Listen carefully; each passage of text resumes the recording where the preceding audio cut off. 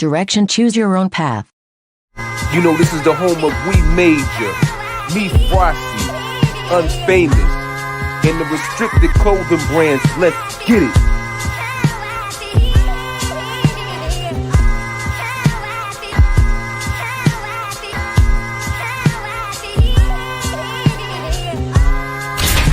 The message is always in the cloth, the colors, the designs, the fit. Basic. Pay attention. Stay alert. And remember, choose your own path. Direction, choose your own path. Don't just wear anything. Wear garments that mean something. We got hats. We got sweatshirts. We got jackets.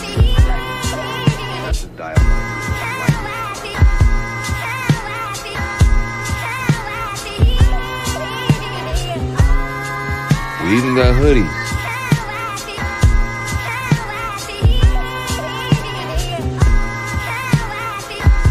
Let's not forget our classic tees. Direction, choose your own path.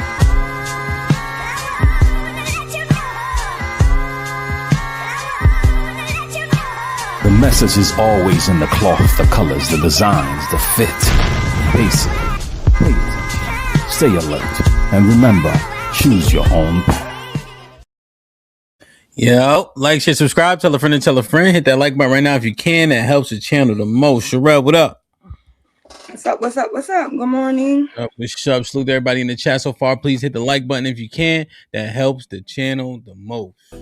Yeah.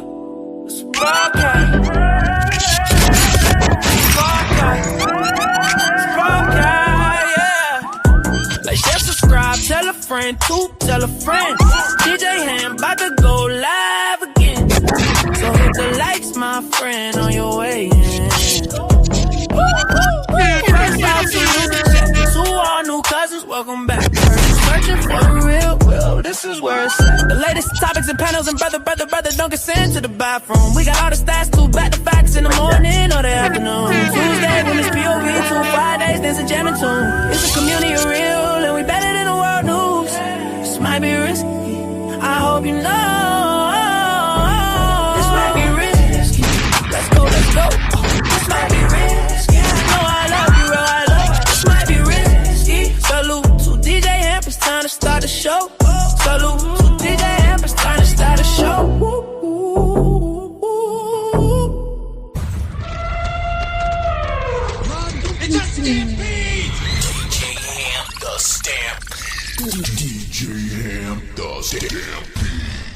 I like that shit, fo. I like that shit, fo. I like that shit, fo. Tokyo 4 putting it down for the team. This might be risky, family. You know what I mean? If you want your own tunes and beats, please get in touch with him. Get in touch with me. I'll help you get in touch with him. You heard? I like that shit, fo. Yeah, man. See you in the chat real quick. Mr. Williams was popping. E-Dub in the building. Love C snacking as always. I can dig it. D Majesty, what up, Op? Good to see you. Son Kid, Shalom. Perfect. Nightbot behaving. That's always good. Salt in the building, putting in work. Impress in the building, putting in work. Reese was gone. What? How you say? What going, my youth? Mrs. Vontae was popping. Bino like SPS. HAMP and Relly, this might be risky, man. SPS in the building, man. Please go like and like, share, and subscribe to them brothers if you don't mind. Family is everything. Let's make sure we support one another. Know what I mean? Memberships. Key, what's popping, kid? Good to see you. Mel, you already know.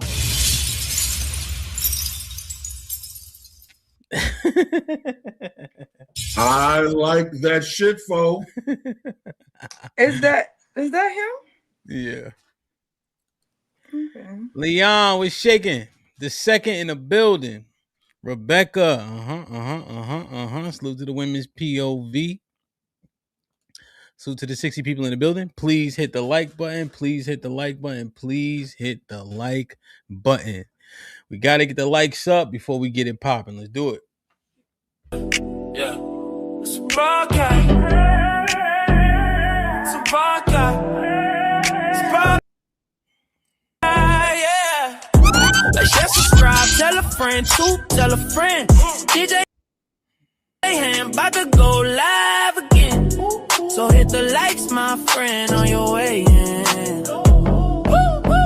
First off, salute the chat. And to all new cousins, welcome back. Heard you searching for the real. Well, this is where it's at. The latest topics and panels and brother, don't get sent to the bathroom. We got all the stats, too, back to facts in the morning or the afternoon. Tuesday, women's POV, 2 Fridays, dancing, jamming tune. It's a community of real, and we better than the world news. This might be risky. I hope you know. This might be risky. Let's go, let's go. This might be risky. No, I love you, real, I love it. This might be risky. Salute to DJ HAMP, it's time to start the show. Salute to DJ HAMP, it's time to start the show.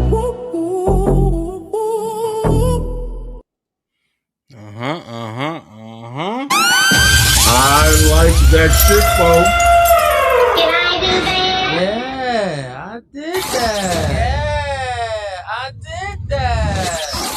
Salute to Quentin in the building with the $5. Says shout out to my boo Sherelle. Quincy and Shane. News was popping. You all ready? Hit the like button, hit the like button, hit the like button. Foe in the building. On the grind, you heard. Be nice. I like it. Let's get it, man. Relly, how you feeling? You're on mute. Oh, I'm feeling good. Like I should. You know? Indeed. I seen some shit. But let me start. Yeah, let me start here. Hit the like button, hit the like button, hit the like button. Salute to everybody in the building. Please hit the like, share, and subscribe. Tell a friend to tell a friend. Let's get it popping.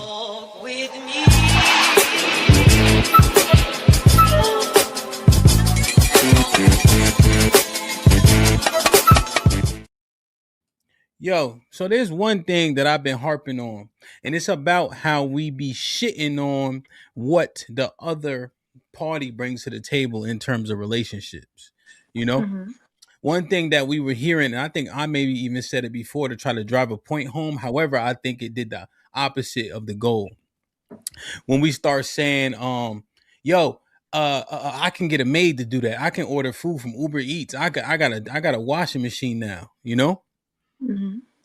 We try to minimize what traditional roles of the women did in terms of upholding the household.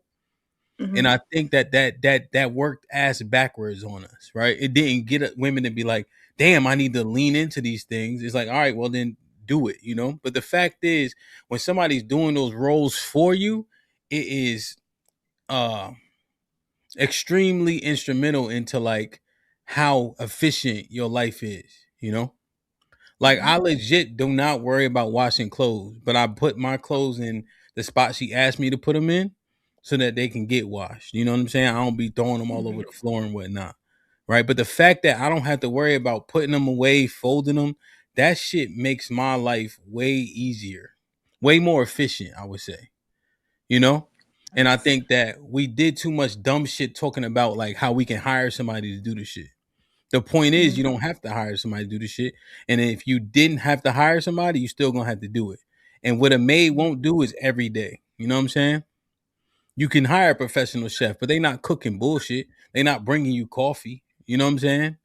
So these little things make a big difference. And I think we need to acknowledge that, you know? And you can't afford that for real. Who? Like most people can't afford chefs and maids. Okay. Here you go.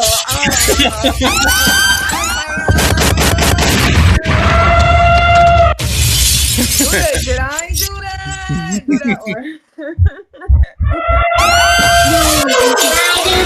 Yeah, I did that. Yeah, I did that. Yeah. No, 100%. You just talking about this sustainability of it. Mm-hmm. There's so many funds that are misallocated. We always talk about financial illiteracy that we have. That would be a thing that would certainly contribute. Mm-hmm. Having to do those things on a consistent basis. Even like Uber Eats, right? You spending what, $5 or $6 more than you normally would simply because you're paying for convenience. So now that convenience is built in, I think we should appreciate it. You know what I mean? Because we're willing to pay for it everywhere else. And it's even more than that, really, when you count it. You got delivery fees, you got the tip them, right? Because if you don't tip them, they'll keep skipping you and you'll get your food late. Yeah, 100%. Yeah. They even tell you that. They're like, if you're not tipping, it's gonna take a long time for somebody to accept this request. Yeah, they make it known, and I always tip. I think this also problematic about tipping. Every machine got a tipping and built in now. Like if you buy something from wherever, it's like, and then people are like, hey, it's gonna answer. You got to answer this last question. Like they don't say it's a tip. They just say, hey, there's a few questions. And I always be like $1. I don't know. It don't really hurt me, that additional $1, but I usually do. Starbucks do it. I'll be like, nope. Yeah, I usually you do ain't it. did shit. I don't know. You know what it is? I think because I'm in a service industry, I think I kind of have a soft spot, I guess, or empathy, or I guess like, just to understand, like my guys be working hard as hell and they don't get tipped. I'm like, damn, like, and we think people be giving them water and stuff and food and stuff though, right? Yeah, they give them water and stuff. We don't take food. That's against my rules. All right. Yeah, you slow down too much. I don't like that. Now if it's like a long day, what we'll do is we'll take breaks and shifts. So let's say it's 4 of us out there. 2 of the guys will eat for 5 or 10 minutes while the other 2 continue to work, and then vice versa. Because when it stops in totality, it doesn't look good. You know what I'm saying? Like the perception of it. You see 4 movers hanging around a truck eating pizza. That's not a good look. So you must really be working hard because I never seen you go live from the truck. I don't believe you would be working. I think it's a conspiracy. I don't play when I'm on the truck. Yeah, so you must be either serious or it ain't happening. Yeah, no, I don't fucking around on the truck. I don't mess around on the truck. Yeah, no. I've been listening. I was paying some dudes hourly to move, and them niggas was chilling. Yeah, baby, you on the clock. You on the clock. How I do? I flat rate most of my estimates. So one thing I do with my guys is I say, listen, the estimate is 9 hours. I'm thinking it'll take about 7 to 8 though, right? So I always have like this buffer, but they still get paid for 9 even if they get done in 7. You see? So they'll actually make more money per hour that way. So they work efficiently because they know that their rate is guaranteed, you see? And also they have to pay for 50% of the damages. So you see, I'm like, you're going fast, but if you rush and break something, you're accountable. So it's like the best of both worlds type thing. So, but yeah, I was just thinking about that, And so I have this video, and this one, we got to stop on the other end too. When men will say, if somebody breaks in, who goes downstairs, right? And the ladies will be like, oh, when is that ever going to happen? When it happens is when that man becomes a hero, And I always say this all the time, bro. You only got to do one heroic thing once to go down in history. You know what I'm saying? It don't take you a bunch of time to be a hero to go down in history. You just need to save one baby from a burning building and you a hero. You know what I'm saying? And so when I look at this, right? Because we think this shit never gonna happen to us, But why are they picking who they pick? What is ever random? Are they watching us and saying who's vigilant, who isn't, and etc. Right? So I saw this. I just saw this one scrolling. I don't think anybody sent it to me. I just saw this on the story. Yeah.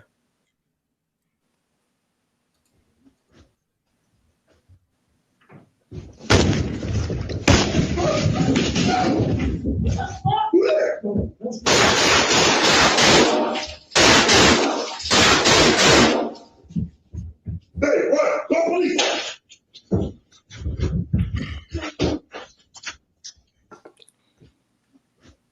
And I'm just thinking, he only needs to protect them this one time. We hope this shit never happens, right? Mm-hmm. But the fact that the shit is going awry, we always talk about inflation and all this stuff, right, bro? We always talking about how expensive things are. You know, what's happening in the world. These niggas don't care that there's cameras everywhere. Look where this camera is even positioned. You know, it's in an odd spot, you know, but maybe a smart spot when you think about it, right? Usually looking up for cameras. But if we keep talking about how expensive everything is, how hard it is, right? We got the president literally gas. You know what I mean? They say he be on Twitter trolling. Like this shit is crazy. So stop saying what is the likelihood of this shit happening. The fact that this happened to real people means that this can happen to you. Who the hell is he beefing with?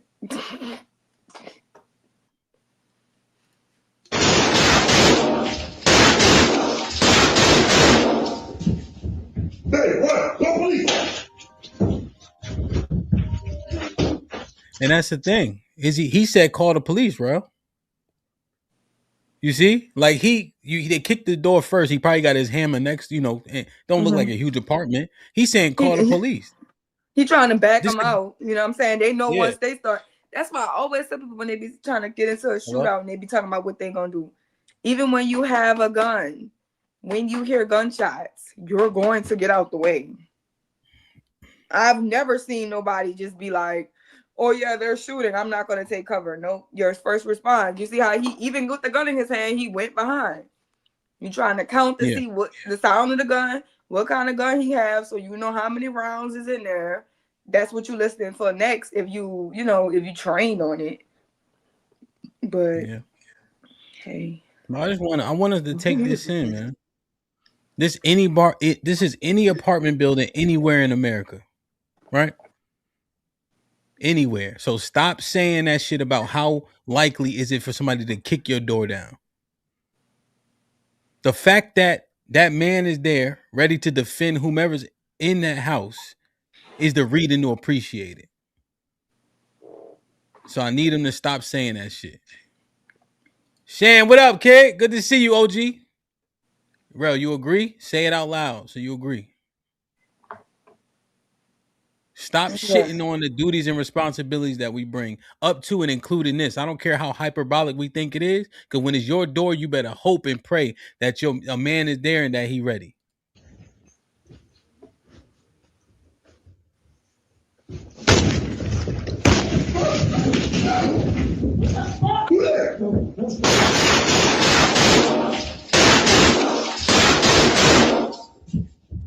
Hey, what? Go police!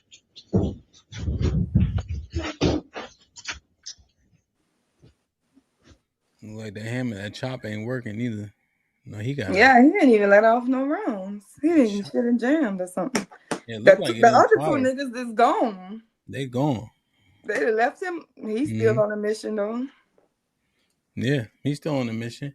But you know, do you remember the old guy? They ran in his house. He killed all three of them. You heard that story? And they was trying to like arrest him. Like the parents, like he didn't have to do that, but they kicked down his door. He killed all three. Oh, of them. they was saying they was playing. There was a joke.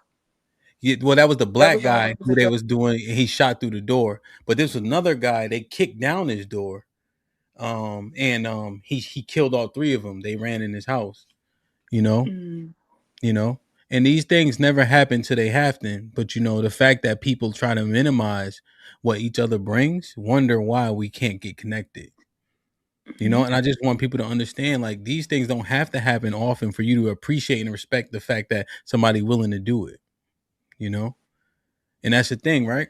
Even like Victim Olympics, right? This should be admonished because we ain't playing. We not playing about this. We these are the type of things that we can fix pretty easily.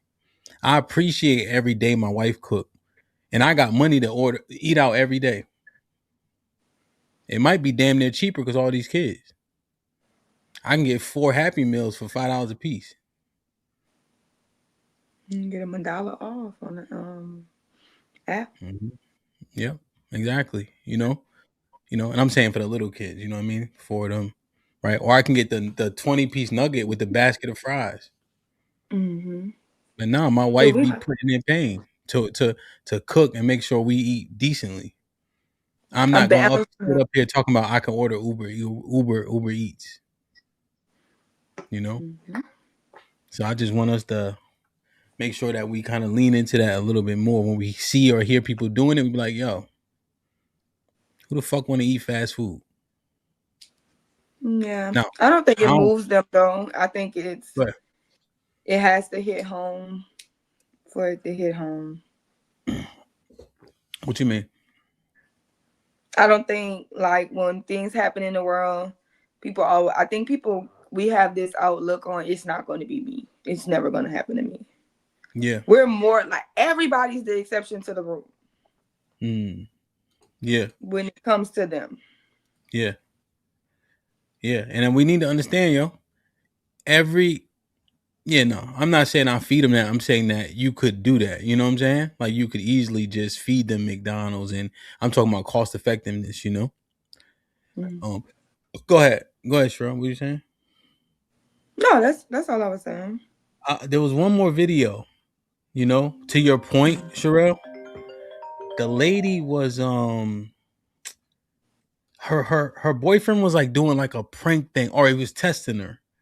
And a guy got in it because her car wasn't locked. So he was sitting in the back of her car, and she didn't even know it. She got in the car and everything on her phone. She was being followed, and a guy got in her car.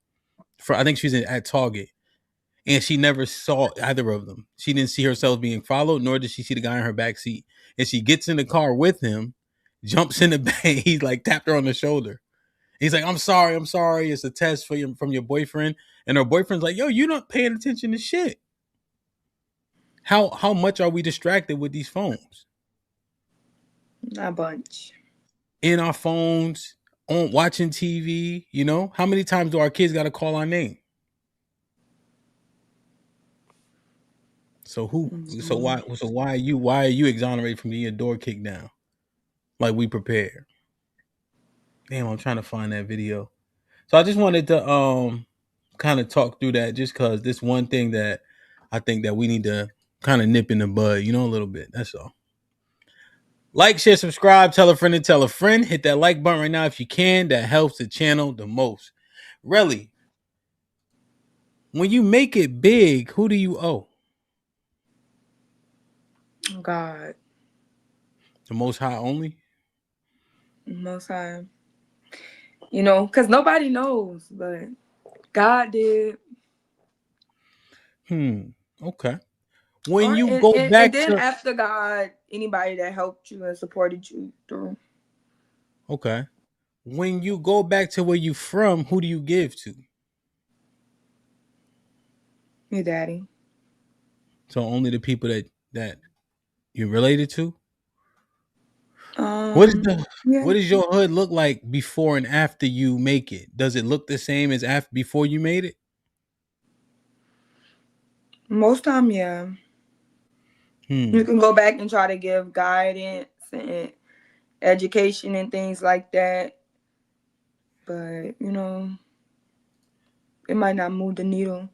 You know what I'm saying? You never know if it can move the needle. A video goes viral showing Tracy Morgan brushing off a homeless old friend who approached him asking for food. What are your thoughts? Let's do it. William, what's up? What's I remember, William? Don't talk to me like I owe you something. I didn't say that. Hey, boy, can I get something, please? No. When we was younger. Yeah, but I think I forgot. I'm homeless, boy. So what that got to do with me? I ain't do that. Oh, shit. Take care of my kids. Can I get a picture of my sister? So, one thing he said, yo, you used to talk that shit to me when we was younger. Don't think I forgot. Let's do it. William, what's up? What's I remember, William? Don't talk to me like I owe you something. I didn't say that. Hey, boy, can I get something, please? No. When we was younger. Yeah, but I think I forgot. I'm homeless, boy. So what that got to do with me? I ain't do that. Oh. That nigga Tracy Morgan is funny. He's standing on business. He's saying, look. What's your breakdown? I mean, if your bully show up and he homeless, What? It's your time to shine. Break it down. You In talking fact, like J. Cole artists. used to say, J. Cole got a song that say, used to be beating niggas up after school. Now you looking like a motherfucking fool. So that's how that works. Huh? Niggas be going from bullies to fiends. It's a Okay. bully to fiend pipeline. Okay. So you agree with Tracy Morgan's stance here? Yeah, keep that same energy. Okay. So this like damn homie. In high school, you was the man, homie. Fuck happened to you? Ah, you got a song. Check you out.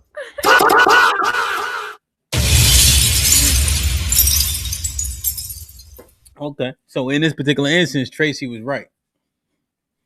I feel like he was right Is, there. is there a duty or obligation to give back to the communities once you make it?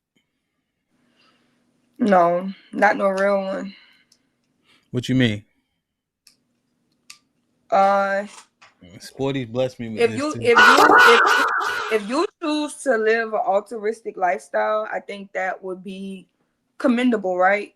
People get, you know, awards for being philanthropists and things like that. People who give back, but I don't think that it should be expected of people. And I think that's why it's highlighted, because it's not, right? It's not a big expectation on people. Most people who are first generation trying to move out the hood can easily lose position. New money is the easiest money to lose, right?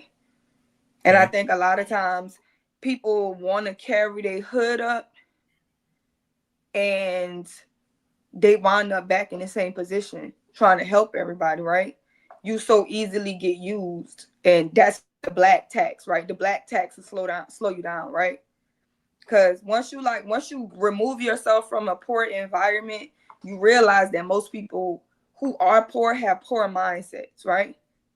They're not actively doing what they need to do, right? It would be easy to say we can give you more opportunities, but if you're not taking advantage of the opportunity that's already been given to you, why do you need more opportunity, right? So Yeah, well, I because think it ain't that easy. huh? Because it ain't that easy. But when people, like I said, like once people make it out, it looks so simple to them, right?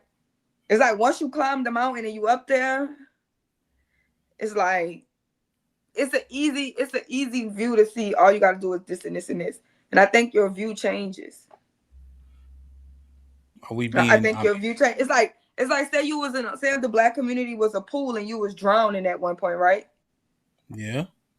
You walk out the door, you forget that you was drowning, and the only way Why? you could see the pool again, I don't know why it happened like that. That's But the asinine. only way you could see the pool from the next time is like through a bird's eye view, like from the ceiling, right? And now from up there, you can see they got ladders on the wall, they got this, they got that. You can see every way out, right? And now you think your people idiotic because they can't see. Well, it sounds like a problem with the person who made it out. How you forget all that? I think they have to forget. Why? I think people have to forget because the survivor's remorse keep you in the room at the pool, consistently trying to pull people out until you get pulled back in. And the fear of not wanting to be pulled back in, on top of having to try to get over the survivor's guilt, people turn their back and never look back. Sound like an issue a little bit. Because here's the thing, because we say all that, right, and then we complain about what the hood environment or the project housing or the low income looks like. That's the part that stuck my Timbs. You got so much to say, but you also have the resources or skills to maybe help people get out of that confine, and then you talk down upon it and forget about what it looked like when you was there. Yeah, right. Because the skill to get out is not the skill to help, right? Those who make it out, they don't necessarily have the skill to teach people to make it out, right? So there are people that can hit a status, but they can't give a class on how they became a millionaire. It's just that happens to them through happenstance. So the arrogance can hit people so quickly. And I'm not saying this, I'm not justifying this. I'm just telling you what I observe from people who make it out. Right. Okay. And I know people who've got the money and they show love to the hood and they still in the hood. Right. So when you see people go broke trying to put the hood on, people go broke and they lose trying to put everybody on in the hood, not realizing everybody can't go because everybody don't want to go. Right. It's like when we say everybody can't go, we automatically think about, oh, these poor people that can't make it. But when you start having to face the harsh reality that everybody don't even want to go, Yeah. it makes you turn around and be like, you know what? I can't look back. I'm gonna turn into a pillar of salt on some shit. Yeah. It's like when guess you I decide to make Gomorrah, right? You can't look back. You gotta keep pushing forward, or you will get yeah, stuck. I understand. I understand Lot's dilemma, you know, Mm-hmm. but it was all he already got instructions, you know. I don't know. I just think that we always talking about communities that are doing well, and the communities that are doing well don't do the thing that you're conveying. Right? The communities that we tout, they don't they do the opposite of what's being said, you know. Oftentimes they No, yeah, keep things in house, right? And we're saying once we out, we done with it, you know, and then complain about it. So I'm just wondering, like, are we just a part of the bigger issue? yeah. We're like I said, like we are eating ourselves, right? Just on a bigger scale, the same people that want to, like, remember I told you, like, they're not correcting out of love. It's just harsh criticism. It's harsh critiques. It's not a correction out of love. Correction out of love is you putting the day in and the day out with the people in the hood actually trying to invoke change. But the people that are harshly critiquing, they're never trying to invoke change. They're just How does that not. work? They get a platform. You can the grift to talk about the black community and put them down. It's very satisfying to white audiences. So you can grow your audience, right, by talking down on black people. You can become rich off that by just assimilating to somebody else's culture when you like, but it's them people, it's ingrained in them and things like that or whatever. And you gotta be, when you go into that survival instinct, it's kind of like you just all for yourself. And that's just the honest truth about it. Yeah, Right? hundred Because you feel percent. like I sold up my bootstraps and the next Yeah, nigga can too. yeah, 100%. I think that what happens is, yeah, we do have a tendency to forget and credit ourselves overwhelmingly, for the things that we've accomplished, and not thoroughly understanding and acknowledging the people that helped us along the way. Mm-hmm. You know, and so at what point do we become those people that helped someone along the way? At what point do you provide an opportunity, you know, not guarantee an outcome, but just an opportunity, you know, for people that you see trying their best? At what point do you insert yourself in the environment in a way in which you don't expose yourself entirely, you know? But I know, like William Ty, he played for he went to Florida State, then he went to Stony Brook, then he played for the New York Giants for several years, you know, and he's Mm-hmm. from where I'm from, and now he does a camp for the kids, you know, Mm-hmm. and the kids that stand out because the connections and the, you know, that he's built, right? He can help push them if he thinks that they have the ability for certain levels, you know, and he has a good eye for it because his road to the NFL wasn't the easiest either, you know. Mm-hmm. Um, you know, and there's a lot of guys that do that from where I'm from. Amari Spivey, you know, Andre Drummond, maybe.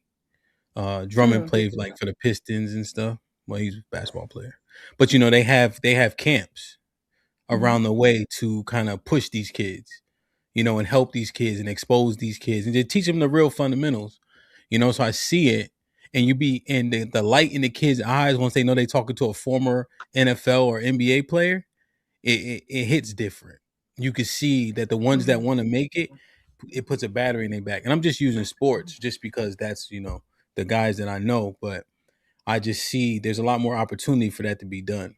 One of my boys, he was fourth, the last four to be an astronaut last year. He's part of NSBE, National Association of Black Engineers. Last four, and they had to stay in I forget what they call it, the CEF, I think. So he came to Houston. He was in Houston for a month. It was 20, then 15, then 10, then the last 5 or 4 people. He was in the last picking, but he didn't get picked that time. But he talks to the kids at Friendship High School in DC every year, or every month. Like he contributes, he pushes back, he donates, he goes down to the soup kitchen. And this man is earned his way to being a millionaire, right? And you see he puts in the time and effort within his wheelhouse, So I just think there's more opportunity for that. No, it's a lot of opportunity, right? And then when you notice, you can let that shit land.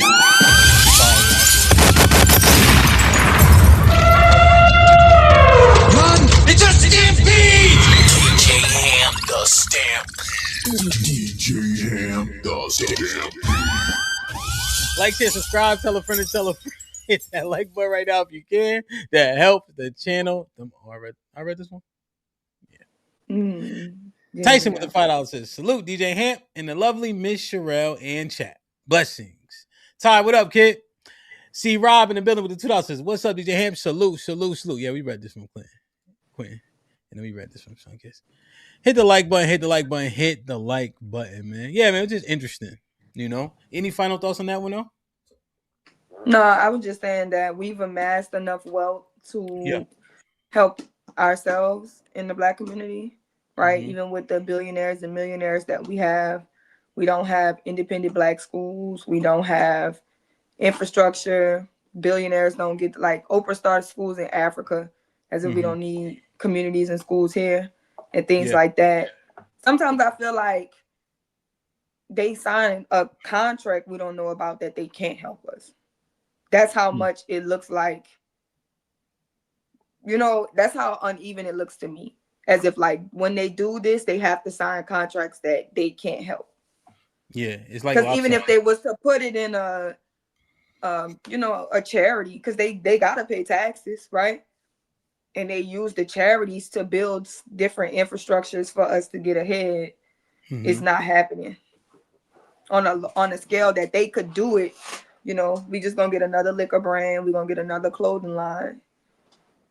Yeah, it definitely not on a mass scale. I remember that they got admonished for it was Oprah and The Rock, I believe, and they were down in Hawaii for, I think it was a hurricane or something had happened in Hawaii, and they were paid to say, come donate to Hawaii because of what they just went through. Like, they got paid to be the spokespeople, essentially.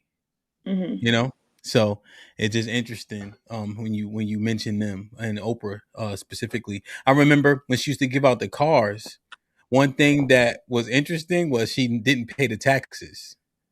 So the people got the cars. It was a hurricane. Thanks, Vince. Right? So they got the cars, but then they had to pay the taxes. But don't nobody got $1,000, $2,000, Right. So yeah, it's just interesting when you put it that way.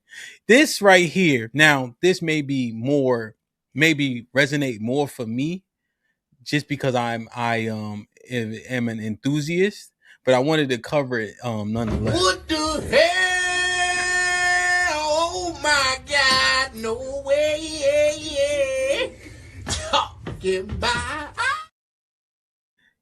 this shit is interesting, but more so the comments, And let me just show you this. So here you hear the commentary, right? But just he's saying, I'm in the gym training my son for his next fight, right? This guy comes over to challenge him. Okay. So the black guy is the one whose Instagram this is. Okay. The white guy's like, hey, I want to spar, because he's over there training his son. Hold on, sorry. Let me start over. Story time, man. So, man, I'm at the gym at In Shape, training my son, man, doing what we usually do, man. I'm getting him ready for his next fight, man. So, I'm doing some light sparring with my son. And this guy, he walks up to me and says he wants to spar me, right? He says he wants to spar me. Now look at him. Now he's actually sparring with me, right? Look, he's learning his lesson. He's learning something about respect. When I go in there with my son, I'm playing. If another grown man comes up to me out of nowhere and asks me to spar him, I'm assuming he wants some smoke, man. So that's exactly what I gave him, man. But, you see he keeps stopping. He can't handle the heat, man. That's where all that talking and all that, thinking that you know what's going on and you don't know shit. That's how you end up like this.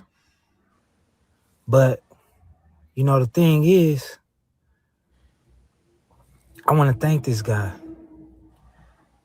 He made it a real teachable moment for my son, man. This is where fuck around and find out came from, son. When you don't mind your own business and you don't know shit about what's going on, you should be quiet. Or you will fuck around and find out. Let's get it! Yeah. Now, and I knew it, right? This part, right? She can't trail salute. What do you see when you watch the video, bro? That nigga couldn't fight like that either.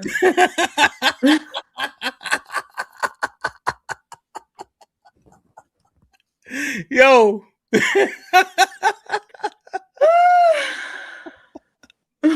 Yo. One, his sportsmanship is terrible. And two, he can't fight. What'd you say?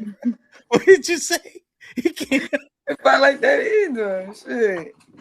I was waiting on it to get good. Then it went off. I was like, fuck. Yo. Salute to everybody coming in. Grape T, Rock Solid, Jay Smith, Victim Olympics. Salute to everybody. AC in the building, man. Yo, he can't fight for shit. Right? And this is the type of shit that backfired because he's unaware, right? So if I do this on the daily and somebody want to say, because the guy didn't look like he was like an asshole, who knows, right? But even when he's swinging, the guy's not swinging really hard. But you also know people that are novice, they don't know how to control their power. Mm-hmm. So when I say, okay, come on, and I see how he stands, right? Mm-hmm. I'm going to coach him through it. I might hit him with a little something, right? Just because you got to slow him down at times. But, you just kind of going through, right? But he started with his hands down. Just no respect in the first place. But the comments, though, can you see the comments? I'll read them. This got 900 likes. He said, it's his brother. He said, brother, it's time we had a talk. You and him, the same damn skill level. Royal Spaz says, stop training your son immediately, gang.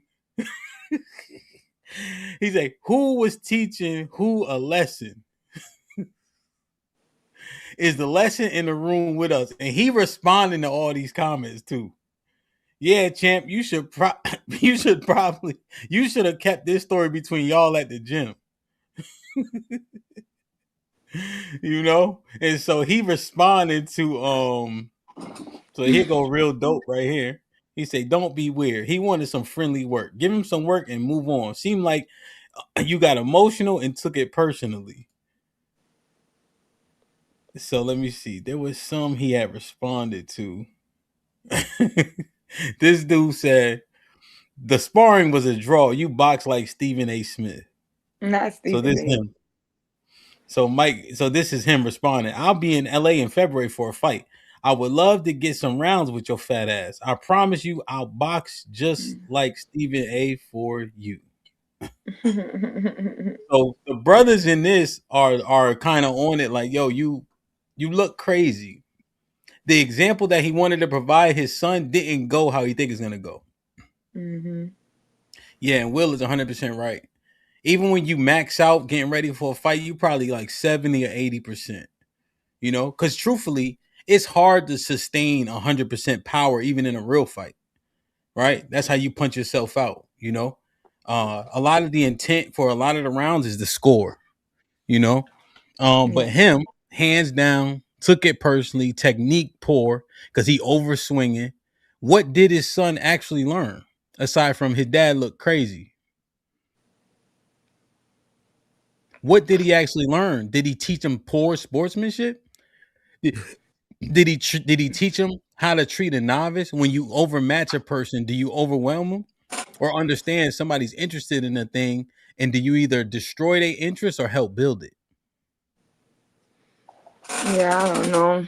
I'm pretty sure he young, so he don't know what he doing either, right? So he think his daddy won the fight because his daddy got more licks. And so the white man was getting him at first. Because when the white That's what man I'm hit him, saying. he ran. He got mad and started to take it serious when the white man was just playing. You know what I'm saying? That's what I look at it. I saw it. He didn't like that the white man got a lick off on him, and then he started being serious while the white dude was just still trying to spar. Yeah, and that's the thing. The lick pause got him turned because he wasn't expecting to get hit. He thought he was about to So, move around and be all shy and all that dumbass. No man. That's what I'm saying. So this part, right? He Thought it start was with a his hands movie until he down. got hit.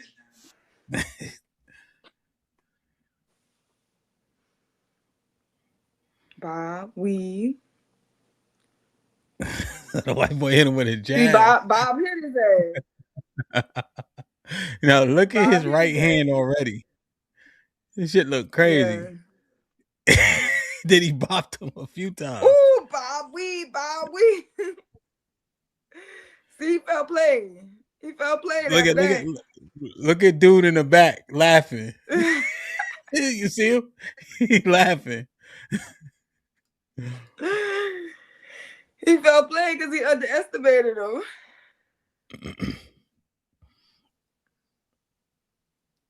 him. He mad. He mad.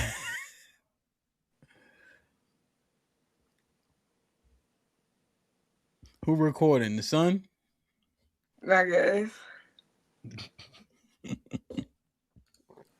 I don't know. I think the key is, right, be cognizant of what's happening. And by no means should you lose in front of your son or whoever, right? You know, but if you agree to a thing with a person, you know they don't know what they're doing, make sure you keep that in your head as you're doing it, because the lesson that he wanted to teach, I don't know if it was learned. I don't think the son is an idiot, so he's not going to gloss over the fact that he got emotional during the sparring and took it personal, you know, while understanding that the guy don't know what the fuck he doing, you know, and it's boxing, so you got to get, a lot of times you got to take one pause to give one, you know. So in order to score, you got to put yourself in the line of fire. So you're gonna get hit. You know what I mean? Very seldomly do we not get hit unless you a Mayweather, or you know, just with that amount of Shockey Foster with that amount of defense, or Sweet Pea. So I just want people to understand, you teaching and he trying to gain clientele. When the clientele see this, I just wonder what the actual takeaway is. It doesn't look like the comments are overwhelmingly positive. You know what? That's what I don't like about boxing, like the real matches. That they be so good at defense, they don't really be hitting each other like that. They don't be. I be wanting somebody to get pummeled, but they be so professional that nobody's really, you know. You gotta wait till the third, fourth round for somebody to start getting hit. First couple of rounds, everybody died and shit. Like, come on now, man, take a lick, nigga. It's boring. What could be tired as shit? He tired. He trying to make it through. That 3 minutes is a lifetime, man. You know, and a lot of times they try to overrun. When Anthony Joshua got to that end and he hit him, and he was like, "Oh yeah, that's like, we having a good time now." Yeah, Anthony Joshua was just playing cat and mouse with him too. And Anthony Joshua hit hard. Broke that nigga whole jaw. Interesting, man. I just want to review this, see what y'all thought. Like, share, subscribe, tell a friend to tell a friend. Hit that like button right now if you can. That helps the channel the most. Monta was popping with the $5 says, this guy is so corny. A random guy wanted some work and he took it personally. Got emotional. Give him some friendly work and move. Hands bullshit too. Oh yeah, with his hands down. Oh, this mod right here. Okay. Yeah, you said the same thing in the comment. We just read your comment too. Oh yeah, for sure, man. Yeah, the hands down shit and all that. Yo, TMB was popping. Salute to Slim in the building. What up, buzzing, bird flipping. It's TMB in a real person. Salute to Slim in the building, who we gave a member.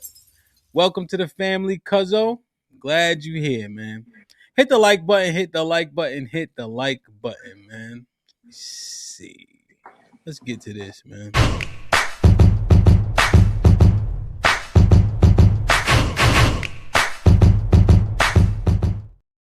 Oh, this shit was asinine. Maybe it's a troll, but I wonder if anybody really adopt this ideology. It was about overcompensation, essentially. So this lady makes this statement. Let me see what y'all think. I think that men that go to the gym a lot, like obscenely a lot, like 6 to 7 times of the week, or like breathe, eat, sleep the gym, have small penises. Because why are you there every day? Don't you have hoes to text? Why does the staff know you by name? Like, why are they greeting you like a coworker? Something is off. Like, 3 to 4 days makes sense, but any amount after that, you're overcompensating. Like, you have to be overcompensating for something that you lack. And I know exactly what you lack. Lame. Y'all don't realize that the real riz comes from personality. Like, do y'all know who Jeannie Buss is married to? Jay Moore, a comedian. Because he uses jokes to get inside that multi-million-dollar box. Y'all are worried about the wrong thing. You're worried about muscles. You should be worried about jokes. You think your macros are going to get you a bad bitch? No. Like, what is your personality outside of protein powder? Like, seriously, what would happen if someone takes your shaker bottles away? Withdrawals? Probably. And that's another thing y'all need to accept. Pre-workout is just cocaine. It is. Honestly, if you go to the gym that much, I think I'm just not your taste. And by not your taste, I don't mean black women. I mean women, period. So if you go to the gym, you're gay and your dick is small.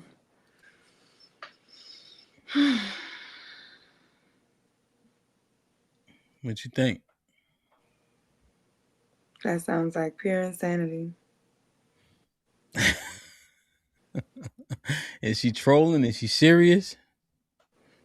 It's got to be a rage bait. Rage bait? It got to be a rage bait. It got to be. Now, I have heard since I was a little girl that the steroids will shrink you, you know?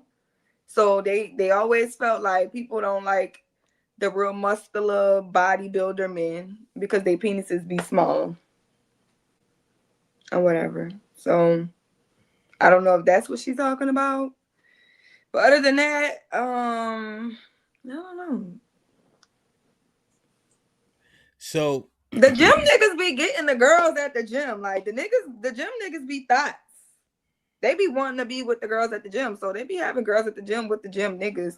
So I don't think they like boys. I don't think that make them gay. I don't think gay niggas be in the gym like that. I don't know. Niggas be in the gym. Here's the thing, right? This sounds like a troll thing, but there's a whole bunch of bullshit that's been said. Mm-hmm. Talking about we can't go on a coffee date or cheesecake factory. Or if the boys like hanging out with their friends, it's an alternative motive. It's been a lot of bullshit along the lines of what we saying. What do you call it? I forgot what the word, but it's like you homo friendship. Like it's something like if you like to hang out with boys all the time. I don't know. It's a word for it. I forgot what it is. That's the point. Why is there a word for it? It's because it's like men don't like women. They like sex with women, but they want like connection with men. She said homosexual. Homosexual, okay, homosexual. Yeah. Well, the point is, why is there a word for it? Women don't like men. Women hate them. It's just a new way to just like, what do you call them? Express their hatred. That's that. Just that plain and simple. It's an expression of hatred. But it's just crazy how a man who go to the gym would be turned into a red flag. It just don't make no sense. You saying it's hate? Yeah, or just rage bait. I would just think it's rage bait. You don't think a lot of this stuff is rage bait? I don't think people seriously believe this stuff.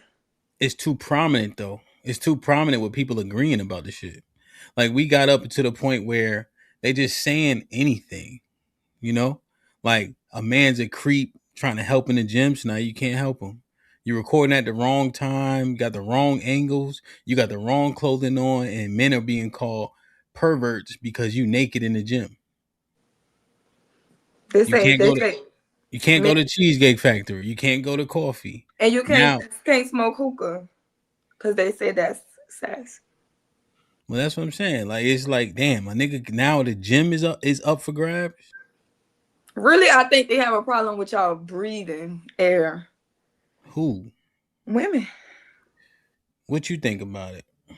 You like? Are you okay with niggas breathing? I'm okay with niggas breathing. And it's just like niggas ain't that bad. I mean, I just think that women put themselves in crazy situations with men. And it's it's you like that thing you be saying, I text you the other day, but you fucking them though. I want them to breathe, fucking them. They gay, you fucking them. They smoke hookah, you fucking them. They only want to hang out with their friends, you fucking them. They dick small, you fucking them. Then you get mad, you say they dick small, but you was still fucking them when they dick was small and you liked them. You didn't tell us until you got mad. So they still like niggas because they still fucking them. I don't know. When I saw this, I just I guess they They're not actually standing on business of not dealing with men. It's like they're trying to shame men into who they want men to be. Because women don't have leverage over men, right? And what we say, we overcompensate for our weakness, right? So there's no leverage. So you think that you can try to somehow control who they are, which you're not, right? Because you just don't have leverage. We don't have leverage over men like that. Yeah, 100%. I say that this part, just in terms of overcompensation, but it's always said too often, if a nigga get a nice car, he overcompensating. If he get a nice house, he overcompensating. If his chain is too large, he overcompensating. If he got a bust down watch, he overcompensating. Now the gym, like if you hating, just say that, but this shit out of control when you start talking about he must be lacking because he taking care of himself. Yeah, that's a dumb one. Now I understand the big truck for the short men, right? Short men be having like big ass pickup trucks or whatever. But the gym, I don't know. Like, I feel like the gym is everything to men. Gym be therapy. Gym be fucking conflict resolution. It be anger management. Everything. You know what I'm saying? Just go work it out. It's actually very good for you, right? It's good for your mental health, like the emotions and things like that, the chemicals that you express when you're at the gym.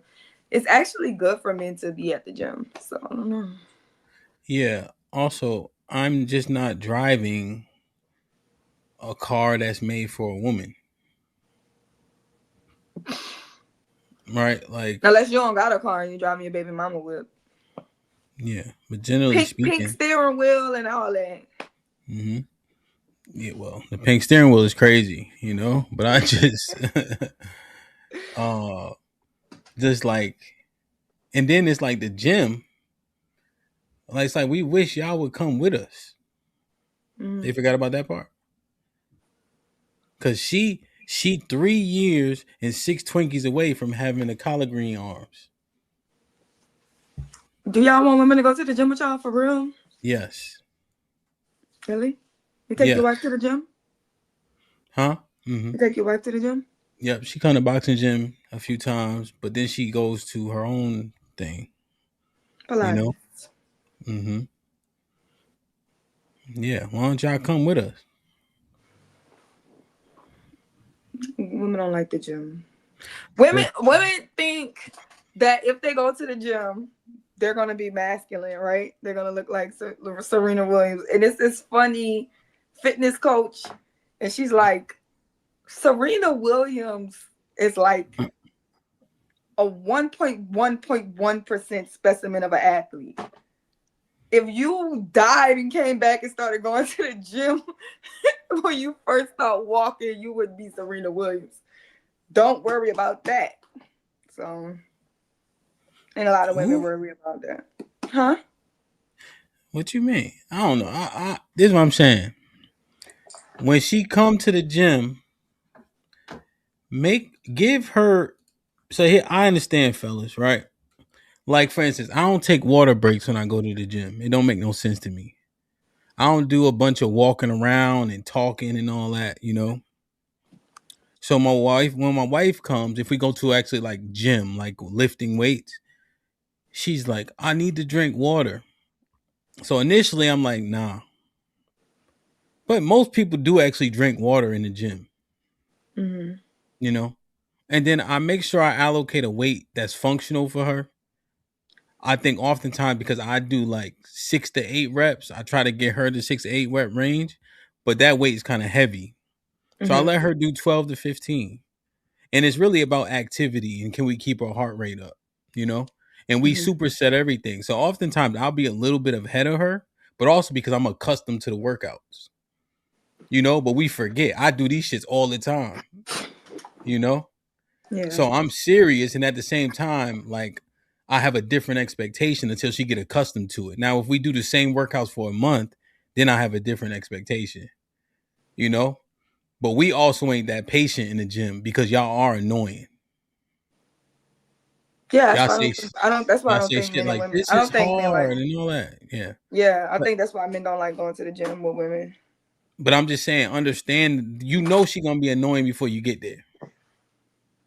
I'm just saying that can't be the reason to exclude her because we got 70% obesity. So I mean, you gotta. I think pick that your would poison. be like they. I thought it was like y'all haven, like you know, like you go to the gym to get away from. Maybe so. Maybe okay. Yeah, if people use it as like a rest haven, I could see that. You know, I guess that would be like the boxing gym. But with the boxing thing, we kind of work on stations. Mm-hmm. So even that, she not really in the way per se. But I could see that. You know. And I guess when y'all come, y'all need to be ready to work. Like y'all also kind of expect too much grace. Y'all gotta be ready to work if you coming. You know? Mm-hmm. But that shit ain't, you know, is what it is. Wrong one. That's the kind of woman to be at the gym. LOL. Yeah, a human one. No. A human one. That's a special you need. You need to be a human woman to come in the gym. Zagu been a member for 11 months. Perfect. Part of the emasculation program. Then gonna say men are becoming feminine. Gym builds testosterone, right? They don't like us, fellas. Big Aaron with the $5 says women don't hate men. They hate themselves for not being men, and their expression of hate is really just jealousy. Ellipsis, I think. John, what up with the $5 says they got my picture on the wall at the gym. Ellipsis. All the work I put in, Jones just be talking. UT in the building and been a member for 28 months. Perfect. Shit like that. Salute. Hit the like button. SQ Biz was popping with the $5 says Sherelle and I have great workouts at the gym. Wow. Perfect. I don't know that, man. Why y'all lying on me? Mm-hmm. Mr. Hood when I'm traveling. Hood when I'm traveling. Hood when I'm traveling. Hit the like button, hit the like button, hit the like button, man. We've been having this conversation in the Discord for about 2 weeks, but this conversation is way beyond the Discord. We have so much conversation regarding colorism, attractiveness, what's preferred. We always have this conversation about women and their currency. The thing that we say as a sentiment adds the most to women's value is her beauty and her looks. Is she aesthetically pleasing? Her skin tone, etc., etc. We also talk about divesting as well. So there's an interesting just like a gumbo of things as we talk about colorism, who's pretty, who's not, and how do women get ahead? How do they get further faster? We always talk about she can end up on a yacht at 25 because of how beautiful she is. A man will end up on a yacht at 40 because that's his yacht now. He earned it himself. So we know that beauty is uberly valuable. We covered the lady where she left her heavy friend outside of the club while they went in and partied because the girl who was heavy had to pay to get in while the others who were attractive did not. Mm-hmm. What if you are aesthetically unpleasing? What if you are unattractive? What if you are ugly as a woman? For men, we say that we can make money and overcome that. We could be funny and overcome that. We can work out and overcome that. What are her options? Also, how did this happen? Why do we think who's beautiful and for what reasons? Why is the Eurocentric look preferred? I don't know, man. Perfect. That was a beautiful layout.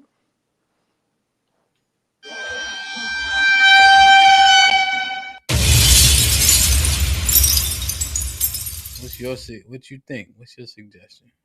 No, yeah. So, of course, we get to the point where we don't want to tell our daughters they're ugly, right? And I think when we were growing up, I wasn't taught this when I was young, right? It was more of something you feel, right? My family is a very light-skinned family, like yellow boned, right? And me and my brother are the dark ones in the family. And we were treated like the dark ones. You know what I'm saying? So it was always kind of like everybody who was dark or even darker ones who had the experience, right? African booty scratcher, just automatically being dark skinned came with a negative connotation. Certain features that people want, and even when it comes to media. Okay. Even when we watch the movie Dreamgirls, why is Jennifer Hudson getting replaced with Beyonce? Okay. Why, beautiful black woman, I bet you she looked better red. From the movies to the media to the music, it's brighter is better, right? So when we're talking about this, when we start to understand how, because we wasn't taught about the sexual marketplace and that all of this inside stuff we were supposed to be taught. You be a good person, you go in the world and da-da-da. But that doesn't matter. There are things that people hate in the world. People hate gay people. People hate fat people. People hate ugly people. People hate black people. These are some hated things in the world. These things it comes with a negative tone. And poor people on top of that. Because people hate poor people too. And these are the people that we're allowed to. So if we're going to be proactive about what we're doing, right? Do we continue to cope? If you know how it feels to be an ugly black woman, a fat black woman, this. You don't want those things for your kids. But is it self-hatred to create kids that don't look like you? Is it self-hatred to breed out, right? Okay. Or do you do what it takes to be accepted by your community? Or do you become the preference that the world wants? Instead of taking the hard way, right? Because is black beautiful, or is it just a cope? Black and beautiful is a cope? Yeah. Is black beautiful, or is it just a cope? Black and beautiful is a true statement. A true statement, right? Yes. But when it doesn't have certain features, do people who are not aesthetically pleasing deserve less? Because if an unattractive black woman says something, she's a hater. You ugly, why you talking? You ugly, why you have standards that's that high? Humble yourself. You're ugly, why would you expect a man to pay your bills? You're ugly, why do you think that a man's going to hold your hand in public? You're ugly, why do you think that somebody's going to actually take you serious, not 3 o'clock in the morning? You're not that. That's not your life, because you're not pleasing. So what does she do? And does she keep on creating people that look like her to go through life to accept that poor treatment? Well, here's the thing, right? So for men, this rap, I remember one time I was watching and he said, how you ugly and soft? Soft? Yeah, for men. You can't be ugly and soft. You can't be, for a woman, ugly and rude. You can't be ugly and unwilling. You can't be ugly and disagreeable.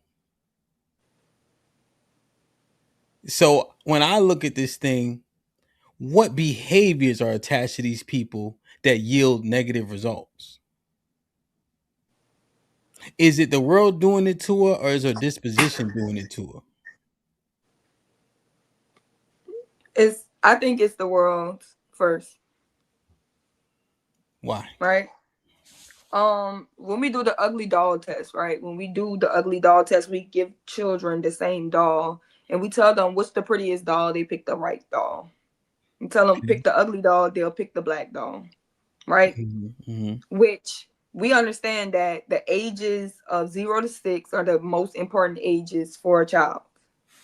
Okay. But if we can take children within that age group who are saying that the dark doll is ugly inherently, even when the dark doll looks like them, even when you ask the black one which doll is ugly, they look at the black doll and say it's ugly. So when people are already treating you different from pre-K, by 5th grade, your attitude is bad.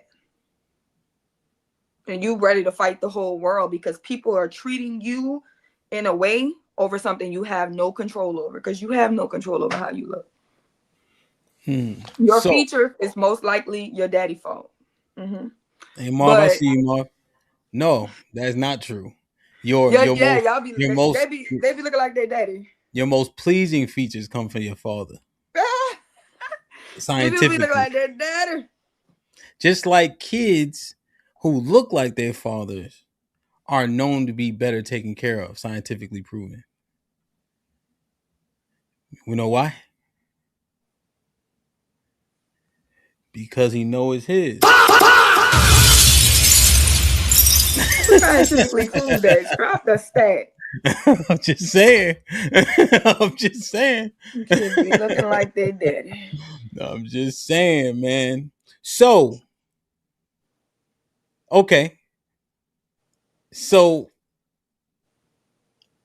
what do you suggest? I want to have my way with the world. I want to have my way. And if I can't have my way, should I curse my bloodline with no ability to ever have their way? Or should I do what's best for my daughters and make them look better so that they have an opportunity to have their way, right? How do you because do what that? if you tell what you do whatever you do to make them look like the preference. The cheat code is to lighten them up. Because How? ugly and light skin is better How? than ugly and dark skin. You date out. You find you another one. You could get you a Strata, a black man has the light skin with the nice eyes, but 9 times out of 10 he's gonna be too bougie to hit a black woman, right? What? Yes, pretty light skinned black men. They're like, they might, if there's Barbies, they might as well be the Ken dolls. Niggas like Strata, right? They're not trying to give out the good genes, man. They're gonna hold it down. They're not trying to give a Barilla none of their genes. But you know who will? Men of other races. Come on, man. Asians, Mexicans, Puerto Ricans. Not the cap. Niggas looking for green cards. Not the cap. Men. Hey. So you think, are you trolling me? I'm not trolling you. I'm telling you. How else are they going to do it? If they find the man that's going to settle for them, they're going to look like Ed. Shout out to Ed. Right? Leave Ed alone. And then if you ugly and then you have a kid for Ed, what you think your baby going to look like? You. Ugly. So and you're not helping your generations. Beauty is, bro, I'm telling you, why would you want to keep on producing poor, ugly kids? If Marv, what's good, baby? What up, man? What's good? So you hearing this? I seen your face in the back. I'm like, okay. So the reason why I said let me drop the link, because her and I have conversed about this previously. Was I conversing about it? Or was I kind of just chiming in? I can't remember. But she was having a conversation. You were just listening. I was kind of just listening. I didn't really give a whole bunch of my opinion. I did have to kind of help clarify a little bit throughout the conversation. But one of the biggest gripes is that, black women who are less attractive go have sex with men that are not black, right? And one thing that was said to her, Marv, was that is eugenics. Because slowly but surely, Cheek, what up? You would be breeding out your people to where they don't exist in essentially. Right? Because essentially the thought process is you are who your father is. There is a different disposition from my anecdotal experience when the father is black as opposed to when the father is white. And so I'm from Connecticut. We have a lot of people who are, especially because Latinos and black people live on top of each other. So you see a little bit of difference in disposition, and even more so when the father is white, just from my anecdotal. But I think it's pretty plausible just because we have a lot of it, happening. To be honest, hold on, bro. I'm laying it out for Marv just so he can kind of get that part. Feel me? And that was one thought, Marv, that was offered to her that I was like, that's interesting. But if a woman's greatest currency is how she looks, and light skin seems to be in or preferred, I wouldn't say in or out, but just preferred. When you look at on music videos, they're usually more light skin. When you saw the dark, heavyset woman in Sinners, that's one thing that was pointed out the most. Remember his girlfriend or his child's mother, the child that passed. They pointed out her a lot. Like, why is she dark skinned? Why is she heavy? That doesn't make sense. Like, it didn't register to people because they used to seeing Christina Milian in that role. Or what's Nelly's wife name in that role, like on Save the Last Dance? Yeah, as an example, So that's kind of where this premise comes from. So it's interesting to walk down on the main stage. Anything else you want to add to that, Cheryl, before we get Marvin, then Cheeky? Oh no, we could work within it. Marv, what's goody? Perfect. What's good, fam? What's good? Everything, man. Everything. Conversation started interesting. I'm talking about. I came up. I saw the title said, gym bros are a red flag, and I was like, "What you mean?" Because I'm a gym bro myself. You know what I'm saying? So it's kind of like, how is it that health and fitness is a red flag. I thought the opposite would be true. Like someone who don't take care of themselves, someone who's sloppy, don't have discipline, that kind of thing. You know what I'm saying? So I was taking care of themselves, a red flag. Enlighten me. They were just saying he overcompensating because his penis is short. All right, so what if he is? What you can't do something about that? So he weak in one area, so you gotta compensate in another. And that's the problem though. You're supposed to be ugly and a small dick. Is that what he's saying? Yeah, I guess they saying, yo, if he lifting mad weights, boy probably, you know what I mean, under average. Okay. So I can see them looking at that like, you know what? He ain't all that, but he trying to get stuff together. But I'm pretty sure he's still flawed in other areas. That's just called hating. People going to hate on you. When you try to shine, they're gonna be like, what's that bright thing over there? They'll put that out real quick. That's all it is. That's how I see it. Because like for me to put someone shine out, someone who's actually doing something positive in life, and I look at that as something negative, that's a red flag. That speaks more to my character personally. Yeah, I think you're right. I think the fact that we have such crazy obesity and overweight rates in our community, a lot of people start to try to justify where they at and admonish where you are. So yeah, I think that's fair for sure. You know, even the girl in the video, 3 years, 6 Twinkies. She gonna see. She gonna be on World Star again for the wrong reason. Because they're gonna be talking about. Remember her that was talking about the gym bros? Now she looked like a. Oh yeah, 100%. Now, Marv, before I get cheeking, do you have anything on the breed out the ugly by going outside your race to do so for the women? I think that's interesting. And it's interesting, but also kind of a sad narrative because I wouldn't want black women who don't look as appealing to feel like they got to go out to have children. That's kind of sad because it's like it speaks to you. I don't want the person to feel like the world doesn't accept me, so I have to acquiesce this way, I believe, to what the narrative is saying. It's like, I understand that you're going to go through what you go through in life and you pick and choose who you choose, but don't base it on some damn narrative. You know what I'm saying? Because you're not doing yourself any justice by saying, you know what, I'm ugly by default. I'll get a child by someone I know likely to be someone outside my race. Like, that's the thing I don't like. That's the thing. Like you said, in Sherelle's point, like, it's kind of like genocide. Like, yeah, you are casting your own genes aside like that. You want to weaken yourself. And it's like, why would you do that? So Marv, let me ask you, are you married? Yeah, I'm married. Outside of his race at that. Outside my race at that. God damn. Sorry, you can't use me as an example, Playboy. Is a genocider. A genocider.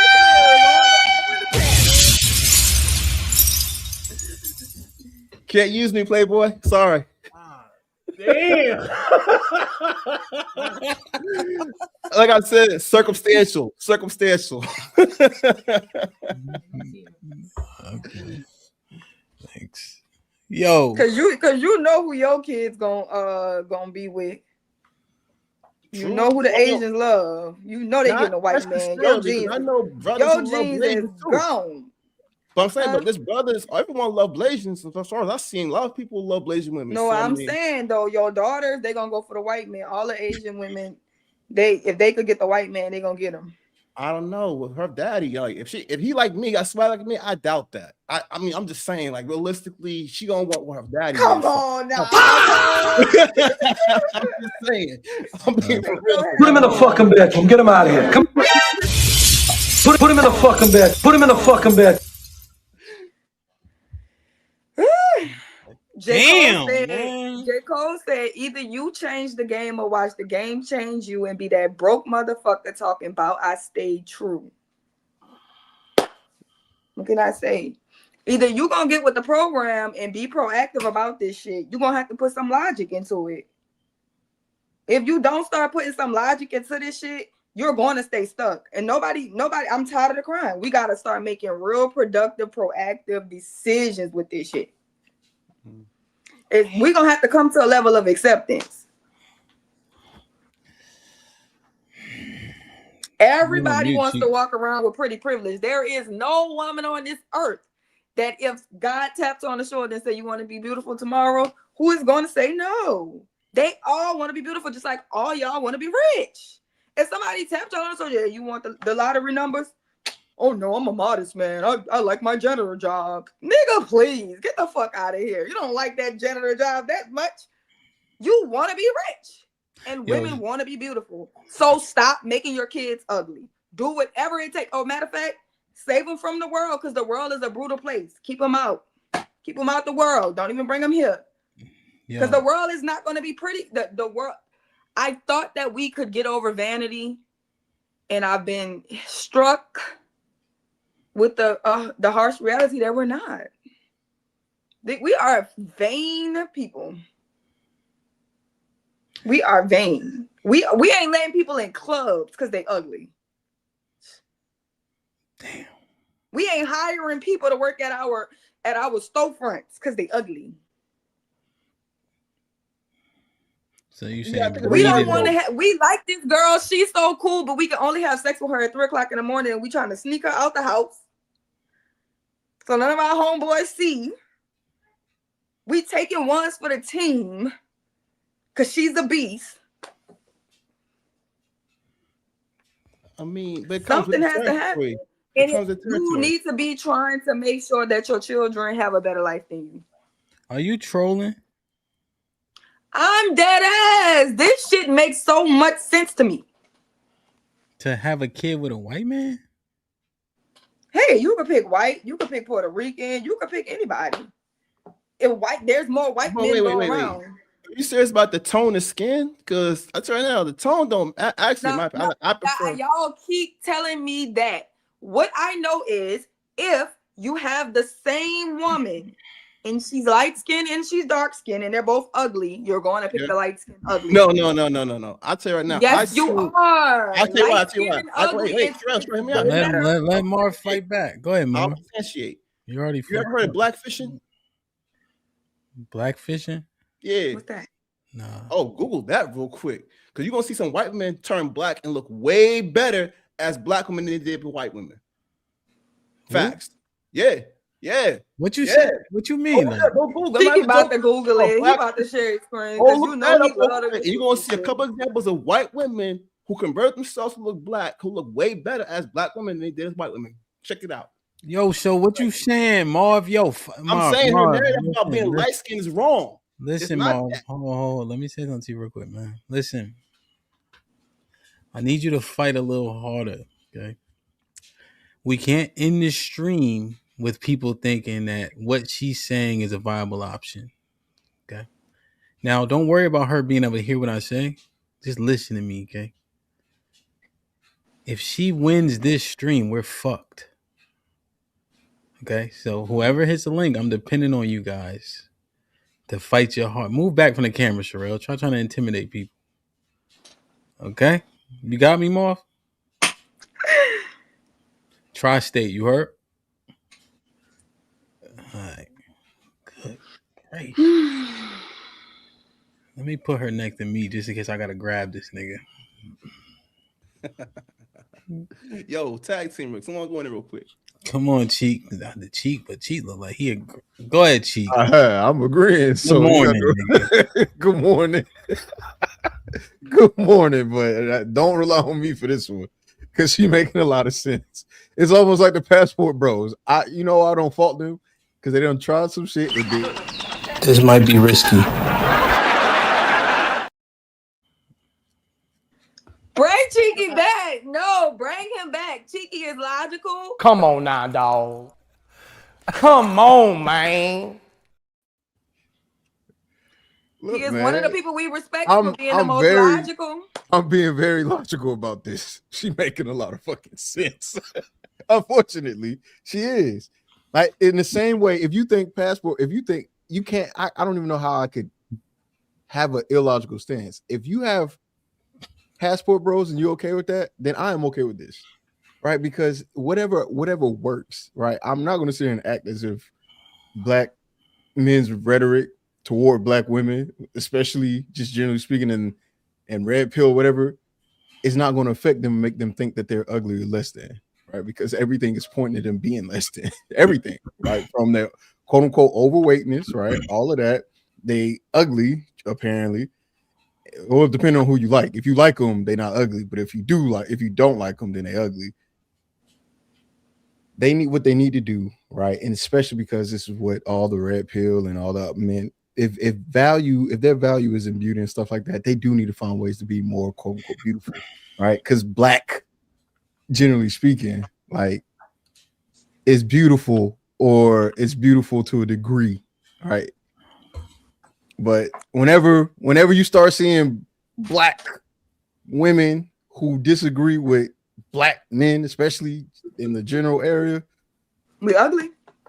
You ugly. They're gonna call me ugly. No, they gonna not call only me ugly at the end of the stream. They gonna say Sherelle bringing up look like she looked that good. Let me tell you. Not only are you ugly. Let me give my mission statement. They never say that. I look as good as y'all mamas, y'all sisters. They never say that, bro. Stop. So I want all y'all. They will call me ugly in this chat, and they gonna call me ugly in them comments. I just want you to know. Go find the women in your family who look like me or less than me, and let them know that they ugly too. They never say that. Stop. Well, either way it go. The point ugly all the time. It's okay, but the point is, no, they don't. They don't. Yes, they do. I don't know. They call me no, they ugly. don't. No, they don't. Stop. Yes, they do. These people. Let Cheeky finish. You windmilling for nothing. Yeah, I don't know why she windmilling. Cheeky agreed with them. Let Cheek finish wilding. I look like Jigsaw, and Cheeky said I do. Oh, that's fair. That's fair, but. All right, that's the high cheekbone comparison, not like the actual face. And the Patty Mayonnaise flat face, yeah. I don't know who that is. I don't know what Patty Mayonnaise is. My face I know what Patty Mayonnaise is. Trust me. Go ahead, Cheek. Yeah, I just think that I think that if this is the solution to their problem or something that they're offering, try it, right? And I do think mixed women tend to get a better viewpoint or get better looks from people generally, whether it be black or white, because they look different. They look exotic. That's a thing. Oh, she look exotic. Oh, she look mixed. Or so to act like that's not a thing that's crazy. Now, here's why it's not genocide is because if she light skinned or she mixed and there's a nigga around that's not ugly or dark skinned, then guess what? The baby will be probably dark skinned. He just won't be ugly and dark skinned, right? If it's a girl, and you said this is a genetic thing, right, Hamp? If it's a girl and your dad look okay or good or whatever the case, you got a better chance. But what we're finding out is ugly niggas is calling ugly women ugly. So now it's like, okay, well, maybe the ugly women shouldn't mate with ugly men and just mate with white or light skin to produce maybe a better outcome, potentially from a social standpoint or a global standpoint.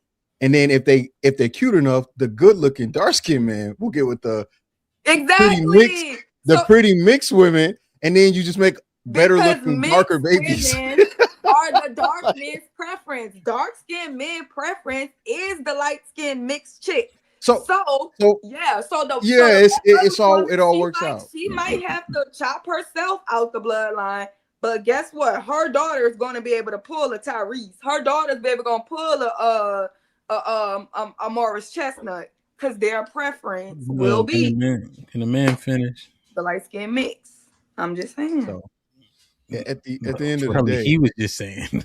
Right. Yeah, I was getting my standpoint, but I understand it's her show. You know what I'm saying? Don't come in. But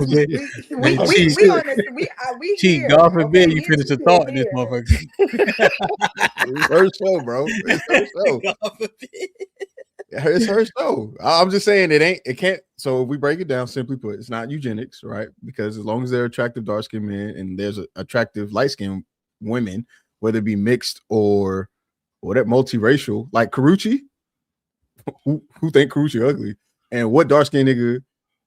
Anyway, there's ways around this. It's not eugenics. You know what I'm saying? And if you ugly as a black woman and you know that because ugly niggas keep telling that, or maybe even attractive niggas keep telling that, you gotta dilute it, I guess. You know what I'm saying? You don't want to keep producing ugly shits. Because Leslie Jones. What is Leslie Jones? Right. What is Leslie Jones? She gotta go try with somebody else. Got to get some sperm from somewhere else. unless we're okay with saying ugly people should exist and niggas gotta stop calling ugly women ugly because nigga, you ugly too. And All they right? need to be treated well, and they bills need to be paid, and they get to have high standards, and they get to speak I on mean, shit, even though they ugly. But if you're gonna Williams. keep on shutting them down and saying you ugly as fuck, you can't talk, bitch. Yo, If man, that listen. ugly as fuck, you can't talk, bitch. Shit gotta go All right, somewhere hold else. on. All right, hold on. We need okay. Nike, what's poppin'? You can hear me well? What up, though? You got me? Yeah, your mic is kind of low. Say something again. It's loud in here at work, man. My bad. I'm at work. No, so we don't. There's no background noise. It's just that your mic is like It's like it got the cancellation shit on my headphones, so it's like trying to cancel out the loud sound in here. Okay, you know what? We'll accept it. We can hear you well. It just sounds like a jail call. That's wild. You remember Shine was rapping over the phone? I don't know if y'all remember that song, but that shit was fire. Yeah. So, Nike, we'll get you in. I just want to get Mr. Williams in, and then we'll get you right in, good brother. Hey, what's up, y'all? If you want to, Hemp, you can let him go since he's at work. Okay. Nike, what's poppin', baby? I mean, I ain't really have much to say. It's just that I just wanted to see if y'all understood what was really being spoke about. Like, you know, Sherelle, I was trolling you in the chat. I'm just talking mess. I don't feel nothing towards you. And then I don't read the chat, so you good with me. Don't even let me know. Hold on, Chuck. Don't overtalk him because his mic is bad. His mic is bad. see banter, right? Y'all already speaking about eugenics right now. Like, y'all don't really understand how dangerous what y'all saying is. Like, me, I'm mixed, you know what I'm saying? Well, I'm not mixed, I'm black. But people love to call me mixed because I'm light skinned like eyes. My mama mixed. But I love black women, all my family black. I was one of the lightest people in my family, but it's like I understand how beautiful black is. I understand the struggle of being black by just default, like not being able to fit in on either side and not trying to. But it's like y'all already speaking dangerous when y'all talking like stop having babies with people who you deem as ugly because they dark and create babies with that. Y'all speaking the same stuff the white people were speaking with who created eugenics. It's no different. Y'all just packaging it differently, and that's all I wanted to say. I don't want to mess your stream up with my phone. Okay. So I don't know if everybody could hear him well. Yeah. You on mute. You on mute. You muted yourself. I don't know if you can expound on if you want, Cheek, just to clarify what you're saying, or I can. Go ahead. Yeah, no. I understand what he was saying, and I would agree to a degree, right? The issue is what she's saying is a direct response to rhetoric that is coming from the men of her own race, right? For example, if the same thing applies to passport bros, the reason why passport bros leave America to go somewhere else or go find a foreign wife is because of the behavior of the women, right? So to act as if one action is existing without a response or reaction is crazy, right? So if we don't want black women to feel the way that they do, now we got to start asking the question of, all right, what's the rhetoric we're saying? What are we saying to them, right? And vice versa. If black women are like, why do passport bros exist? Okay, well, how are you behaving? Yeah, go ahead. But the reason why that don't even matter is because it's not like I don't really agree with the passport bros, but the reason why that rhetoric don't even matter, that logic don't matter, is because you speaking to the fact of people say I want to go outside and get relations with women outside the country, not because they're not black, because they can't get none from the black women. So that's like that don't even add up, because if they trying to get sex from the same black women that is not giving it to them, you saying don't date the black men because you're gonna have an ugly baby, or don't date the black woman. So it's like you can't use that to try to equate your argument, because it's not like they're leaving to go have sex with those out of passport women because they're not black. They're doing it because the black women wasn't getting with them from the beginning. So it don't equate, bro. He's saying. Wait. I gotta hear his thoughts. Yeah, Nike, let me because your mic is kind of going in and out, but I'm gathering what you're saying. He did you guys? It's all good. Did you guys get to hear what he said? I I heard everything he said. I'm trying to understand it. Could you break it down? Yeah, he's saying we're drawing a false equivalency. So it's Okay, not that they're going for other women because they're not black. They're going from the women because the women here treat them poorly or undesirable. You're saying do it strictly because you have to, because your babies will be undesirable. no. So that's So it's not the reasons aren't one to so one. that's not what I heard Sherelle saying. The reason why it is the one is He's talking to you. He's talking to you. Yeah. Oh, the reason. Oh, okay. I guess I the get passport the bros reason are going because they're not getting the you're right. saying they can't get any play right, and my response to that is the black women here are saying, They're not or saying these black with women this, are desirable. I'm about to stop messing with black women and go overseas. They saying the desirable black women that I want, they don't want me, so I gotta find somebody that wants. That's totally yeah. It's not. It's both. And that's what I'm saying. I think Yeah. he may be. What I think is happening is he's taking a portion of passport bros that may be saying they can't get women here, which sure, right? That's debatable, right? Which is why the nuance between that conversation, sure. But the issue or the reason why it is a one-on-one comparison is because there are black men that can get black women here, but they've decided that they don't want to for a plethora of reasons, like they're not in shape, like their certain behaviors, like they're feminists, like this, and that third. The same thing would apply, although the comparison comes when you have a black woman saying, hey, I keep getting called ugly, and the only time I can meet these men is at 3 a.m. and they keep saying you ugly as shit. And part of it is you're black too. You're black as shit, you ugly shit, or you fat as shit. So what I need to do is find something that I think could curtail it, right? The gym, of course, but if you already have that built up that you're ugly coming from one group of people and it's due to your darkness, then it's time to lighten up. And I'm sorry, but black men in red bone is something that we've heard a lot. Go ahead. Think about how crazy that sounds. You said it's time to lighten up. So you're going to take something that you was done to personally, you personally had done to yourself, and I'm going to create babies that years from now probably don't even think the way I think. They probably don't even care about being dark or light. But you took it so to heart that you're going to create babies and hopefully lighten up your tribe, lighten up your people.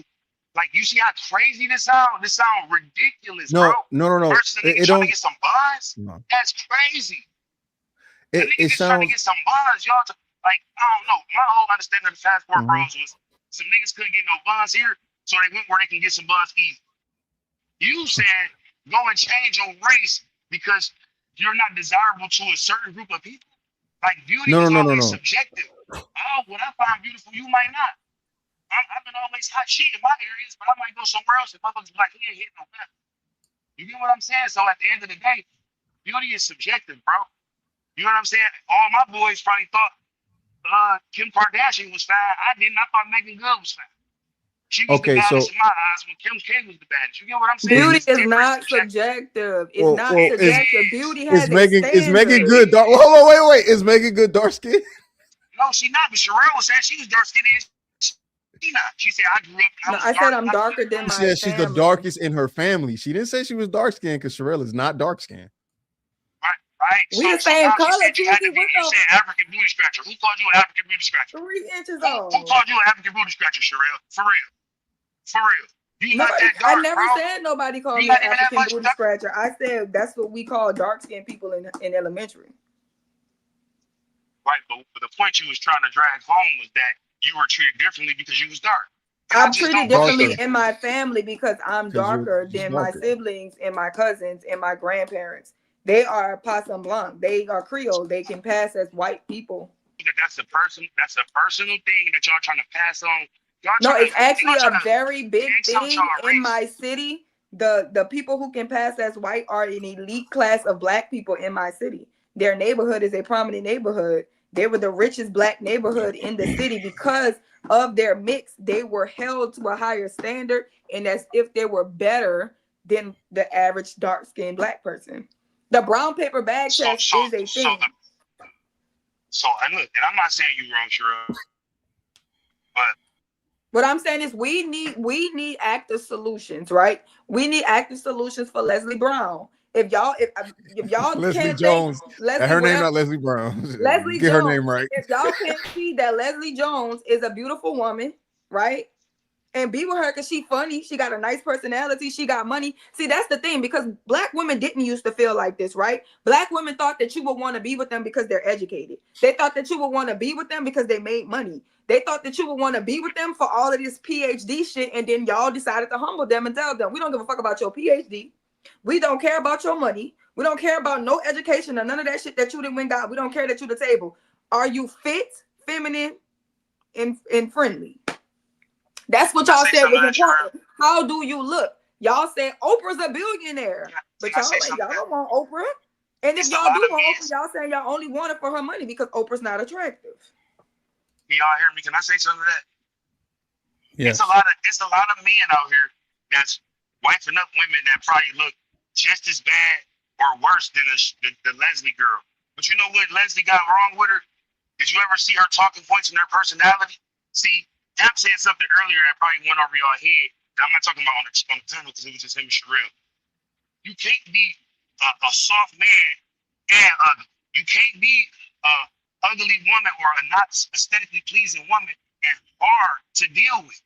You can't have a strong personality. You're so hard to get along with. You got to be friendly. No. You got to be more understanding. You got to be more agreeable. What they call it, get in where you fit in.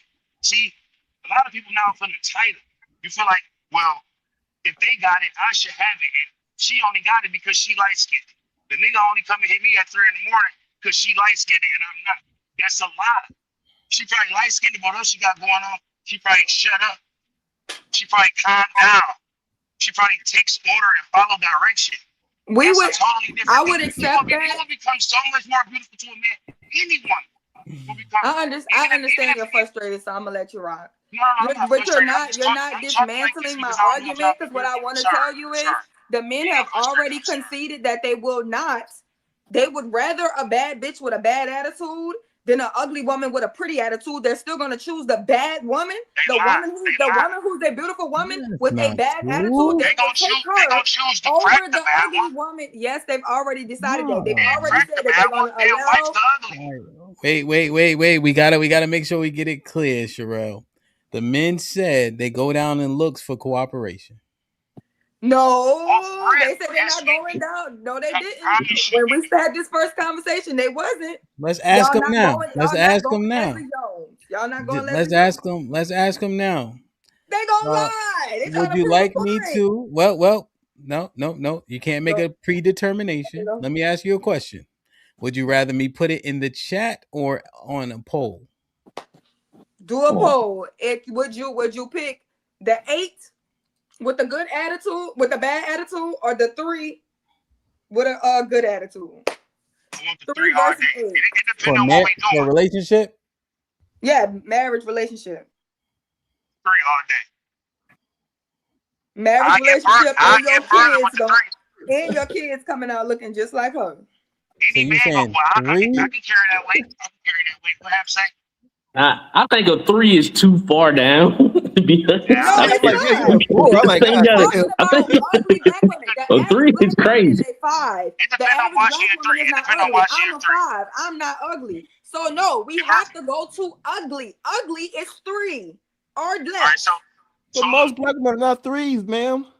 No, the most black women, we're not talking about the average black woman. We're talking about solutions for the ugly ones, the 3s and below. And we got 3s and 4s. Okay. So if you gonna do a 3, then give us a 10. Hold on. Y'all gotta say good morning. I don't care. Whoa. Sherelle. They know they gotta say good morning before they speak. Mont. Good morning, young sir. It's the afternoon over here. I'll be saying good morning at night. I apologize. So let me just make sure before Mont get in, UT get in, Mr. Williams, come on, bro. She made that too low, man. I can't. Lord, that's leave the Lord out of this. If I want the proper kids, wife, then I'm gonna have to go with the 4, man. He answered the question. I'm talking about her whole. All right, go on mute. Look, this is my whole thing with everything. All right, go They ahead. follow the internet too much because, for one, you can't use the red pill shit because the people that are talking about fit, feminine, friendly are ugly as shit. They bellies is hanging over their belts. So that's a wash. There's no reason to even listen to a nigga like that, especially that's smacked anyway. They ugly as hell. So for them to speak on that, that's dumb as hell. Majority of men are not passport bros, and the ones that go, they can't get ass from her. They can't get women from her, and they're not aesthetically pleasing, so they go there just to pay a hoe to leave. That's all that is. They may look up and find a wife, but most likely they just paying for pussy. That's all they're doing. Let's just be real. Women, they motivate us.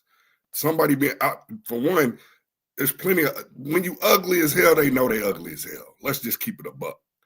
But I see a lot of ugly ass couples that be frolicking and having a ball with their little ugly ass kids and they having fun. How many ugly women right now in January about to have a dude because of tax time? So guess what? They're going to be booed up until June. So, you know, I mean, that's just how I'm looking at it. I'm sorry if people don't agree with it, but that's how I look at it. I'm just saying. So, but hey, ugly people know that they ugly, but they can still get somebody. An ugly woman can still pull up a fine nigga, whether she's the side dude or a side chick or anything. So we can't go by that for real because somebody's always gonna mess with somebody ugly regardless. And an ugly woman's always gonna be able to pull a fine dude just like an ugly dude can pull a fine chick with his mouthpiece. That's just what it is with his money and everything. So it's just about what your preference is. There's a lot of handsome people that like ugly people. To be honest, they're attracted to them. Seriously. Okay. Ugly women don't know they're ugly. That was about. They do know they ugly. Privilege is a thing more than it's in about a relationship. We understand that women being beautiful gets them elevated in the world. You will get a job over the next person. You get treated well. You get out of speeding tickets. A lot of women use their pretty privilege to get into doors that it would be harder for an ugly woman to get into. The treatment of the world surpass what anybody's going to do, right? So 500 we cannot feet, judge. right onto the We street. cannot judge it of men who can't have their way, right? Men who can't have their way with women will always have to settle for what's left over, right? And y'all have a term for women like that. It's called the leftover women. Y'all came up with the term of leftover women, right? So these women will have to be with the undesirables of the world because we understand that women don't have leverage over the men who get to pick and choose who they want. When you see a millionaire or a uber successful man, you expect him to have something beautiful on his arm. And what y'all told me was, if you could, then you would. We understand what a starter wife is. The woman who is not that attractive, who will build with you because you don't necessarily have the means to pay all of her. How you get the microphone back?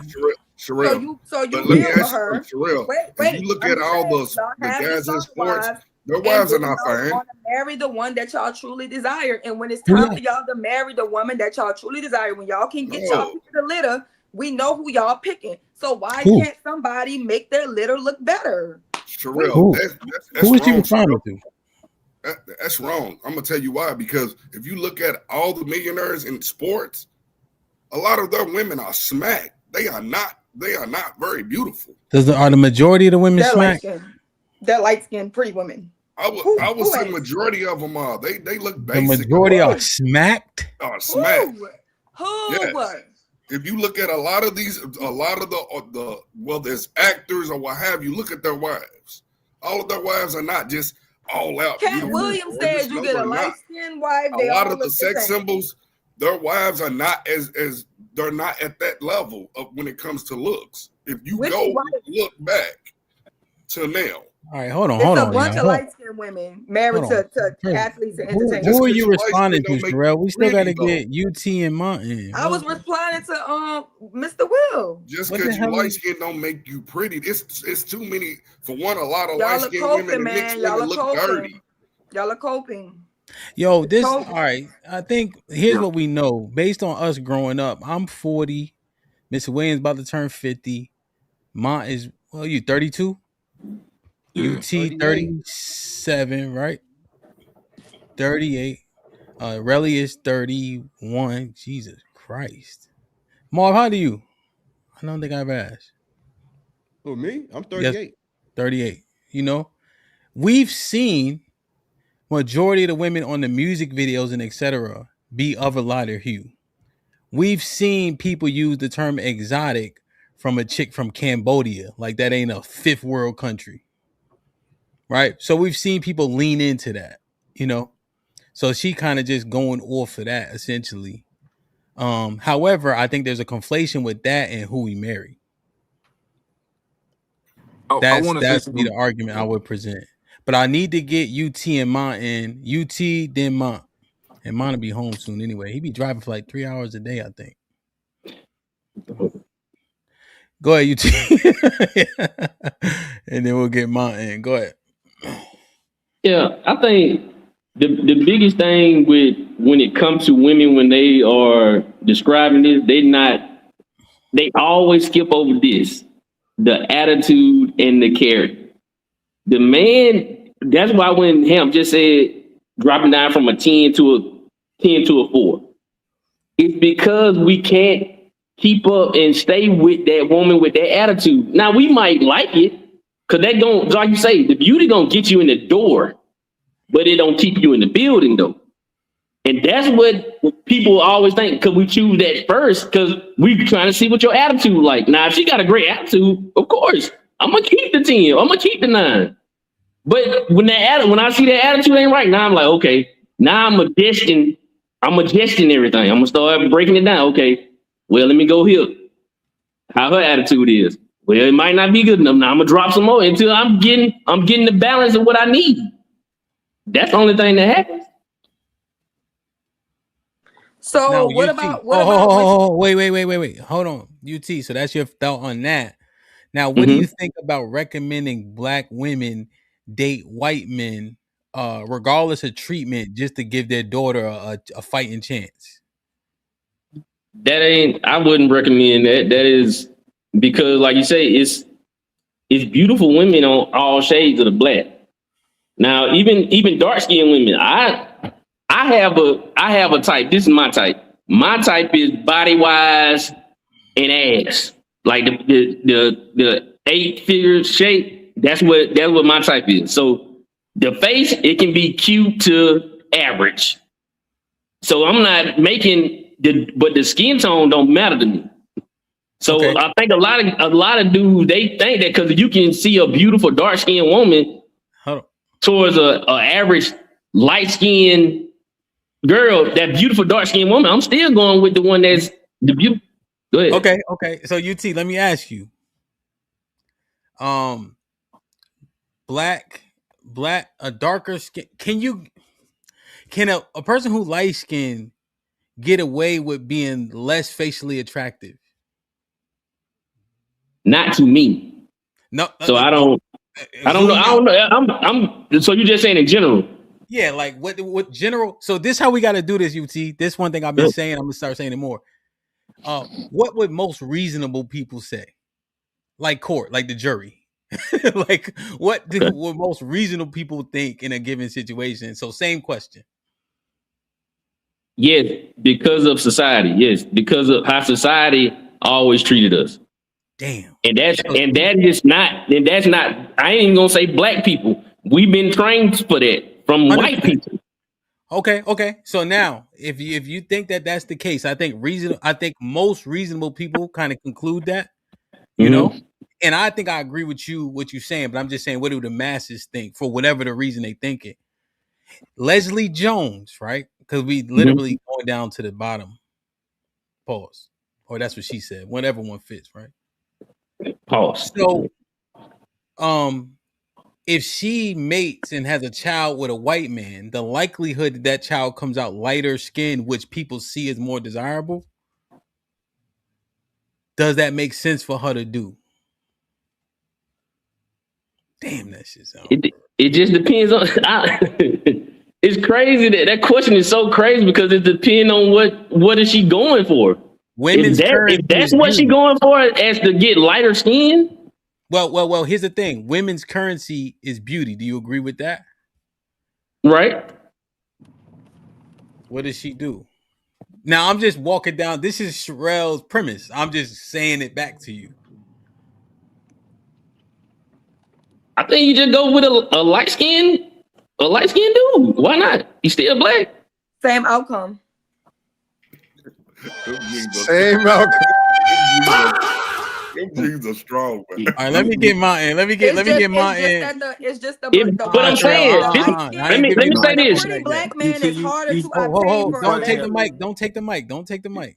You fighting it real hard, UT, but I They get it. fighting me, and you don't want me to reply. Yeah, not yet, because you don't. You. Just let it all happen, sure. It's a whole play. Let it happen. Can I say this? Because Leslie, because we were saying Leslie Jones was ugly and black. You saying ugly and black, right? Yes. Because that's her fault is not her skin color. Her fault is her face. 100%. But if we agree that about my remember my first question was, can you get away with being ugly or lighter skinned? You say yes. That's the trick bag, UT. All right, UT. Think about it. Let me get my end. I'm thinking. That's what I'm doing. I'm thinking in my head. I gotta get in there. I got. Yeah, he got. Go ahead, man. What's popping? To a small degree, I think it's true. Damn. To a small degree, I think it's true that if you are lighter skinned, it's very possible that you might be easier on the eyes if you are both equally as ugly as somebody else, but not to the degree that people think. Yes. Okay. I think most of the colorism stuff, for the most part, some of it is true, but I think most of it is BS. And I think it goes to that thing of women not liking accountability. The reality is, every woman who complains about colorism, she ugly. It just is what it is. It's so many. If you see a beautiful dark-skinned woman, I'm gonna keep it a buck with you. If you see a beautiful dark-skinned woman, you're gonna want her more than a beautiful light-skinned woman because it's more rare. It just is what it is. It just is what it is. You be like, God damn. Remember the other day Truth was talking about the dark-skinned girl he was with? Pretty for a black girl. No, I didn't say that. Let him I didn't finish. say that. Let him cook. I never said that. But I said if you find one who has that type of beauty, it's captivating. It just is what it is. Like, it's just how it works. If you are dealing with problems about colorism, I'ma just keep it a beam with you. You are ugly. And women don't want to deal with that. It's easier to say, you know what? Wow. You don't like me because of my skin color. Versus saying I'm ugly. You never want to. That's hard to deal with. Am I ugly? Because if you say it's the skin color, that's like when I used to be in high school, in middle school, and everybody failed the test, and I tell my mom, she was like, "You failed the test." I'd be like, "Mom, everybody failed. He gave everybody an F. It ain't my fault." Like, it's the same thing of you can just admit that, like, damn, I'm just not that attractive. But it's easier to say, hey, it ain't me. It's the other shit. Like, that's the reason that you don't like me. They just be ugly though. But that's not the thing. We're asking. She's just ugly, right? It's not a colorism issue because the colorism isn't the overall issue here. We just want to mix it up because y'all like the ambiguousness, right? And her best option would to be get out because there's a lot of white men willing to give their sperm away, right? Okay. So this is the thing. What is the solution for the ugly one? When she accepts that I'm ugly and she knows that beauty is her currency, what is her duty to her children? Is it to give her children a better opportunity at the beauty currency, or is it to say I'm gonna stay ugly? I got you, and you're right. You are absolutely right. No, she's right. Everybody who's ugly, if you live here, you should get somebody that's not ugly to have a kid with. But you got to get somebody who you think your genetics is going to mix well with. I think you should think about that. I'm not just a random white person, but it could be. Listen, I'm somebody who thinks that Asian people and black people make some of the most beautiful people on earth. That's just my personal opinion. I think we mix extremely marvelous well too. Yeah, like we mix black people mix extremely well with certain other, and we make some really good looking people when we mix certain things. It just is what it is. This is not to say that like because just a pure black person can be one of the most beautiful people in the world. Absolutely. but it just depends. We can't ignore the fact that like we mix well with certain other groups, and if you take a black person and an Asian person, you can make something more attractive than an Asian person and more attractive than a black person. I don't know. I'm just saying. I told you put him back. I said put him back. No. Hold on. I'm just keeping it a buck. But you can mix with a good looking black person if you we're not disagreeing. See, here's the thing. Like I think what you think we're saying is that dark skinned ugly, you straight. Dark skinned ugly women can't find somebody or I don't know which. We agree. I think he thinks we saying that dark skin equals ugly. We're not saying dark. We're not saying that. No. And I think, but that's what I was hearing too, though. Okay, so that's what I was hearing from y'all. Well, UT, here's what happens is the people that are dark skinned and ugly usually get criticism on their dark skin and ugliness. You don't just get called you ugly. You get called you ugly and black. No, they don't ever separate the two. What they never do is be like, bro, your complexion is amazing, but your face is beat as fuck. Nobody do that. Because they really not worried. But think about it, Cheeky. They really not worried about the dark skin. They worried about the ugly. But the black just an add-on. But the ugly is the thing. You just said it. Most people say it without saying you don't separate the two. The expectation for a dark-skinned woman is to be ugly, right? That's why when she is beautiful, she's outstanding. She's astonishing. I don't think the expectation is to be. I don't think the expectation is to be ugly. I just think that people view that because of how our country is and what state of founders were. This is a world issue. This is what I'm saying. This is a world issue. Okay. This is a global thing. Even in India, they have a caste system. Okay, they do not put their darker ones in. Everybody has dark people. Because of the. Even but just like you said, have niggas. It's because of what you just said, though. It's because of what I just said earlier. It's not because dark is ugly. It's not because dark is ugly. It's because of what they got you thinking. But the premise is not dark is ugly. The premise is light skin is the preference, right? It's not the preference. It's not the preference. For the last 30 years, I've heard light skinned men say it is the world preference. It's the scale. Have y'all seen the last couple of women actually like represent their countries at most beautiful woman in the world, and they compete like the Olympics, right? Every year. Because they grading it off of the scale of America and how they think. That's it. But when you arena. But guys, of course, that's fine. I'm not saying that's not true. I'm not saying that's not true. But what I'm saying is that's what they got us thinking. It's never been like that until you start saying that is what color I want because of what I see on TV and what's in the view of me and what people are telling you to think. But nobody think that when you coming up in age, unless that woman is ugly, if that black girl cute, just as that light skinned girl, that both of them cute to me until unless they ugly. That's it. But either way it goes, the point is, which we're all agreeing and saying the same thing. There is a global beauty standard that even black people, it doesn't matter what you call it. It's accepted by even blacks, right? That's the problem. The issue is no matter where you go, the darker skin you are, the lower class you tend to be, and the less attractive you are considered. No, that's not true. If you go look it up, don't argue with me. Go argue with Google. How many years stop. I'm talking, bro. I'm talking. Out of style. Light skinned women is out of style. How many years have we heard that? Light skinned men. How many? Light skinned women ain't never women. Even that, but dark skinned women have been in style for a decade, over a decade. Either way, go. Either way, right, come on. All right, I guess I'm gonna have to turn this shit up until this nigga just stop talking over me. All right, so I'm gonna have it to the max and talk. My bad. The point is, there's already been an understanding. Niggas, everybody has seemed to accept this, and nobody's ever said, I don't want a light-skinned chick. And if they do want a dark-skinned chick, they want a dark-skinned chick that looks exceptionally well, that is higher than a light-skinned chick, based off of what Mont just said and based on what we know to be true. When he said, if you see a light-skinned person versus a really attractive dark-skinned person, you're bound to pick the dark-skinned person because that's more rare. That gives you the mentality of how most people see it. Just because that person is an exception, and because it is the rarity of it, is why you want them. But most dark-skinned people, or dark-skinned women specifically, when you hear their come up, or you hear how they were talked about and raised, they didn't have a great time.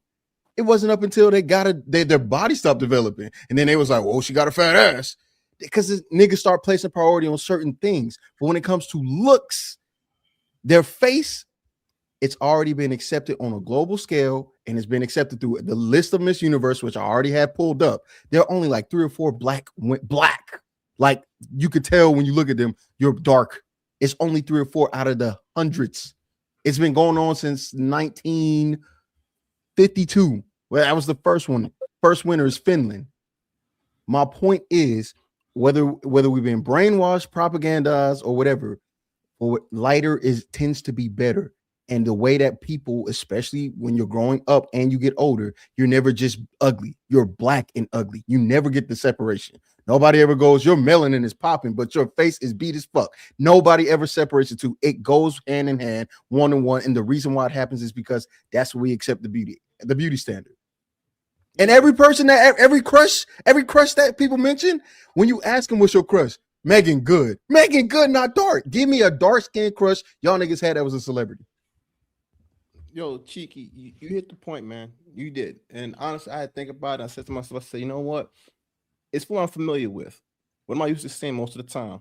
Even if I put myself, let's say, in China or something like that. I was raised in China or something like that, right? If all I see is Asian people, and I don't see enough of my people, representation, everyone call, right?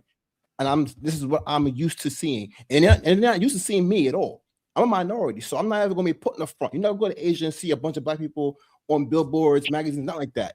So I am somewhat programmed in a way to see what I'm most familiar with. If my eyes used to seeing this and I don't see the other side of that, am I at fault for that? Or is that my environment and how we evolved to things?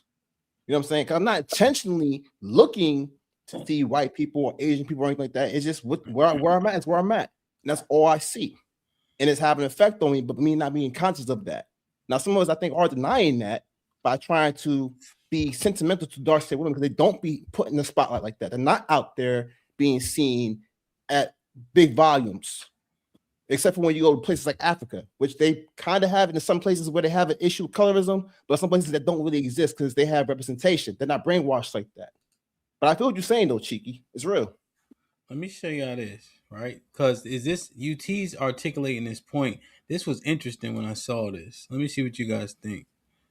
And that's why you're here to defend your whiteness. The difference between you and I is my ancestors were probably taken advantage of. I may have European blood in me because we've been here for 400 years. You're pure African. You're Congolese. You probably are pure blooded. You probably don't have any European in you, but yet so badly you wish you did. Now watch this. Let me show you who you are, who you've become. We'll take some data so that you don't think it's ad hominem. It's just a matter of observation. So we have a picture. You're here with a white guy. Here's your own family. Guess you can't avoid that. Here you're with a white woman. Here you're with a white woman. Scroll up next one. You're with a white woman. Scrolling up more. Playing lacrosse. Extraordinary. Scrolling up more. You're with a white woman. Haven't seen a black woman. Haven't seen any black guys one-on-one with you. Here you are with your arms around 2 white guys. More of the Caucasians, whites. There's a black guy. So that's 3 of 40. Here's more white.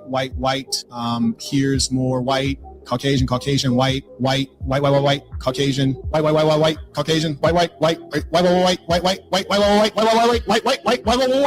overwhelmingly white, but I thought you were black, overwhelmingly white, white. Where are the blacks? White, I thought you were African, white.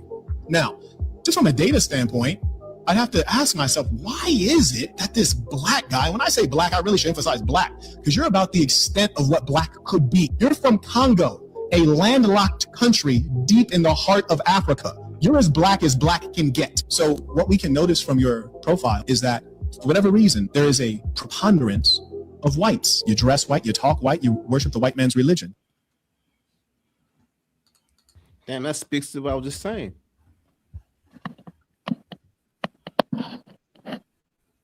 Okay, so this goes back to the premise of the show, which has been breed out the ugly.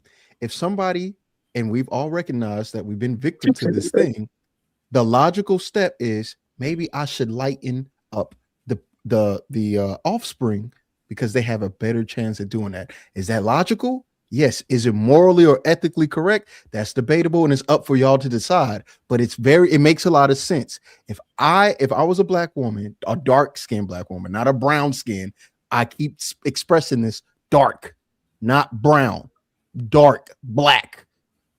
And I keep hearing you're ugly, and not only being paired with ugliness is blackness, you're black and ugly. My next step is, well, fuck, he doesn't want me. And if he does want me, he only wants me around a certain time frame. He only wants me around when he can't be visible. I need to produce something that is at least acknowledgeable enough to be out in the open and something is to be proud of.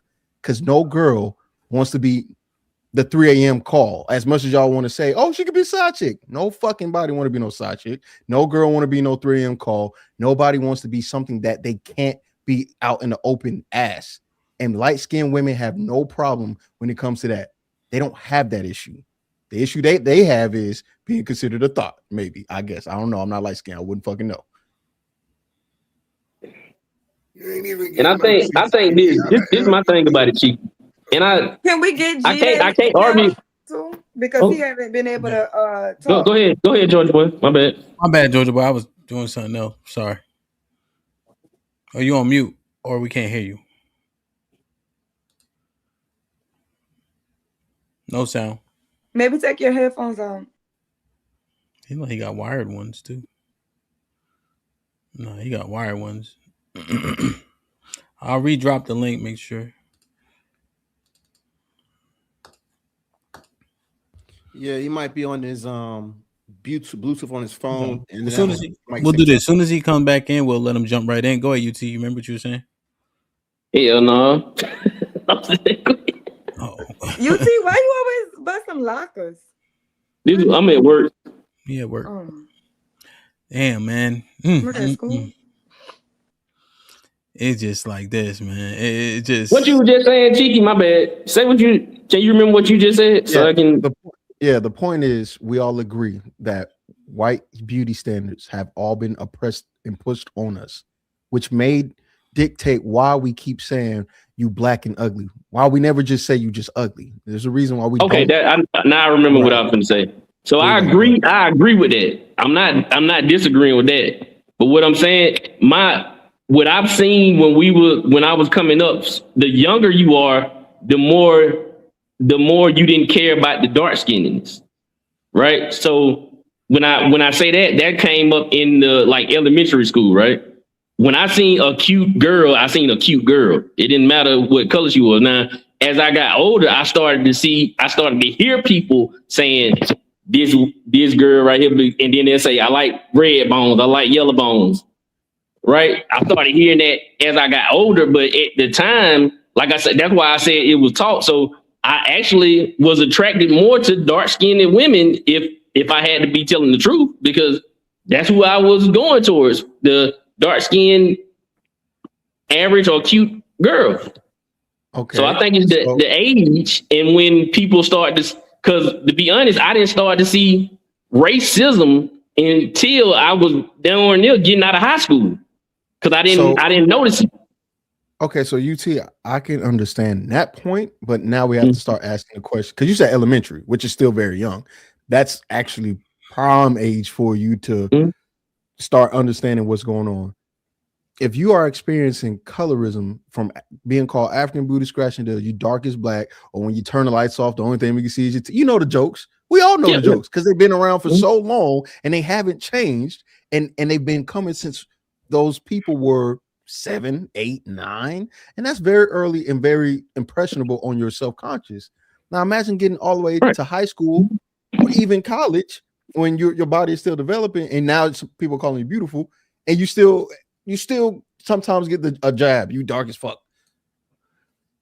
It's a little too late. It's the same reason why when you hear these red pill guys, they be like stuck in high school, and you're like, that happened then. and you still talking about it now? Well, yes, because those are happening on the most impressionable time frames of your life, and you're processing information from that time period, and you don't necessarily grow out of that. So the same thing would apply with a dark-skinned woman who's like, hey, in my head, I've been beautiful to me, and my dad tell me I'm beautiful all the time. But every nigga I walk around in the middle school, there she go, the shadow.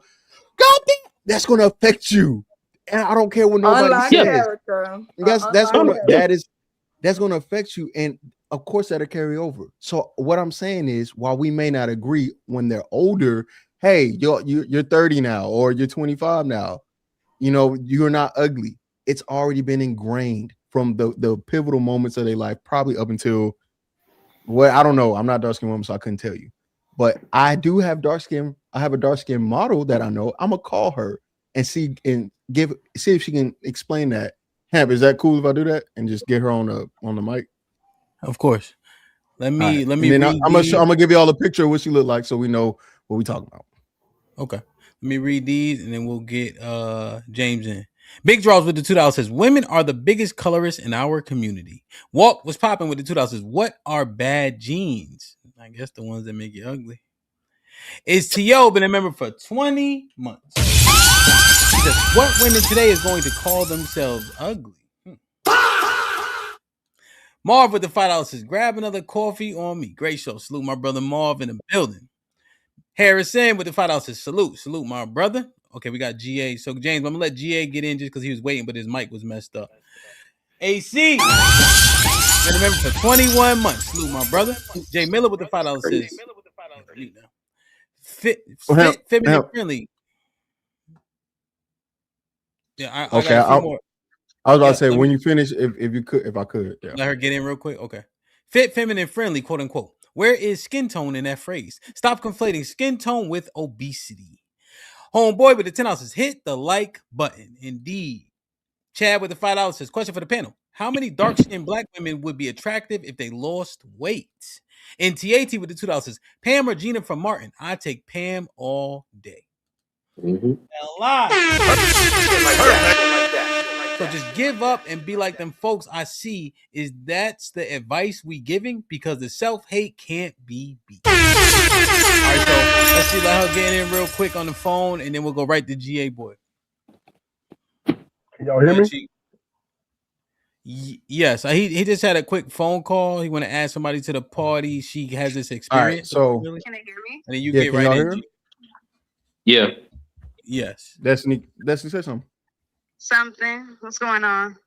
Okay, so she said I'm cool with. She said it's okay for me to share the IG after the fact, so we kind of get an idea of what she looked like. But Destiny, give me just a rundown of your experience being a very dark woman and colorism, just from growing up till, let's say, I don't know, let's say 20.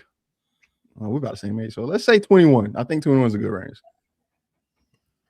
Well, I actually was sitting on my bed a few hours ago thinking about the depth of it, because I had an experience recently for the first time in a long time. This light-skinned woman, I don't know why she was hating on me. Like, I was the only dark skin in there, really the only one.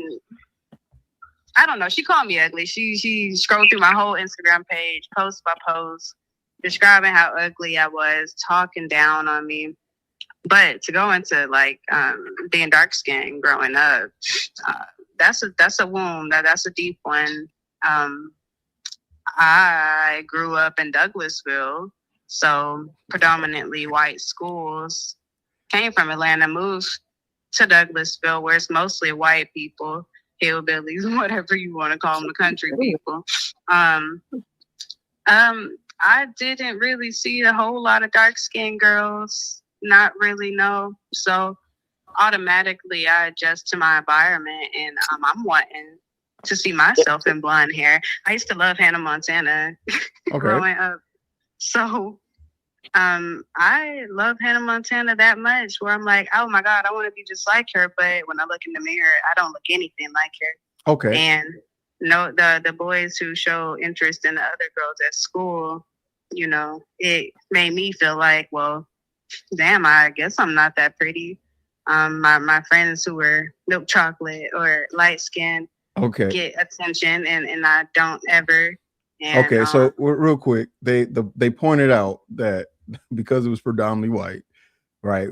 That matters. Did you receive the same treatment when you were around black people, or black people, I guess the same age range or whatever the case? Well, the thing is, it wasn't white people that made me feel so insecure and small about being dark. It was black people. It's always been black people who point out to me how dark I am, how black, burnt, all that stuff. It's always been a black man, actually. Up until recently, it was a light-skinned woman. But so I have to heal my relationship with black men, and I try to hold space for them, even though they're the ones who have hurt me the most. Not as a whole, but it's just, it should be a loving relationship between a black man and a black woman. But when you got men who want to remind you what you look like and you have nothing on somebody of a lighter complexion, it don't feel good. So it's always something to point out. Do you think that changed? Do you think that changed when you got older? What about let's skip from like elementary to high school. Let's go to like 21 and now. Do you have black men perception of you changed, or is it still have they still been kind of tic-tacky about that? No, it's changed dramatically. I don't know if it's because dark skin is trending or simply because I've gained a confidence and comfort within myself, and it exudes off of me.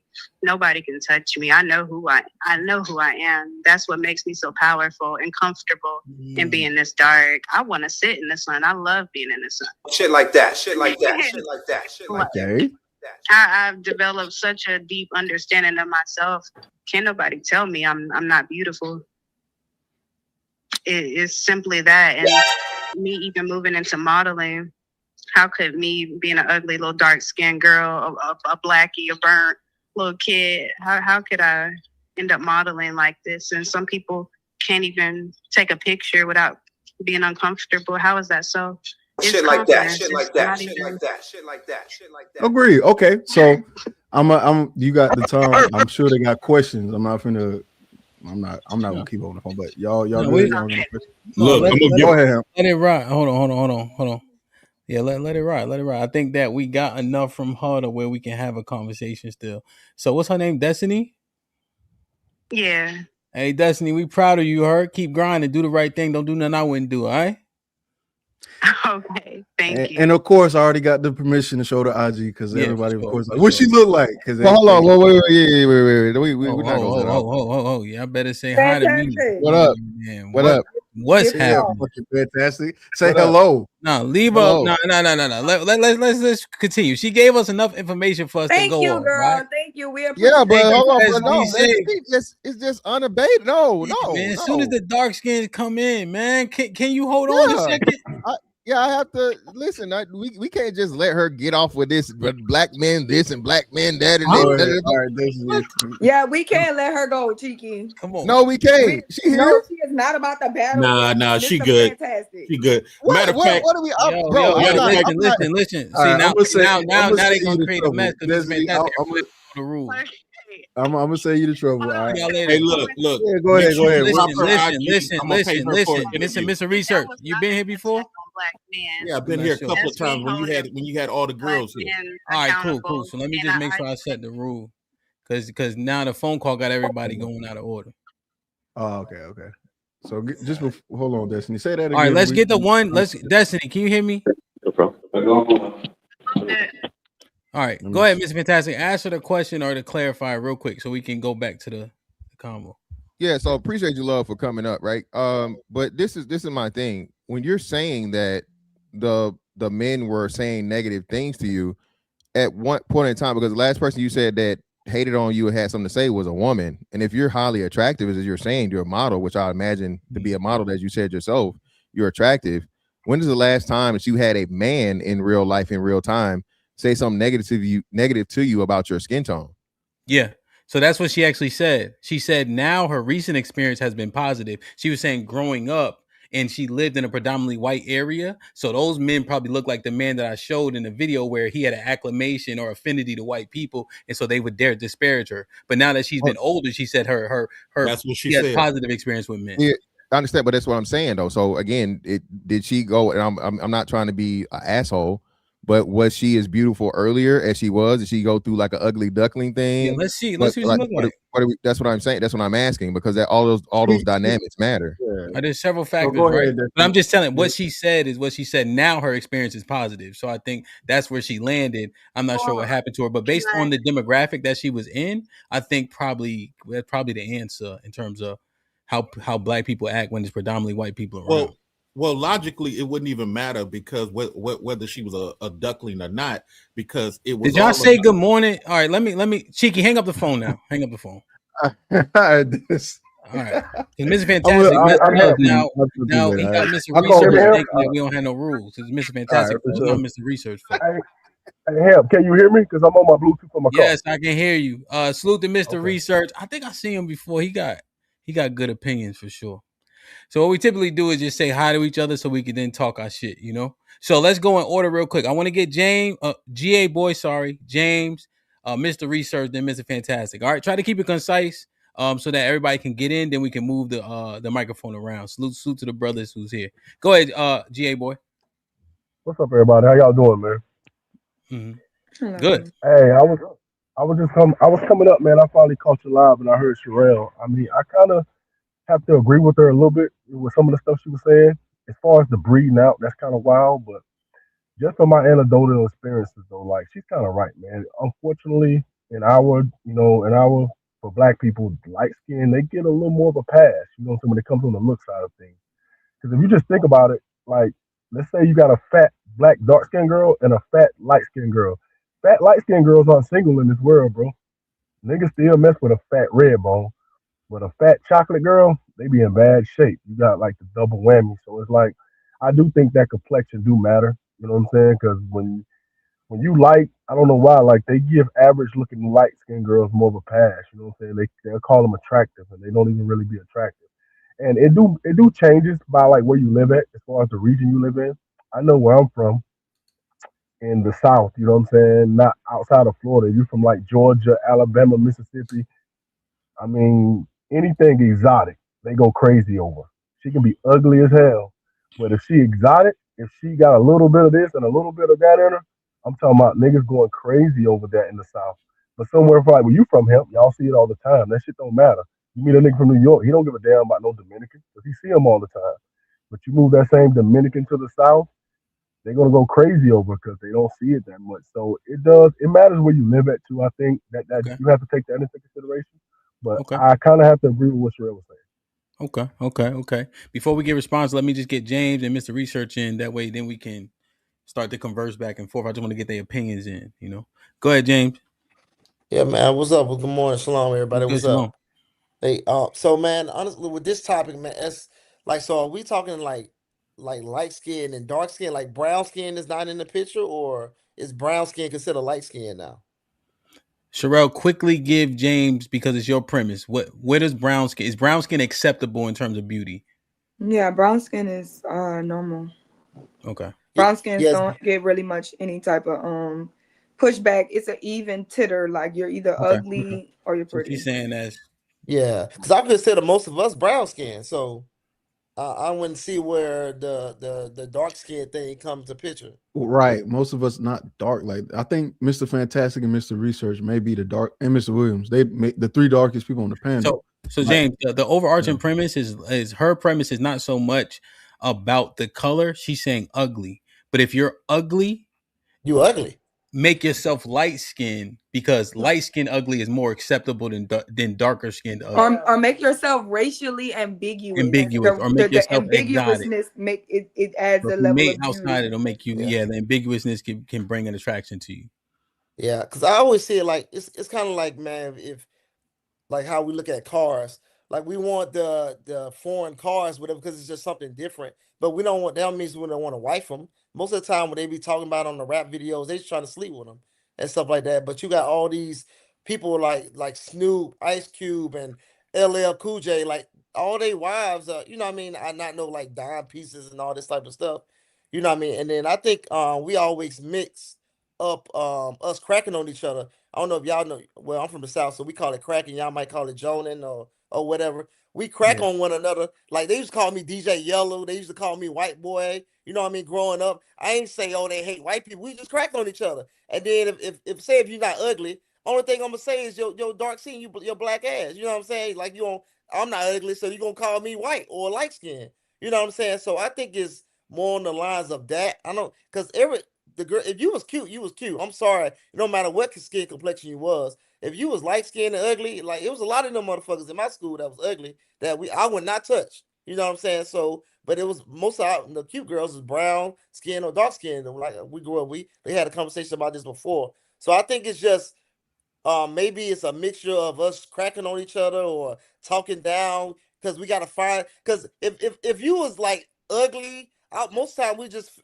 stick on that. We're not gonna stick on your skin complexion. But say if you cute, now I gotta talk about your skin complexion. Cause I got nothing else to talk about. Okay. Mr. Research, what's poppin'? What's going on? What's up, brother? I'm gonna say something a little bit different. I don't want to mimic everybody else. I wrote down a couple things. So shout out to the brother said it's about location. Like for example, we have a dark skin parade out here every February. I'm in Oakland, California. We celebrate dark skin like a mug. I think because when I travel around the country, any place that doesn't have a lot of black people quantity wise, we tend to not be teasing as much. We tend to not be shaming as much. My other houses on the East Coast, they shame a lot, right? Because just like the other guy said, it's for amusement. But here's the unfortunate part. As far as males, we don't really get into the dark skin, light skin as much. It's like a 10% argument. It's not really a major high percentage discussion amongst us. It's like a once every couple of years type of thing on some type of sporting event or what have you. I think what happens with teasing or shaming gets out of hand depending on what location. Now, don't get offended, but on the East Coast, there's a lot of talking, trying to shame girls at a high level. It's not player. It's not smooth.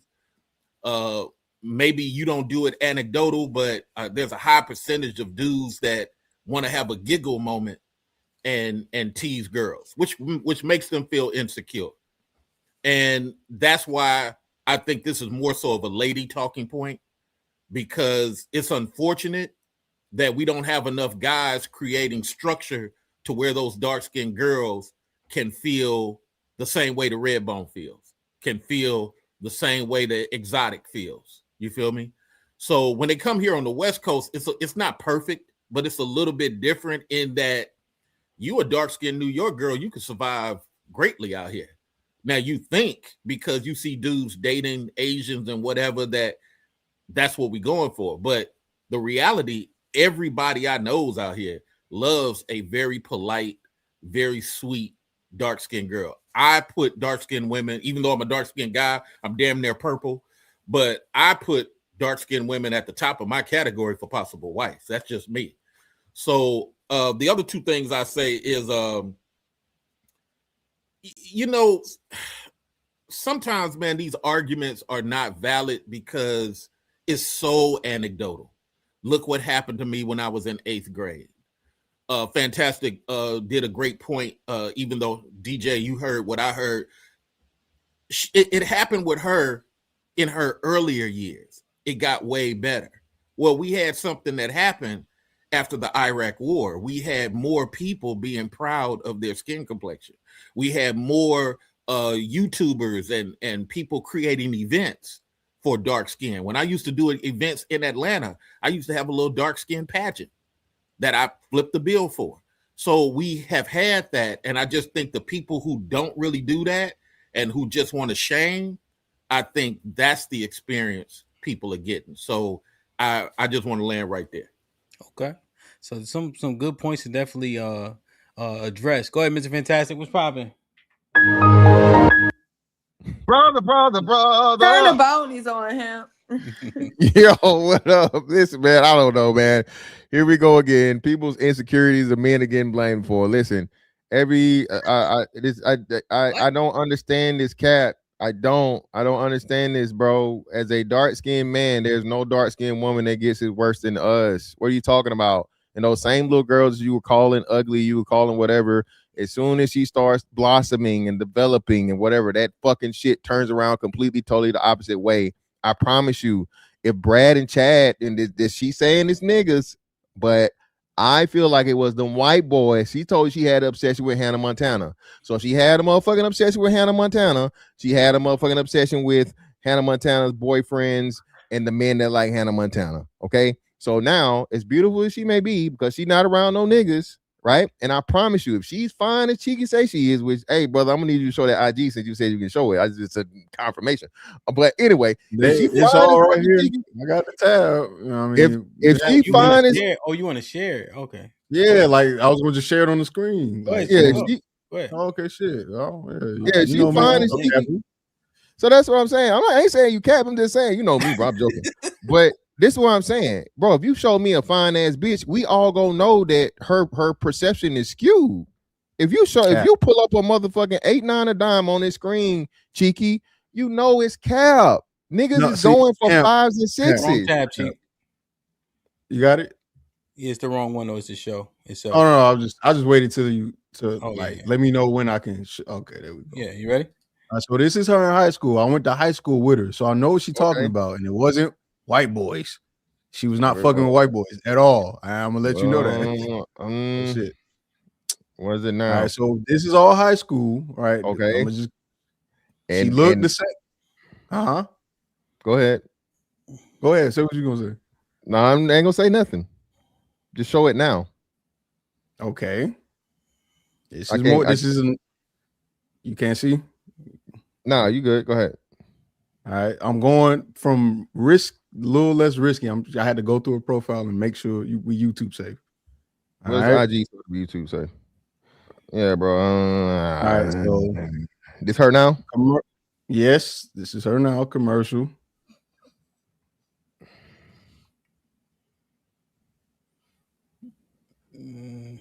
All right, Cheek. So yeah, man. Listen. I'm not saying ugly. I'm not saying. Hold on. You have just a regular picture as opposed to a model photo. I'm not saying she's ugly, but she's not 8-9 or dime material, Cheek. Yeah, so what's her that saying, Cheek? yeah, she's not fine, bro. She's not fine. This is a regular girl. Hold on. Let us hold on. Go up, Cheek. Go up. Which one? That one in the middle with the purple, and then go down. So click this one. Okay. Now go down, and then the one to the right. This one or this one? Yeah, that one. That one with the words. No words. This one. Yeah, no, you had the right one. Oh, okay. So you zoom. It looks like her in a natural state. Yeah, I'm saying no as in no. There's no as in there, bro. Okay, so she's a 6, maybe a 7 at her best day. So her being a model, quote unquote, again, who's saying? No, I'm agreeing. That's what I'm saying. So now we have a girl that was, you know, I'm not gonna judge her when she was in high school because I was grown when she was in high school. So whatever y'all want to take it, y'all want to say she was. And we're talking about a girl that's an average looking woman to where no black man, regardless of her skin tone, is going to pick her out of the crowd. So that's what we're talking about. Whenever you get a dark skinned girl that makes this thing about, it's because I'm dark skinned. No, baby, it's because you're either unattractive or you're borderline. And this is what I'm looking at. So you're saying let me just add on to that. Oh, wait a minute. I just need to clarify. She looked better too. Hold on. All right. So hey, Hamp, just real quick. Hamp, do a poll. Hey, if she's under a 6, put a do a poll. Okay. 5 or under Hamp, or let's say 7 or above. While y'all we already had a poll. Why y'all do I got a question. You just showed her look. I'm talking about wait. The other poll was 214 votes. 80% of the men, 80% of the people who voted chose the 4. All right, so the poll is. I got a question though. I got a question for Fantastic. Wait, please. wait, before we get the question, right? We just need to review what he just said. He just said she's just a 6, adjustable 6 or something like that, right? Now, in high school, she don't look that much different. Do you think it's warranted her calling African booty scratcher or whatever the case may be? Was she ugly enough to be considered and call all those things? No, she's just dark skin. That come with a dark skin package, Cheeky. That's what I'm telling you. That's a generic. Okay, I'm just saying that was just the point. The point is she's not ugly. She's not ugly to the point where the shit that came her way was high warranted. school. Yeah, but that's what I'm saying. But that's what I'm saying. So Cheeky, it's a standard. You so black, the oil light come on, you get out the car. African booty scratcher, dark this, smoke that, whatever. Anything that's dark, what's named generic jokes. Let me jump in real quick, Fantastic. So here's the thing, just to do something different to what Fantastic's saying, but similar to the same. There were women in my 6th grade, or girls in my 6th grade, who thought I was a handsome dude. Then there was a bunch of them who thought I was whatever and ugly, right? That don't matter. I came in with a strong mind. My parents gave me a strong mind. It did not matter. So when you're dealing with some women, just like what C is trying to do, you're trying to qualify a 10% argument or maybe 30 people who said something negative as the totality of your life. And what Fantastic is saying, and I'm agreeing with him, as you move on toward life, the handsome stuff starts kicking in more. The she's pretty starts kicking in more. We can't have a 10%, 20% argument be the biggest mountain in the discussion, because it's a small percentage of an argument, meaning that, and see, that's why she rolling her eyes, because women want to go to war. Women want chaos. They bring these arguments because they want everybody to agree so that everybody can be like, yeah, guys are terrible and this experience was terrible. I, as a dark-skinned man, went through the same exact thing. The only difference is I had a very strong mind and it didn't affect me to that level like it would a lady or somebody that was more insecure about it. This is the point that Fantastic is making. It's the point that I'm making. She's good, but and I'm gonna land right here. She's good, but she's not in a 9-10 level, but she's good. It's all about how she presents. If you notice, when her hairstyle was a little less appealing, her attractiveness point went down. When her hair was in Afro state, but still dramatically appearing, her thing went up. Again, this is why Sherelle is proving my point. Women just want arguments and chaos. They don't want logic. I got a question for the guys though. Oh no, I want to reply because I was directly to things that. Okay, first of all, Mr. Fantastic and Mr. Research, we don't care about your experience because beauty is not your currency. We've already discussed the fact that you can make money and your ugliness and your fatness, your cockeyedness, your slowness, whatever won't matter. Biggie said it best. I'm dark and ugly. However, if you have money, clout, these different things, beautiful women will flock to you. You can overcompensate for that. Women cannot. You can be a billionaire. If you're a billionaire and you're Oprah, people will still tell you you're ugly. If you're Gabrielle Sidibe, if you are Leslie Jones, those women are millionaires. They've made the money. Why aren't the handsomest men flocking to them, calling them beautiful? Because they cannot escape it. Beauty is your currency. Your PhD don't matter. All of that don't matter. Are you beautiful? Do you look like eye candy on my arm? As a man in the world, I am expected to show up with somebody who looks like something. That is her currency. What I'm saying about Cheeky's friend, y'all think she's a regular looking girl? What I can guarantee you is, whatever she is, 5, 6, or 7, if she was a lighter skinned with a looser curl, with that length of hair, because she has a longer hair, if she was a lighter skin with looser curls, she'd be more appealing to everyone. Her scale would go up. Yes, it would. I just want y'all to know, if she was lighter skinned with a looser curl, that with hair that long, hair that thick, trust and believe me, her beauty scale would be up. Yeah. George Boy trying to get. George Boy got to ask a question. Go ahead. I agree with Sherelle because that was my question. I was gonna ask. I mean, I kind of agree. She's average. She's an average, 6. You know what I'm saying?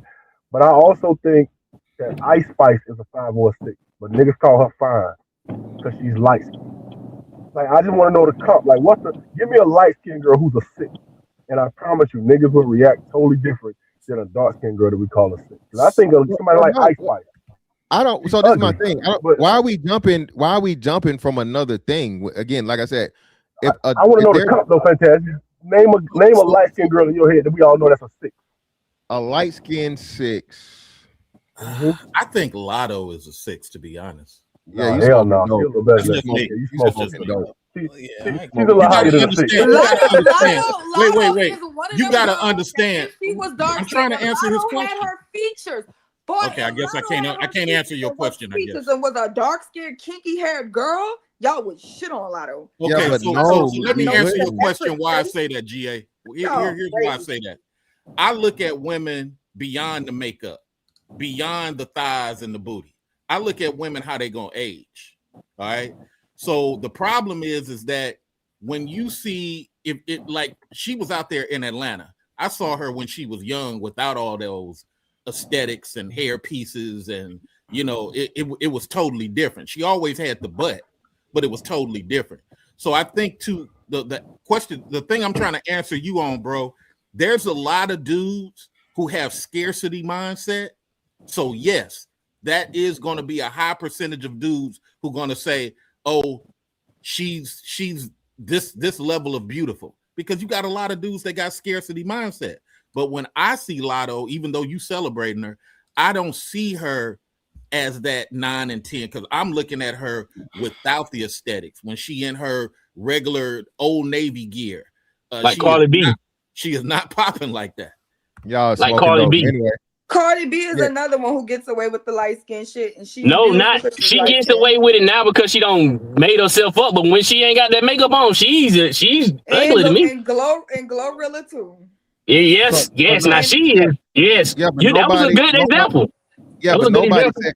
nobody said Glorilla is fine though. Everybody, dudes just don't. This is what I'm saying, right? This what happens is this because it's not cool for men to call women unattractive or even say that like they're average, right? Niggas just shut up for the most part until you get in beef. So my thing is, I don't know why we keep jumping from, oh well, if she was light skinned, no, they're finer, much finer dark skinned women better than the dark skinned woman. I can just give you a finer dark skinned woman that has the same features, and I still see her as fine because she's fine. Y'all got to get out of this shit to where, oh, your skin tone, this shit. No, you're either beautiful or you're not. It's Sherelle. I agree with you. We know this. Nobody's denying that. If you ugly, niggas don't give a damn. You can still overcome it, I guess. I mean, Gabrielle Sidibe married some white boy. You know what I'm saying? Venus And her children, her daughter is beautiful, and she will be beautiful because she is racially ambiguous. All I'm saying is women like that, like Gabrielle Sidibe, need to go that route because her children will never have to grow up and be treated like she's been treated in the sexual marketplace and the beauty standard. Her children have a higher currency because they got that kink in their hair, they got that brown skin, they got that white man genes. Those kids are going to be considered beautiful. I bet you. Well, again, like I said, there's plenty of dark-skinned women I can run down. A brother just says a name in the chat. There's like chocolate is of all chocolate and fine as a motherfucker. Everybody know Bernice Burgos. We're not saying beautiful. Come on now. Some of the most beautiful women in the world are dark skinned. We're not saying dark skin is ugly. We're saying for every ugly black woman, if the cheat code to make a beautiful child, it would not be to make with a black man that you can attract, because 9 times out of 10 he's going to be on your level and she gonna come out looking like her daddy, and it's just gonna make it look worse. If you want to help your children in that currency, you need to try to make it racially ambiguous, because that is the overall preference of the world. The racial ambiguousness of a woman, it's attractive on a universal standard. Yeah, but like you said, that's rarity though. So you can't. That's not something that's exclusive. Like you said, that's not exclusive to black people. That's our period.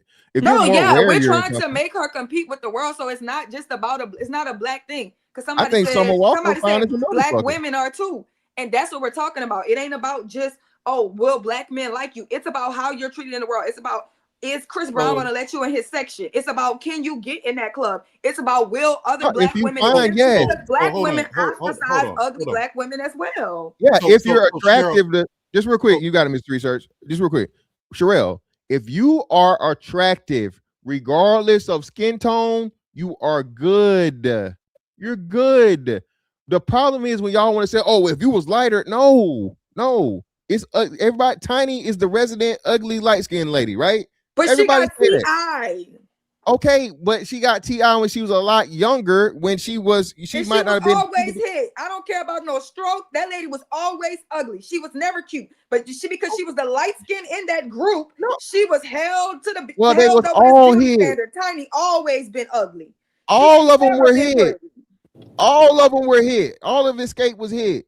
But she was considered the All of pretty one Escape because was she not was the hit. light skin one. She All of just Escape no. was hit. See, I think you equating the wrong thing with that, Sherelle. She just the one that T.I. went to, but that ain't make her the most attractive. She wasn't the most attractive one in the Tiny is held to the attractiveness. She was the pretty one. That no, you just saying that because she got with T.I. You not. That's not true. She's not held to the attractiveness. She just got with T.I. That's it. So Tiny that's what was I was going never to say. pretty to nobody. That's what I was going to say when they was doing the ping pong match. I don't think Sherelle wants a solution in her argument. What is the solution? All dudes should just when they see a dark skinned girl just praise. The solution is not. Wait, why you cutting me off? Why you cutting me off? That you was doing the same thing to Fantastic. So that's the point. You want this beat the dead horse argument.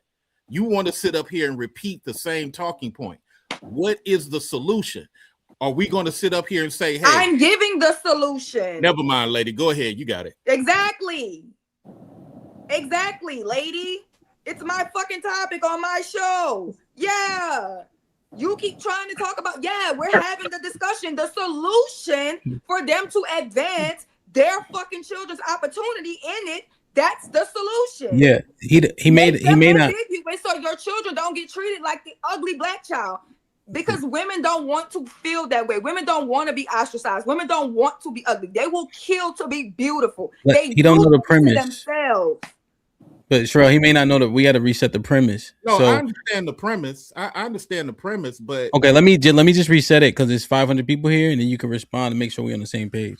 So essentially, because they're ugly and that's women's currency, and light skin seems to be preferred, and as does racially ambiguous or what we used to call exotic. She's saying that women should mate with men outside of black men to give their girls fighting chance to be more aesthetically pleasing. I just want to make sure I lay it clearly. Yeah, I caught that earlier, like 10 minutes ago when she slipped that in there. I caught that. Mm-hmm. Yeah, so that's not the slip. Or That is that the original premise? See, Fantastic. You didn't catch that. I caught that early. Well, I'm glad. Hold on. So hold on. No. Let me get my chance, Fantastic. Let me get my chance. I just want to make sure I laid it for everybody because everybody may not know. Yeah, so can I just throw in that I'm on her side. So me and her got the you same said that earlier, man. Yeah. So I have no problem if that's the case, because the real thing is just like Venus dated 12 different mayonnaise guys before she got her husband. Right? She dated the driver. She dated two tennis coaches. So whatever a woman got to do to get your ring, I'm not going to tease you or shame you for that. But I think in your rhetoric of beating the dead horse, you're trying to put that at the porch of BLK men. And what you really have to do is get the non-BLK men to step up their marriage proposals and stop just dating. Let me say it one more time. You got to get those dudes to not just date in mass, but actually drop to the knee to at least compete with the 30% of black men that drop to the knee. That's what you got to do. It's really not a black man porch issue. We're not the causation. Do we tease? Do we make fun? Yes, all those things are true. But if you want the solution that you're talking, and I called it earlier, you got to get these 4% mayonnaise men to get up to at least 15 or 20%. Talk to them. I don't think that's true. I think her point like directly combats that, because her point is, if you want your daughters to compete in the world on the grand stage and be able to compete, then the best option is to mix races, which I think objectively is just very reasonable if that's the goal. If your goal is to get a prince of England, then you need then like of course Meghan Markle has a better chance than just a traditionally black woman. I think that's objective. But if you do that, that will ultimately so you're saying that she has to get men to get other races of men to start to marry more black women, which he's saying is going to get other races of men to start to marry more black women. So that's literally, that's her solution to that. Let me clarify. Let me clarify her premise. The marriage thing is less consequential. They ain't getting married anyway, but they are having children. She's simply saying, do what you've been doing. You ain't been looking for marriage. The thing is, have baby by white, Asian, Latino men to make your daughter, give your daughter opportunity to more aesthetically pleasing. Okay, that's what she's saying. Yeah, you don't have to hold. Yeah, don't say it twice, Relly. We good. Don't say it twice. Yeah. So, hey, man, shout out to Sherelle. Shout out to Sherelle for the promoting divesting out here. She the Edomites. That's crazy. I didn't know Sherelle was with.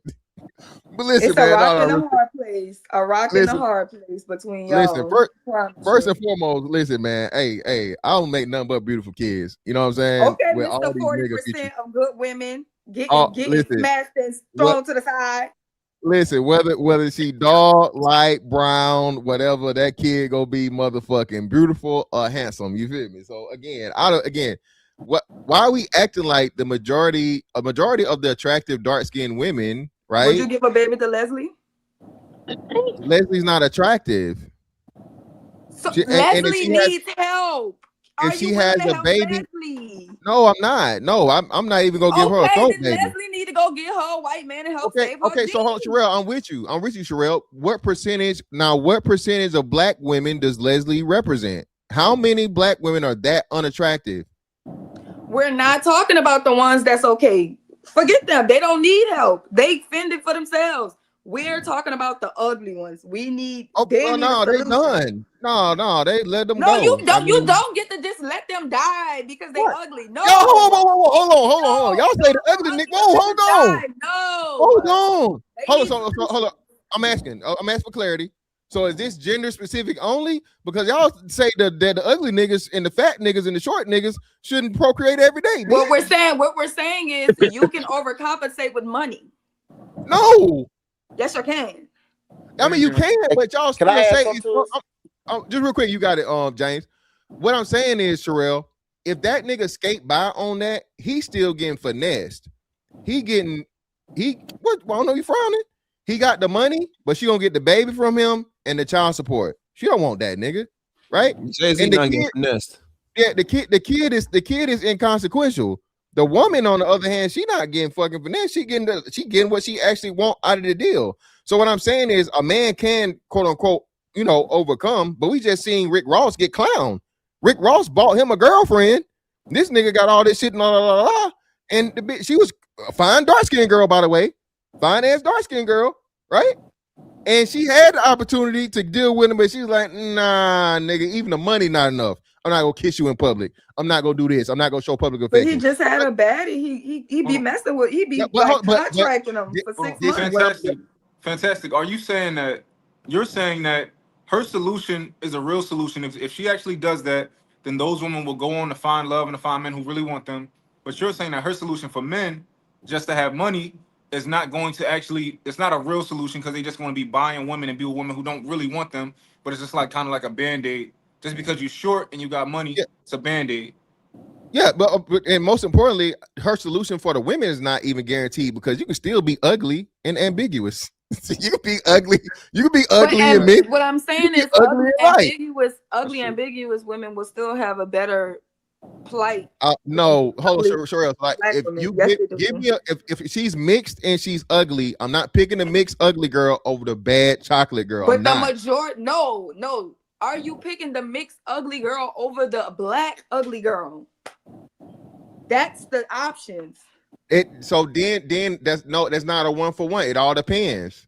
If they both fours, let's say they both fours, right? let's say they both 4s, And one the mix. fucking and one give head and one don't. Who get the best head? No, they're both 4s and one is mixed. No, I think she's Okay, talking but about. it's still on point. I think she's Fantastic. talking about. Something. I think she's talking about the culture of dudes who grow up in areas where exotic and or red bone is the top tier.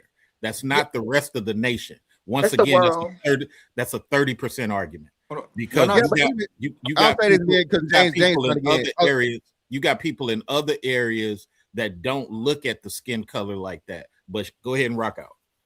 It's on James. James, you got it, brother. He waited. Hold on, y'all know what y'all not taking into consideration? The fact that how many men up here will marry a white woman? How many men would fuck a white woman? It's on my fucking list. At least half of us would fuck a white woman, right?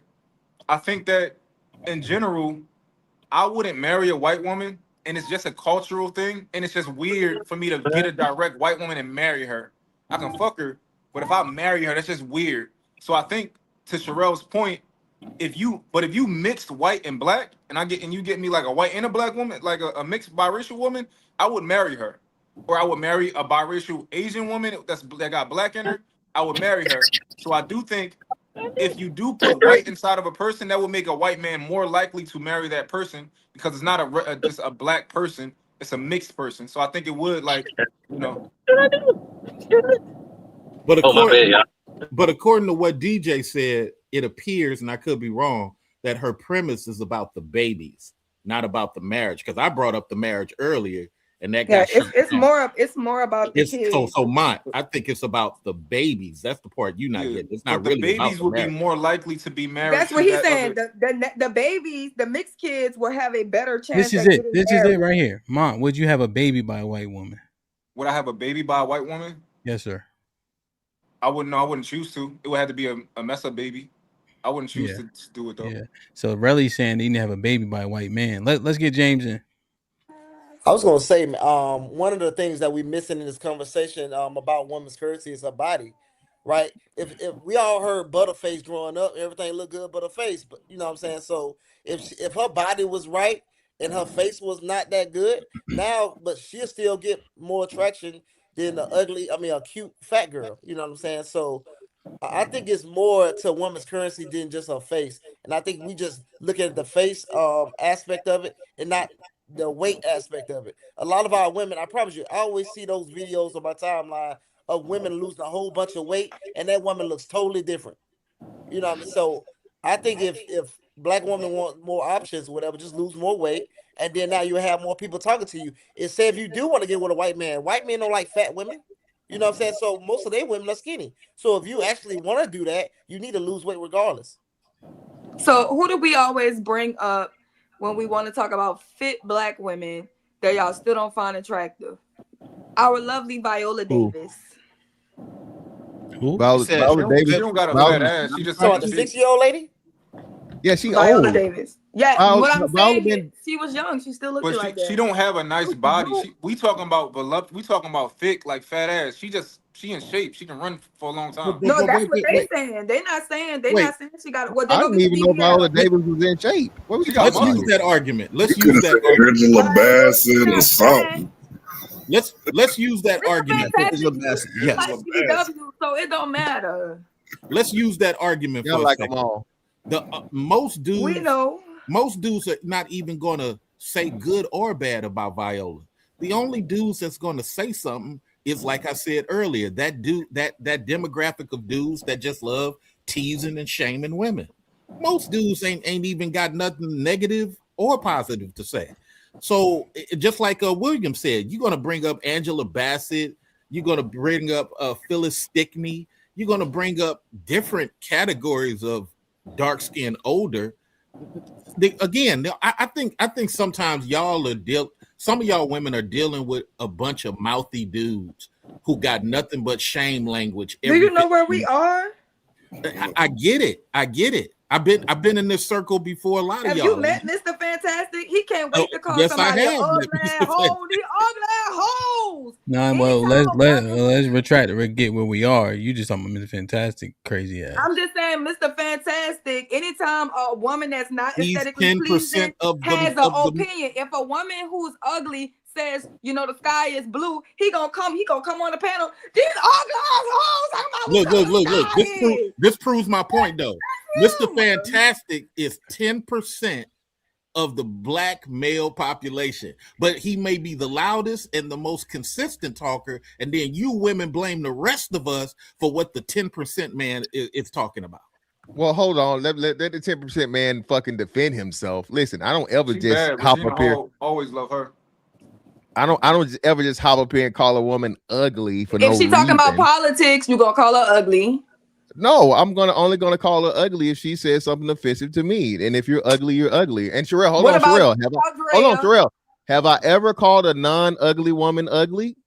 No, that don't matter. Still got it. Damn. Yeah, it does matter. It don't matter. So this is the problem. You said one of our TMBR girls is ugly, and most people think she's pretty. Who? Dana. Dana's very pretty. Okay, I'm not going. Dana has one of the best face cards that TMBR has ever seen. Honestly, she's not here, so I'm not going to speak on it. Wait, Sherelle. But everybody has their opinion. This is the thing, though. Dana is very pretty. This is the thing, though. See, I'm gonna tell you who called those women ugly most time. Like, what y'all said her name was? The one that played on Viola Davis. Yeah, Viola Davis. I'm gonna tell you what happened with the man that called her ugly. Cause they tried to talk to her and she didn't talk to him. That's why they say it right then. But most of the time, if they try to talk to her, they're not gonna call her ugly when they get with her. They just call her ugly because they trying to shame her because she didn't let them hit. A lot of times, that's what goes along with it. But she ain't the most attractive woman. But that's when they call them that. So the attitude, it depends on how her attitude gonna be with them. And some dudes just off the rocker, they might just call somebody ugly. That's Viola Davis. Yeah, she was younger. She was fine. She looked like a boy. No, like a little boy.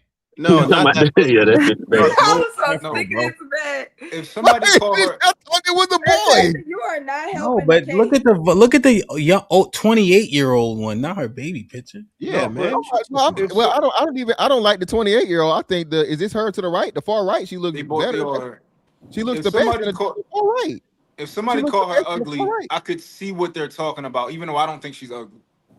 But I can see what they're saying when they say that. I'm not gonna call them crazy for saying it, but I think she's okay looking. But I don't think she's attractive. I don't think she's appealing. I don't think most men would go for her. Thank you. So just real quick. So this is what I'm saying. So the poll, it's like 45-55%, right? To where y'all say over under, right? To me, and everybody's scale is what's in. My scale is usually right. So being you one up or down. So I said 60, whatever you made it 5.5, right? I'm not saying the girl is unattractive. I'm saying she's nothing special. If I walk past her in the mall, I'm not trying to get her number. I'm not looking back. I'm not looking back over my shoulder. It's nothing to where she's anything special, right? I do the same thing with light-skinned girls. If a light-skinned girl would have been her, that's a 5 or 6 and so on and so forth. You know what I'm saying? I'm not whatever. What I'm saying is you can't take the opinion of a woman that isn't that where it's questionable to the reasoning as to how and why you're being ignored or you're not getting the attention that you feel like you deserve.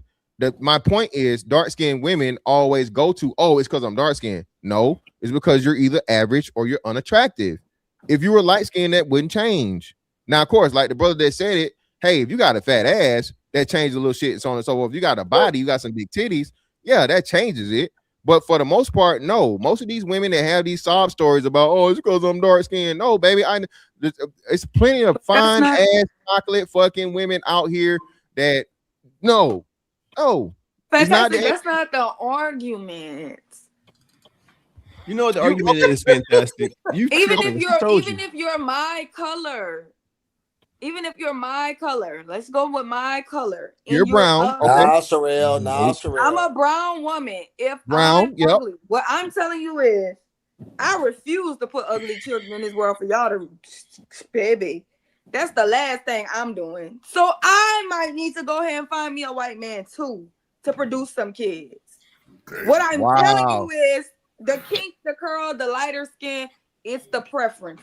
Why would I want my children getting bullied and ostracized? No, and hold on, Fantastic. Let me ask you. I damn sure Finally, Williams. Finally, Williams. I have no baby Hold with on, no hold on. Williams on Mr. Research. Them fucking kids gonna go through torture. Let me ask this question. don't Why do trust y'all you no consider more. a black to I get don't bullied? trust y'all to do right by ugly black women. Y'all just won't do them right. Y'all, they good enough to fucking discard. They good enough to be a baby mama, but not a wife. They good enough to fuck at 3 o'clock in the morning, but you cannot bring her outside with your friends. And I don't think that that's a lifestyle that no woman wants. So at some point, we're gonna have to try to elevate women out of that situation, because I just don't want that for them. And if I understand that the racially ambiguous children will be propped up in society and have a better life, is that a logical option for women who don't want their children going through the shit that we're going through? Black men do this shit all the time. They go find the yellowest woman so that their children don't have to go through that dark skin shit that they went through. Black men do that shit all the time, and y'all let them scapegoat it. Y'all let them override it, and they do not want their children to go through that dark experience. They don't. True. We already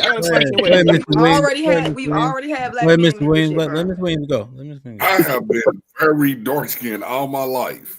And I didn't catch it as bad as the light skins, especially my lighter brothers. But then I have several chocolate children. I have 3 of them out of the 8. And they never got bullied for being dark skinned. My oldest child tomorrow. Y'all telling me that y'all anecdotal experience? 33 tomorrow. My oldest child will be 33 tomorrow. Never got bullied for being dark skinned. I'm asking you, do you think that your anecdotal experience is trumping what goes on a world stage? That's what I see. I do not see a lot of dark-skinned kids getting held. They actually it's not about being dark-skinned. It's about being ugly. And I'm saying you keep, but Sherelle, you keep conflating them though. You keep saying dark skin and ugly, and then you keep saying that. Real quick, Mr. Williams, finish your thought. Finish your full thought. Go ahead. What I'm saying is, even me coming up, for one, I didn't get teased for being ugly. Now, did we throw the dozens and everything? Of course. It was black jokes, but as me being dark skinned, I knew I was gonna have to light their ass up with all kind of light skinned jokes anyway. And then I have siblings, so guess what? Two of my siblings are light skinned as hell. I call them light bulbs. Hey, that's what it is. We throw those kind of jokes with each other, but we don't say that we ugly or nothing. We just throw jokes about dark skin and light skin. Wait, are you saying? My bad, Hamp. Yeah, I was trying to clarify. Are you done? Yeah, I'm Go ahead, Chi. So you're just speaking in general for just you, or are you speaking for like the average dark skinned man talking about average dark skinned stuff that we came up with? And then you got to think, man, Big Daddy Kane, when I was a kid, dark skinned guy rapping with a suit on. Hey, we ain't having issues. So do you think that it's different for dark skinned women? I don't think so. I Did think they have a Big Daddy Kane? Did they have a Big Daddy Kane? What is their model to look into, to look up to? Big Daddy Kane for dark skinned women. Yeah. Oh, you talking about as far as women? Like you had brown skinned women, a darker hue with Pam Grier, all of them. Like you had not brown skin. Naomi Campbell. You had all of them. It was for black women. No. I know who I like. We talking about dark. We talking about dark. All right, let me talk to Mr. Williams real quick. Let me talk to Mr. Williams real quick. Foxy Brown. So was Mr. Williams, yeah, Foxy was fly. So Mr. Williams, I think you guys are right though. I think that the skin color can't be removed, because we're also saying in the same breath that the light skin, less attractive, is still more preferred. So if a person is darker hue and average looking, to have kids of a lighter hue and still be average looking, she'll still be above the darker hue woman. So I think we can't continue to exclude that, because we've been kind of saying it. Now, Mr. Williams, she's been talking about women's experience specifically. And so you're simply saying you didn't see dark skinned women go through a little bit of a discrepancy or disparity in terms of treatment or attractiveness. No, I mean it was their behavior. Like if you had a loudmouth chick that could, you know, you could have had a dark skinned, pretty ass girl, but if she was a loud mouth and all of that, we would consider her ugly because of her behavior. But pretty's pretty. So if you had a dark skinned, like I have one of my siblings, they don't like light skinned women at all. He don't give a damn how beautiful she is. He wants a dark skinned, pretty ass woman. He don't give a damn how interested that light skinned, pretty woman is. That's not his preference. His preference is dark skinned women. I will say that I do think that we are dismissing the experience of childhood. And I think we've all, no matter where we live at, we understand that, like, when you're younger, for whatever reason, the dark skinned women just happen to be, a lot of them happen to be less attractive. Maybe they don't grow into their looks, but it was a girl in middle school who had a crush on me. And until she became an adult, I was like, wow, she's actually really nice looking, but she had to grow into her look. She had to mature into her looks. I also wasn't attracted when I was in middle school at all. Like, and then women started liking me when I became an adult. But I think that that's a part of that experience. Like, I don't think we can ignore the fact that dark-skinned young women do get called African booty scratcher. They do get they do get the jokes and all that type of stuff, and it might take them some time to grow into their actual look, especially if they built like a boy. Like, they built like boys in that time. So, well, it's not only that, but the thing he said was we would call them ugly because of their behavior. But when you in school, you don't say you ugly because of your behavior. You say you ugly. That's the problem too. Like, I think these things agree with them, though. Oh, you don't have to agree with them. It's just the idea that still doing that currently. I mean, because hell, my niece. I'm saying, Chiggy talking. Let Chiggy go, and then we'll get it back around. Chiggy, go ahead. What I'm saying is there may be clarification or distinction now that you're older, and I guess, you know, maybe you can recall how you felt or thought about somebody when you were younger, but the words that came out of your mouth is you're ugly and you're black, right? And the summation of what you're saying is you're ugly and you're black, and they were never separated. It wasn't distinguishment, and none of those things mattered until they got older. And by the time you get older, right, you can't overlook the experiences that somebody has from a younger age to I guess, adulthood. By that point, they've already made a determination like, hey, I have to work through this. All right. So I think when we start saying, yeah, we call them ugly, but it wasn't because they were or it wasn't because they look bad. It was because their attitude was bad. Nobody knows the distinction between that when they're young. And I think they do. They do. We do. No. Well, no, we got to be honest. I wouldn't call them. Never called nobody ugly because they was behaving. We kids being a badass kid. If you're a badass kid, you're just a badass kid. You weren't attracted. That's what I'm saying. We were talking about attraction, right? That's what we said. We was talking about their behavior. We never called nobody ugly. No, if you ugly, it's because you ugly. I think. Yeah. But we were talking about when they. That's what I'm saying. Like the words that they conflating. Or that's what's throwing it off, because now they say attraction, you're attracted to it, you're not attracted to it, or then they saying ugly, or they saying your skin color. So when you keep saying those words, now when we hone in on the attractive, now we saying what's attractive to you? A loud ass person, or a person that's meek that's gonna be nice to you? Well, no, we talking about from childhood though. We only referring to the childhood part, not but right. When you at your childhood, right? Yeah, but we don't have that differentiation as kids. We all kids. We don't care about that. Yeah. If she's a pretty girl, is pretty regardless. If she's pretty and she was fucking horrible, she was an asshole, she's bad. You just say she's an asshole or a bitch. You want to call her an ugly bitch? She's pretty. Yeah, she's just an asshole. So we're saying because that's what I'm saying. That's why I think we gotta hone in on one of those words, because we can't say attracted. You get what I'm saying? So if she wants to get away with the attitude, we just need to get her a Mexican daddy so she could just be a spicy Latino. Because when they have bad attitudes because they got the light skin, it's spicy. It's no longer a bad attitude. She's no longer rude. She's just a little spicy. Them women will curse you out in Spanish from A to Z.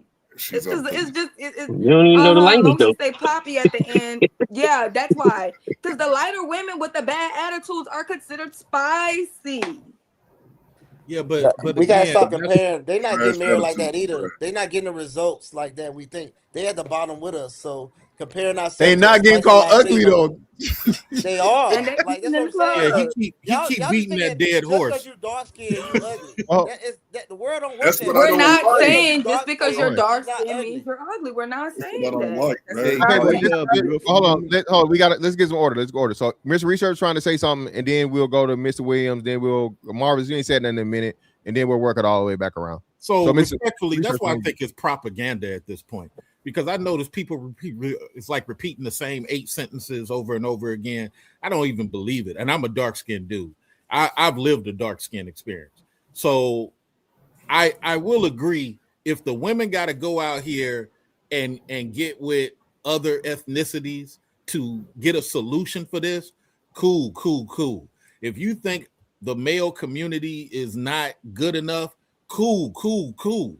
But it's starting to lean into propaganda shaming. It's like, look, I went through what I went through. The dark-skinned woman went through what she went through.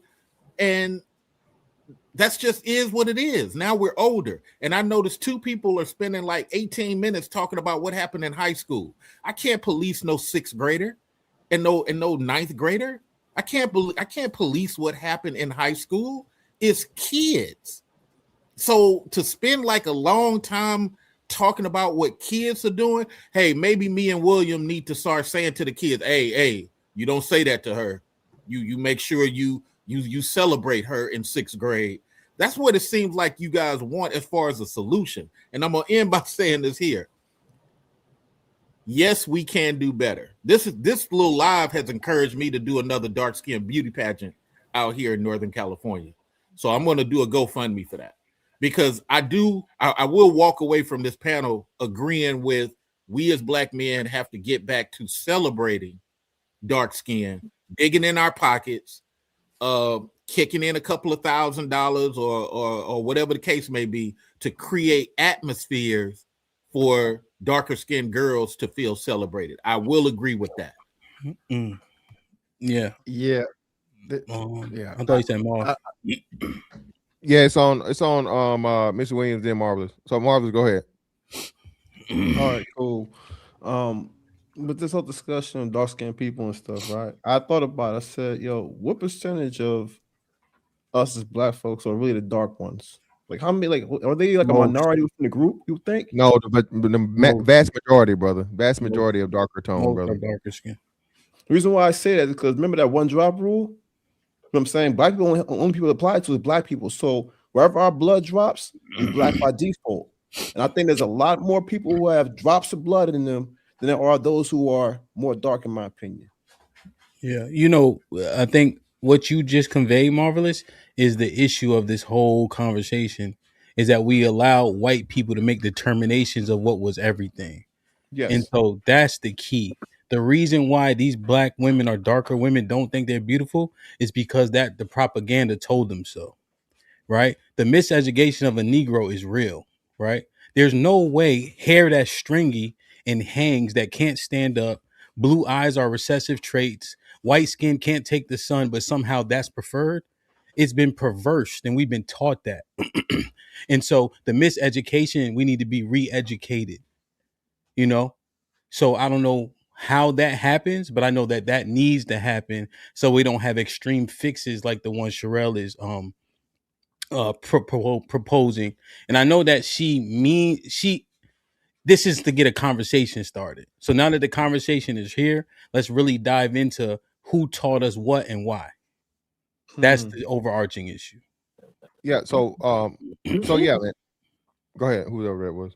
No. I was my bad. I'm thinking I'm on mute. My bad. Okay, cool. So yeah, man. This is what I'm saying. I think there is a lot of underlying, trauma, self-esteem issues that Black women suffer through, for whatever reason, right? But at the same time, though, you can't carry that through life because you haven't built resilience or whatever. And like I said, I just know because I lived this. Okay. As soon as we hit middle school, and like what Mont said, you start filling out them jeans and you stop going from a box to a Coke bottle. All right. The tune changes. That don't happen for us. That don't happen for the boys like that. It don't happen for the boys like that. It does not happen. And that's what I'm saying. So, and part of life is this, man. That's another thing too. Sherelle is completely totally right, and I'm glad she's a woman saying it, because when niggas say, "Oh man, it's just a talking point," understanding that a woman's beauty is paramount over everything. A fine woman ain't really got to do shit in life but exist. Fine woman, just be fine and fall across the right goofy rich nigga, right? But the other part of it is all the women that aren't quote unquote fine, your sixes and below, your average, that's the pocket. Most niggas understand and know they're gonna fall in the pocket of a 5, and if you lucky, you get to a 7, and you live your life and be happy. Niggas don't talk shit, yeah, la, but the ugly shit, niggas don't even lie. What time is it, y'all? It's January, adult Christmas, tax time. Niggas about to be out here with them ugly ass baby mamas. They don't want nobody to know they got for that tax money, holding hands in that line, hugged up. So this is how I know niggas say anything. But as you say at the same time, niggas will fuck most things. Pause. Right? So this thing that you're saying is women don't, it's not gonna change. I done seen the my 106-pound life, all them bitches got dudes. Okay. And when they be out here at Golden Corral, or they be out here at the mall, they be out here with dudes. Okay. So this thing as to where niggas don't want a ugly dark-skinned woman, even an ugly dark big woman, it's cap. It's cap. Do they want them or are they using them? Huh? Right. Do they want them or are they using them? No. How are they using them? I'm saying you just said they're using them for their taxes. Well, I'm saying, Sherelle, I'm kind of being hyperbolic. I'm making a joke, but this is what I'm saying. This man had a baby with this woman. You know what I'm saying? Possibly mistakenly, but if they got several children together, he was in a relationship with her. And what I'm saying, for the most part, no matter what a nigga say, most niggas are gonna fall with dealing with a woman that's a 5 or below. Most dudes hope for the 5 to 7. You know what I'm saying? But most dudes are gonna fall with a woman that's either average or under average. Let's make a stronger argument. Okay. Really, let's make a stronger argument. That's you look like you freezing a little bit. Maybe is it just me? Yeah, she's delayed. Yeah, you gotta. I'm delayed. You delayed. Yeah, you a little delayed. You kind of been delayed for a while, but we working through it. Oh, let me start over because I got off the Wi-Fi. So the thing about it is, like, that's not even the using the thing. Here's the question: if women required marriage for sex, would niggas get married? Yeah. Yes. Yeah. History shows that. Hell no. Hell no. Hell no. You saying men would just go without sex? Hell no. Come on, no. Hey, Sherelle. So my question was, if women required marriage in order to have sex with them, would men get married? Oh, I misunderstood. I thought you were saying, see, jumping out the car. Okay. Jumping out the car. Niggas be married out there. I'm like, nah, I misunderstood what you're saying. I thought you were saying like they didn't require it. Yeah, and I understand I understand that, you know, there's going to be women out there. So what it is you accept things based on how you view yourself, right? And I think that continues to get glossed over. You can't be used unless you open that door when you get that refund check from the government, right? So it's about how you policing yourself. And if they see themselves as lesser than, then they're gonna require less and therefore expect less, and then by proxy receive less, right? I'm telling you, the empowerment that we don't understand about ourselves is hurting us overwhelmingly, you know? And so that's why the propaganda is ever to be perpetuated. See, what happens is it's created in one place and then perpetuated by the people that are living through it, right? So we put the same jackets on each other, right? So maybe white people did make Eurocentric beauty the standard, and then we also agree and then continue it forward. You see? So at a point it's them, but then if we perpetuate it, we got to take the blame for it too. So we got to really have a conversation. So question. So if I expect more, if I expect as an ugly woman, what average or beautiful woman does, am I not delusional? Wouldn't I be called delusional?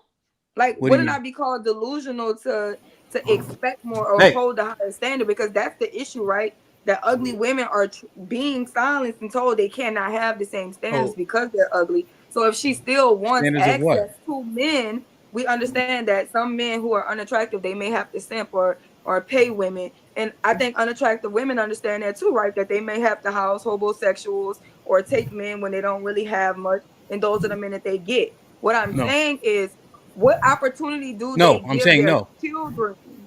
Oh, okay. Well, that's what I think. I'm already saying no because we keep talking about the man who is upper echelon of things, right? There's no way that if you know you're less attractive that you would expect access to that man. But there's plenty of men right around them who they ignore. That's the argument. That's the problem. No, so what I'm saying is let me drop every woman wants that. Every woman wants the hemp who's going to pay her bills. And if she's not pretty enough, she needs to make sure that her daughter is pretty enough to get a hemp in the next lifetime. She does No. not have to keep on settling for less than. Yeah, here's the thing. Except for what percentage of people pay all the bills? So here's what we do. We Not a lot. perpetuate, we just say a thing, but then when you vet out the thing, you can't vet it out to a point where it's even the average amount. You know? Wait, but that's so But you're not getting a lottery ticket at all to getting a lottery ticket. Most people are putting in money. Trust me. Most people are putting in money. All of their money. Okay, but got. So Hamp, I think the thing that's being missed, or the thing she's trying to say, is the probability of you being a woman that is well kept or kept at all is based on your attractiveness. If you already know that and if we all agree, most women want to be, let me make sure. Do we agree that most women want to be taken care of? They want a man to, probably take care of all the bills. We don't agree with that.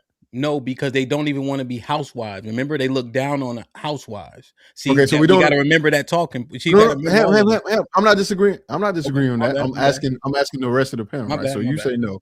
Do you think most women? All right, I'm asking because you gave your answer. You think to most women want to be taken care of or want the men to pay all their bills? Yes or no to the rest of the panel? No. Yes. It's a talking point. Yes, they want it. They just say that stupid shit that Hamp said they say. So yes, a woman wants to live a fucking life.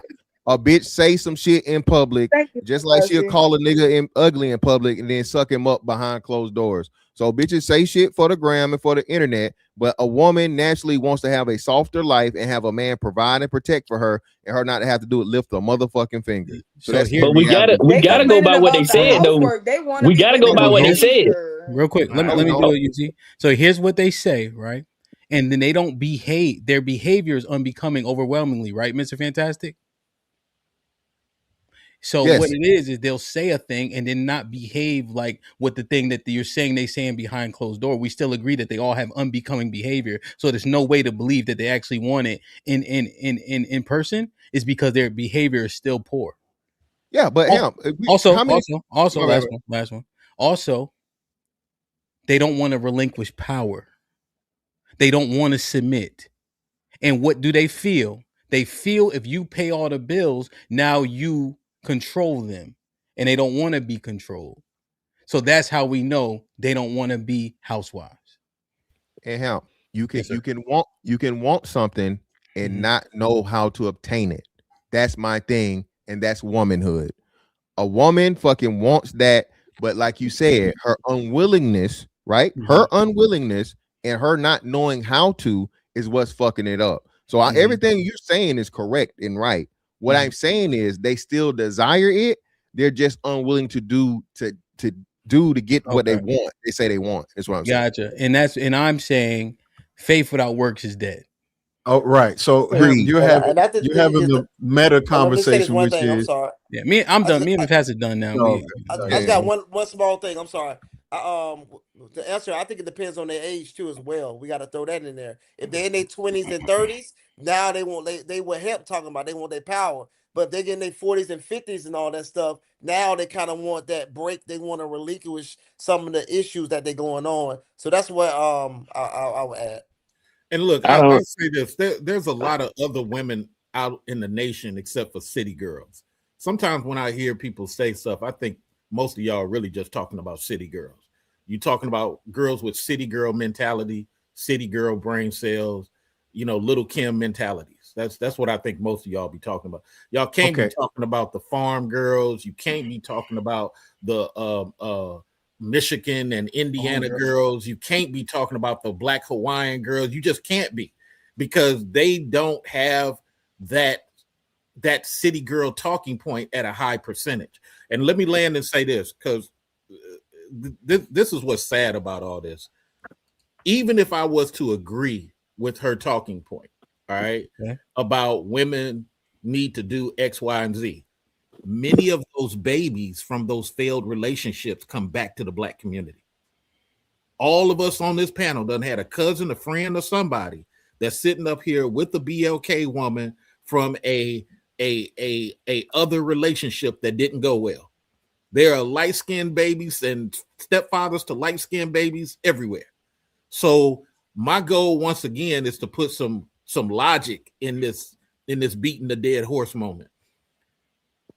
If they can get other cultures of men to operate the way they want to, they would. This is not just a BLK man issue. And I know we just having a discussion, but it's not just a BLK man issue. Half of us are great toward women of darker skin complexion. I know we have a whole parade out here for dark skin every year. Let me finish. We have a whole parade out here every year for dark skin. Maybe people in Vermont not doing that, Texas, I don't know. But I think that woman, and I'm landing, that woman has to go where she's celebrated.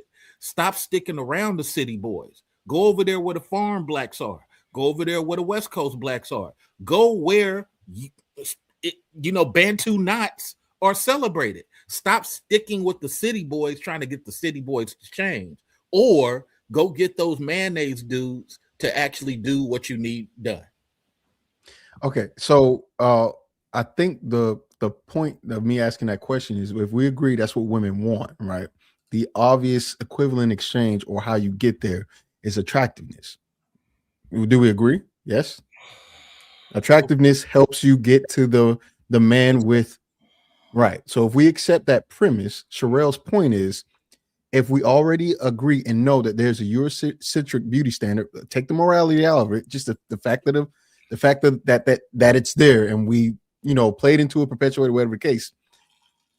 What is the thing that would make a darker skinned person more beautiful, or more along the lines of Eurocentric beauty standards that seems to be accepted by all races of people, including Black people? But would it be mannerism? Let me. I'm giving multiple choice answers, and I'm just curious. Is it option A, lighten the skin color or tone to better match the Eurocentric beauty standard? Is it option B, which is stay within the same, skin tone, and hope that you get a lucky baby and one of these babies turn out cute, although you ugly? Or is it C, it just don't matter, you just need to have a good attitude, and if you want a man that pay all the bills, you just got to look up? Like, what is the out of those three options, what would you pick? The attitude is the thing. Because the attitude is going to get you. The attitude is going to keep you wherever you're going. So attitude has to be the thing. Okay, so for those who are picking the attitude, do you think there are more unattractive women with good attitude that get niggas that pay all the bills, or you think it's more attractive women with bad attitudes that's getting niggas that pay all the bills? But there's more simps in the world, Playboy. You already know that. Well, no, that's not what I asked you. That kind of goes into decision making. I asked you a simple question.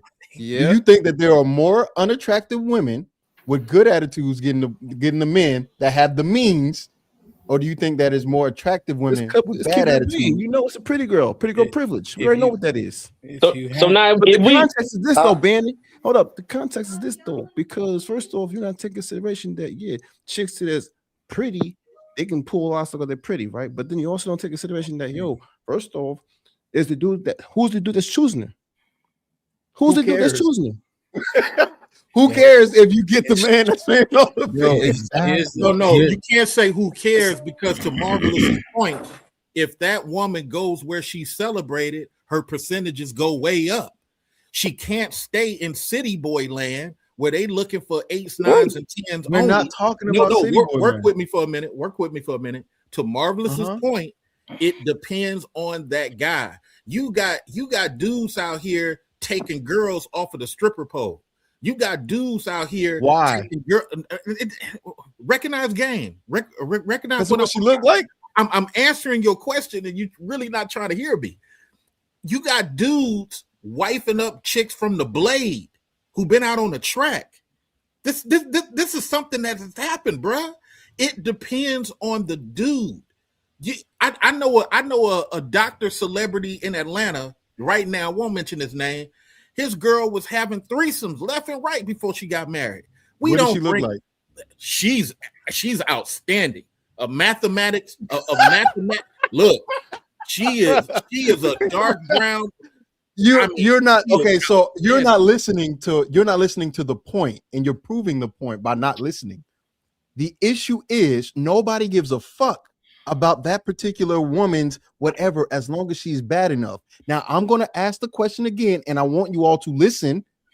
If we already understand and comprehend that there is a Eurocentric beauty standard that all people, all races have accepted, would it make more sense to have your offspring be closer to that because she will be considered better, or would it make sense to have a dark skin on the opposite end of the spectrum just for you to be a model and be considered mid?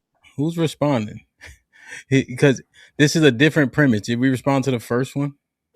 Okay, fine. What's the first one? Well, the first one you said getting all their bills paid, right? So Sure. At what point do we speak reality? So if 27% of them are married, who the fuck getting their bills paid? Pretty or not? See, this is the thing. This is why disposition is what we need to focus on. What's the average income for a married household? And a married household with kids. All right, HAMP, fine. I'm not saying, and I'm not disagreeing that the percentage is lower than half, if even close to half. We'll say it's 25%. Who do you think at 25% has the better chance? The best looking woman or the mid to lower? The better looking woman. Now, but I answer your question because I answered. All right, now I'm gonna answer yours. I'm following you. Okay. You did the same for me. I'll treat you the same way. It's inconsequential because ain't nobody fucking married. So the thing about it is the correction needs to be had in terms of behavior to get what you want. And I think that's what we're missing, because here's what the men said. They'll go down in looks for what? Cooperation. So we have to make sure that we keep the conversation in totality as opposed to pigeonholing it to one thing. We're on the same page. And here's the thing. I let it go for 3 hours and 46 minutes. Now I'm here. Oh, you're right. Go ahead. No, I'm just saying. Now I gotta rebut now because y'all had Mr. Fantastic talking about the whatever he was talking about, and Jane talking about they Joan. Hold on, let me finish with Miller. Jane talking about they was Joning. Marv said something about the moon and the stars. UT yelling in the microphone. Mr. Research talking about the parade 20 times. I said, you know what? It's my turn. Mr. Williams talking about Kentucky. Like we care about Kentucky. I'm like, bro, no one's dealing with what's being said. Okay. Hamp trying to revive these niggas. But this is the point. I don't understand why y'all keep making about yourselves, right? Mr. Research keeps saying it's not a black man issue. We're not blaming black men. We understand that you don't control the beauty standard in the country. We understand that. We're talking about women being able to compete on a world beauty standard. You may not control it, but you have failed for it. The majority of black men prefer ambiguous women too. You have failed for the propaganda as well. You only talk about black beauty when it's time to keep your women to yourself. I'm telling you my solution. I know you hating on my jacket, okay? Period. Hating ass. See what I'm talking about? Always hating on a black woman. Period. This solution is for beneficial to black women, and it may not result in a beneficial to black men. And I continue to say, y'all do not want the best for black women if it does not benefit y'all. This is black. I was gonna say this is not about marriage. This is solely not about. I don't give a damn if they want to get married. I don't give a damn if they come back. The point is for them to have a better treatment in the world. When you can say that beautiful women can get out of speeding tickets, beautiful women can get out of court, beautiful women can get into clubs for free, beautiful women can get all of these perks.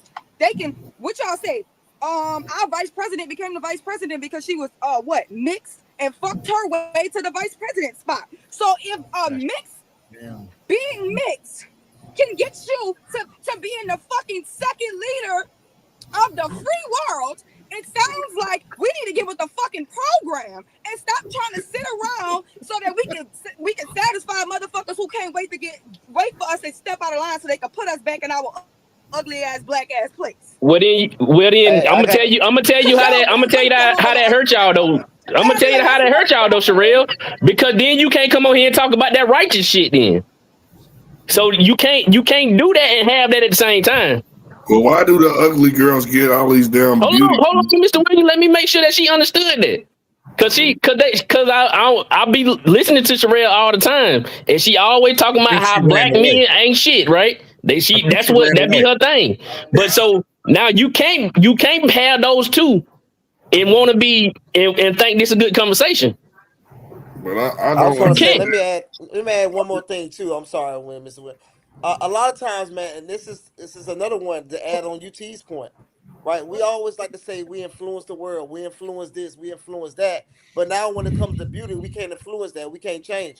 You know what I'm saying? So if the beauty standard is this, if we influence the world, why can't we not try to influence the world with beauty standard? If we influence them in dance, all this other type of stuff, why can't we just go out there and influence it that way? That's another thing to think about. So hijack, brother. That's why every time we do set the trend, they hijack the trend from us. But I don't understand. Got started up because Ray J started that chick up right now because no one was trying to be like a Kim Kardashian until a black man put her. You know what I'm saying? I'm just saying what it is. Like anytime there's a trend, like with lips, hair, makeup, whatever it is that black women start, the other people they take it and they run with it and become more successful with it because they have more representation. I'm just saying what it is. But these ugly ass girls, they be getting Maybelline commercials with the makeup that matches us dark skinned people, all this shit. What are y'all talking about? Like, that's been going on. It's been a trend. Y'all act like ugly women have not been at the forefront and been getting shown love. They have. Not answering any of these questions. Y'all are not answering anything. Saying, like, I'm tired of hearing they don't like them. Yes, they do. They just call them at 3 sometimes. You are not listening to the point. The point is, let's just ask a simple question. Do attractive people live better lives? Yes. You want us to agree with you. Yeah, we agree with you. You want us to agree. It's no. You see how you had to do all that extra instead of just saying yes? Because it's an obvious answer. You gotta elaborate. No, you tried to pigeonhole me. Do attractive people generally live better lives? Yes, hands down, Cheeky. Yes. Yes, they do. What the fuck are we talking about? Again, hold on. Let me, Cheeky, Cheeky, you right. But you remember what I said earlier, right? My bad. Am I real loud? Yes. My bad. You good. But you remember what I said earlier about the words that y'all use? Because I asked you was the color attractiveness, right? And y'all said we're not using that. Now you bring it back again. Hold on. Yeah, he's not talking to racial. He's just saying in general, regardless of your skin tone, regardless of if he's moving the goalpost. He's not moving them. He's not moving the goalpost. I'm gonna tell you, yes, he did, Fantastic. He did that earlier. That's what I'm trying to tell you. They did him and Sherelle did that earlier. That's why I kept on saying, what word we gonna use? Now they went back to the attractiveness. So when you go back to the attractiveness, that messes up your whole argument. Because if you ain't using the skin color no more, it's just ugly. That's what we've been saying. If you ugly, you ugly. If you're not, you're not. You've been missing the whole point that most people, if they're unattractive and they're black, there is no separation between the two. They typically link it together and they're unattractive and they make black part of it. That was the point. If you are black, you are just black. If you're black and attractive, don't nobody say nothing to you besides you're dark, right? Period. You just dark. But when you're dark and ugly, they say you're black and ugly. They can't separate the two. That's the point. But that's the thing. That's just like what James was saying. They was using light skin against him to be. They always make them as call him ugly. They make it as fit, but it's a negative connotation though. Did they call him ugly?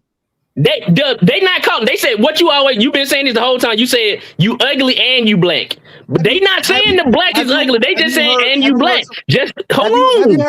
Have you heard somebody say you light skinned and ugly, or they just say you ugly? Yes. Pretty boy, you funny looking pretty boy. Yep, I've heard that. You're a Funny pretty look. boy. All You're right, funny talking boy. about women. We're talking about women. We're not talking about men. Moving the goalposts. I think The whole show's been about what the please kick. If Yo. it's the bounty's on, I will pay for the bounties to be on and pay to get people off. I will do both. Okay, Hey, I'll do that too. How much? How much, Ham? Jesus Christ. How much, Ham? the dollars equal minutes. So $5 equals 5 minutes. That's how it goes. Okay, where's the link? Oh, it's just super chat. Okay, bet that.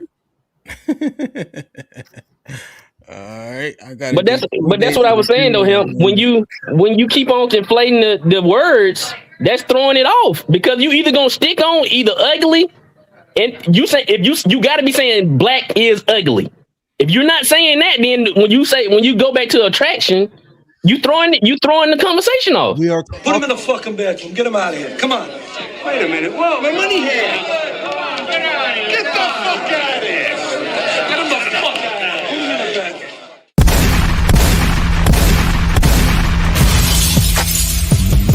Niggas want me dead. So still, the prices on my head. The cock my shit and I pop my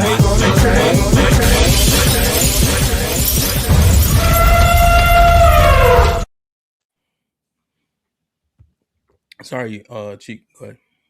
The point of this whole conversation was when we're talking about dark-skinned people and them being ugly, there is no separation between the dark-skinnedness and them being ugly. Don't nobody say your melanin looks fine, but your face is just fucked.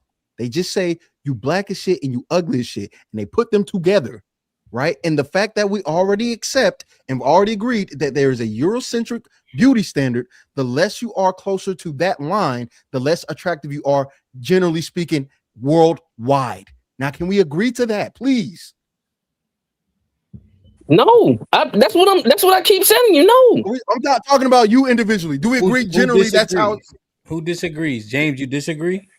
Yeah, I disagree because he's saying you ugly, and when you put the and in there, that's two separate things. So that's what UT is trying to point out.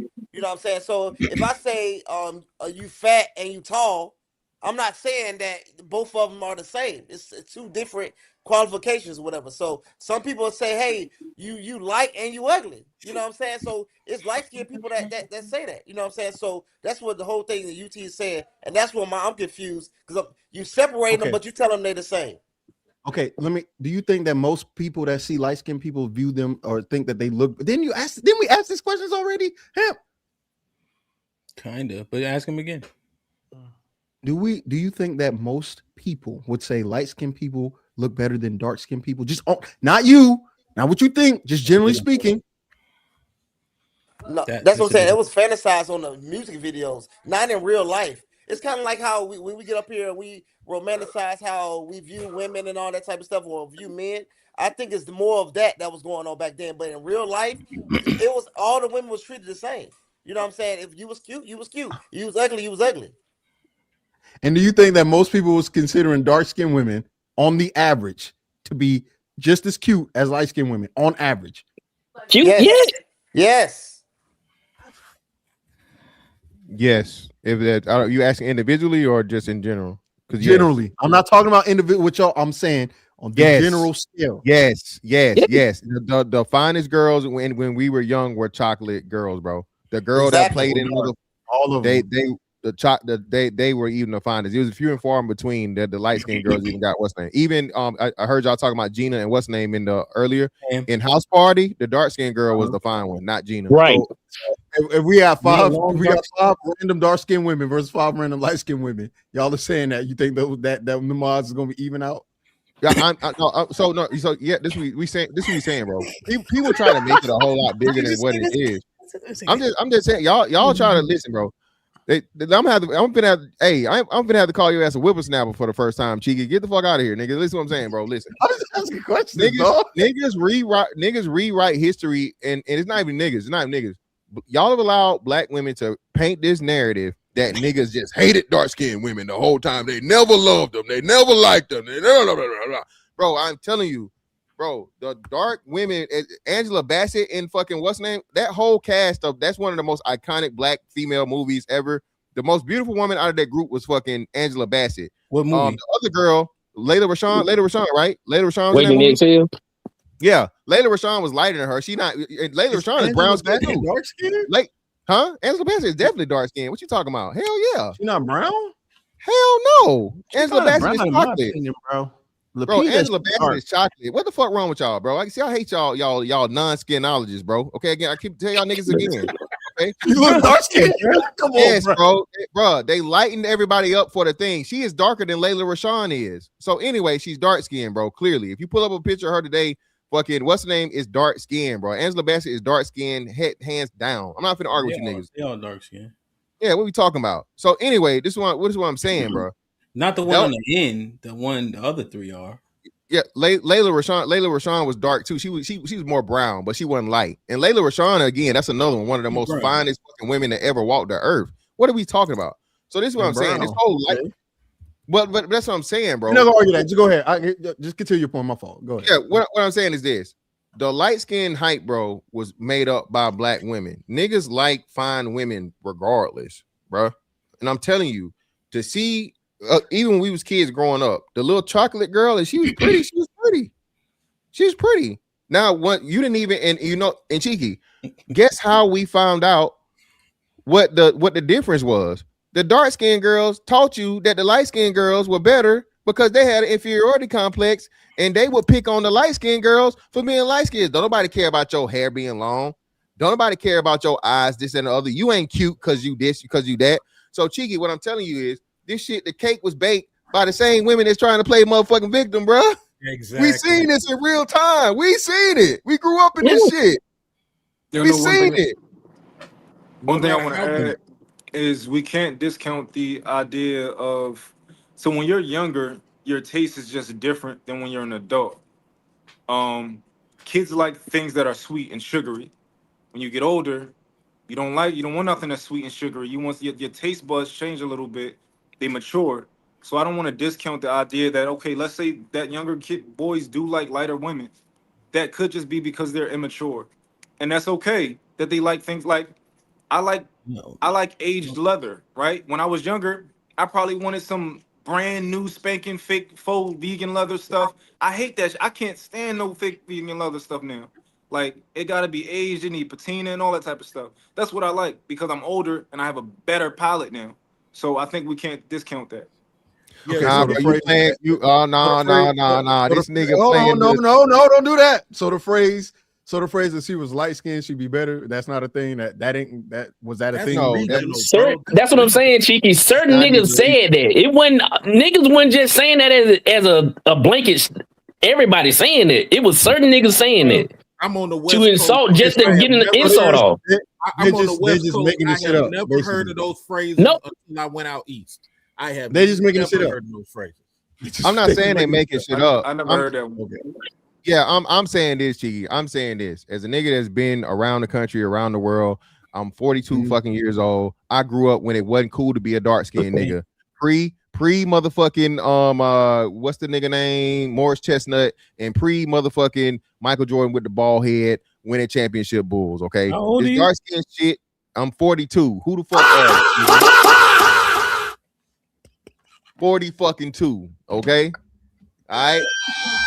With more hair than all you bald niggas. Okay, and the only person that got the same hairline is probably James. I think Cheeky eyed up under that hat. The rest of you niggas. I'm bald, dog. Put it back on. Damn it. Put it back on, nigga. All right, you hold it on, brother. But anyway, I love you. I love you, right? You know I love you, right? Anyway, nah, man, this is what I'm saying, bro. Cheeky, I'm telling you, a lot of this is the part. This is the part that's fucked up, Cheeky. I seen this shit happen, bro. The whole process. This is why I'm so vehemently against it, because, bro, niggas have always showed the dark women the love, because most of them, a lot of, like I said, the majority of people are dark. Your mama dark, fam.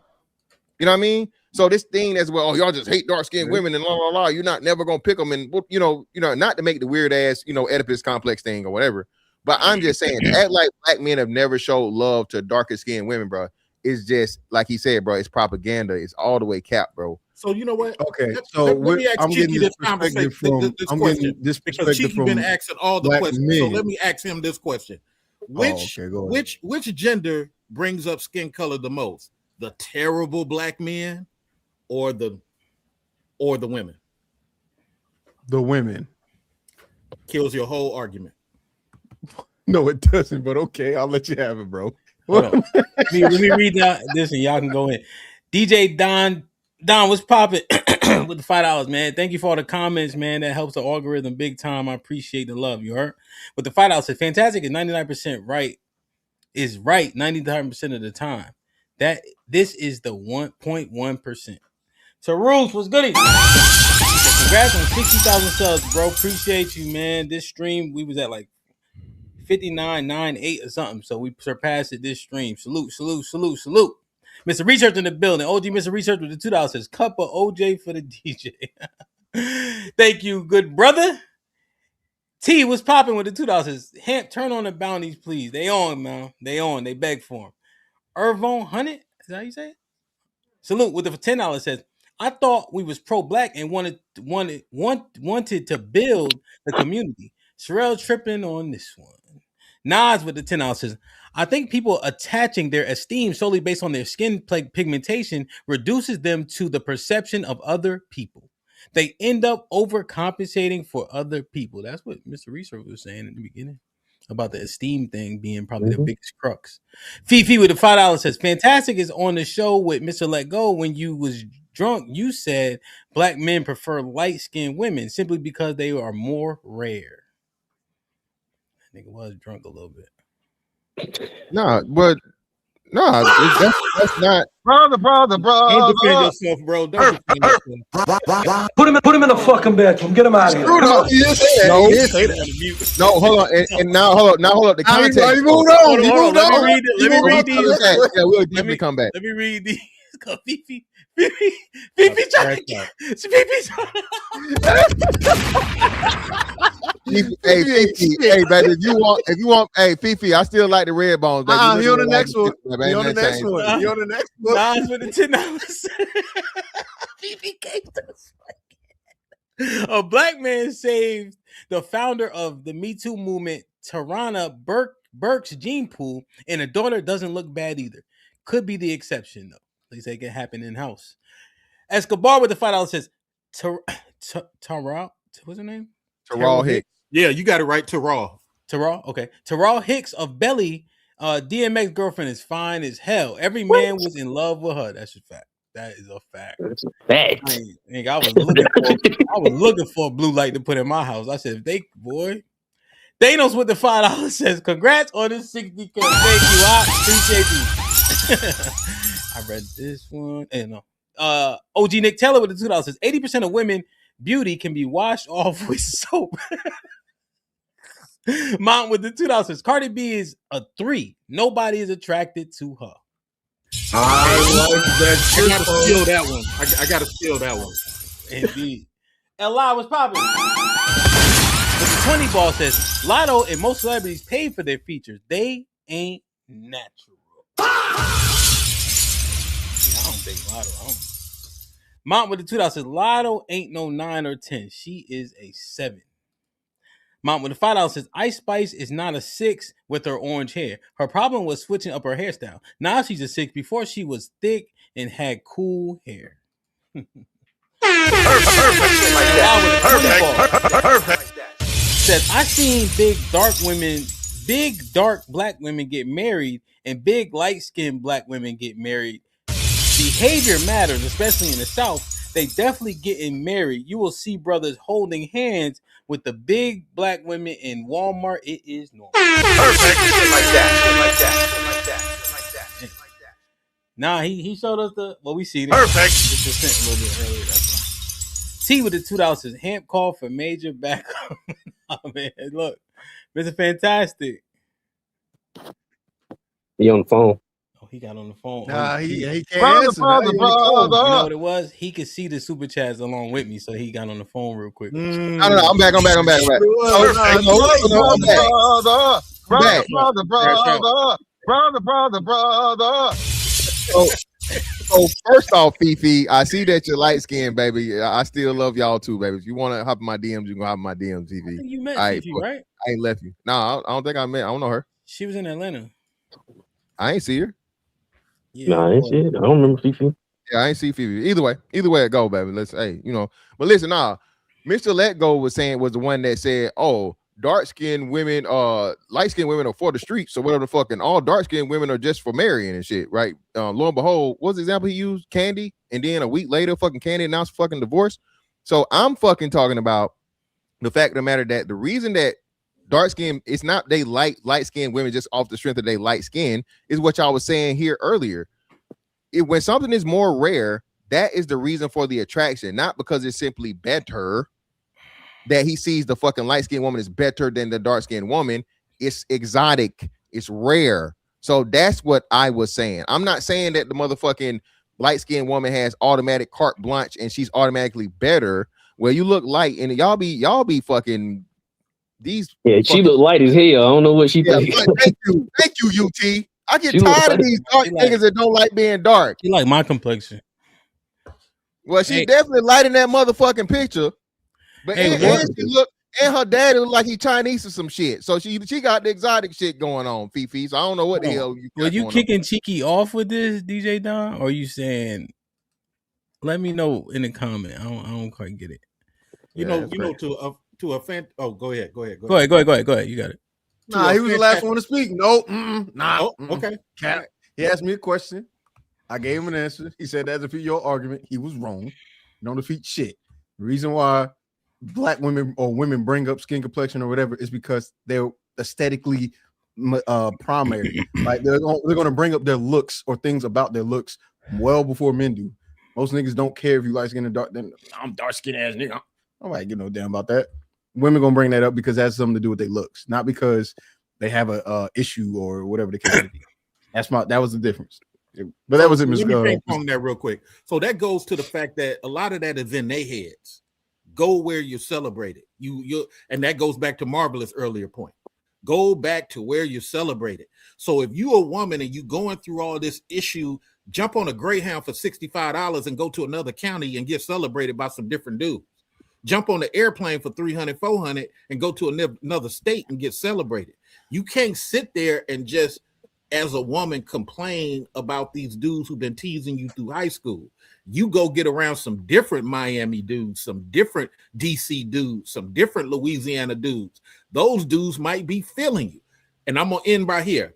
I love a big-chested, Mae West type of dark-skinned girl.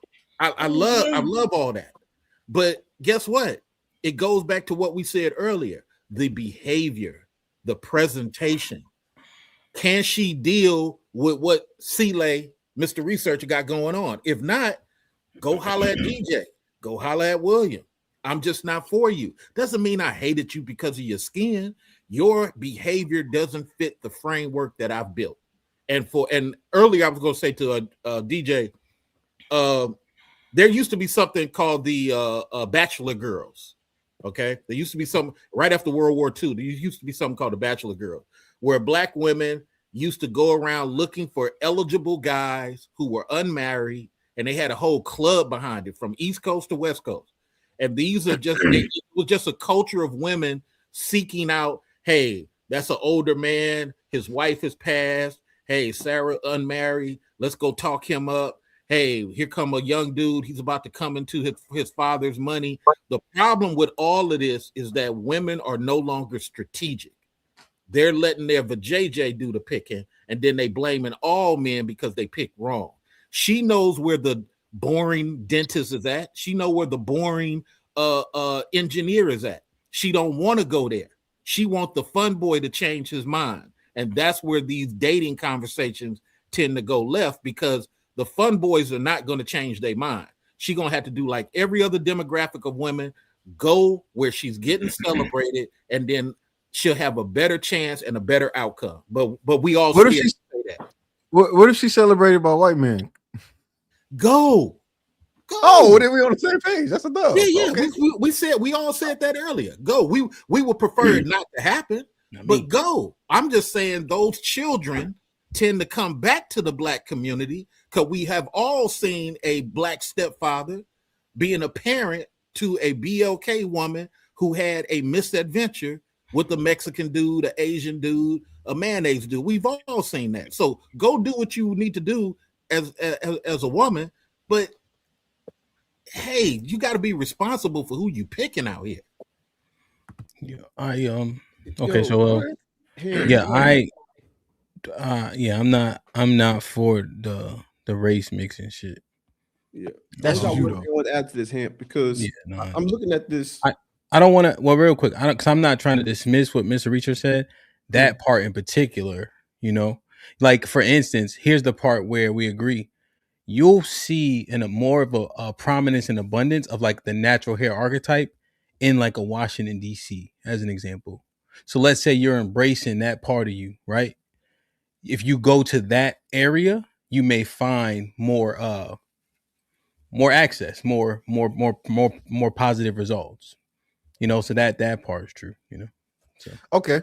I was trying to like dismiss what he was saying. Yeah, for sure. So I guess I think we forget. I was gonna say one thing. It's gonna be quick. My bad, Chick. I think we forget too, man. We make all colors, right? My whole family is dark skin. I'm the only light skinned nigga. I was picked on for being the only light skinned nigga in my family.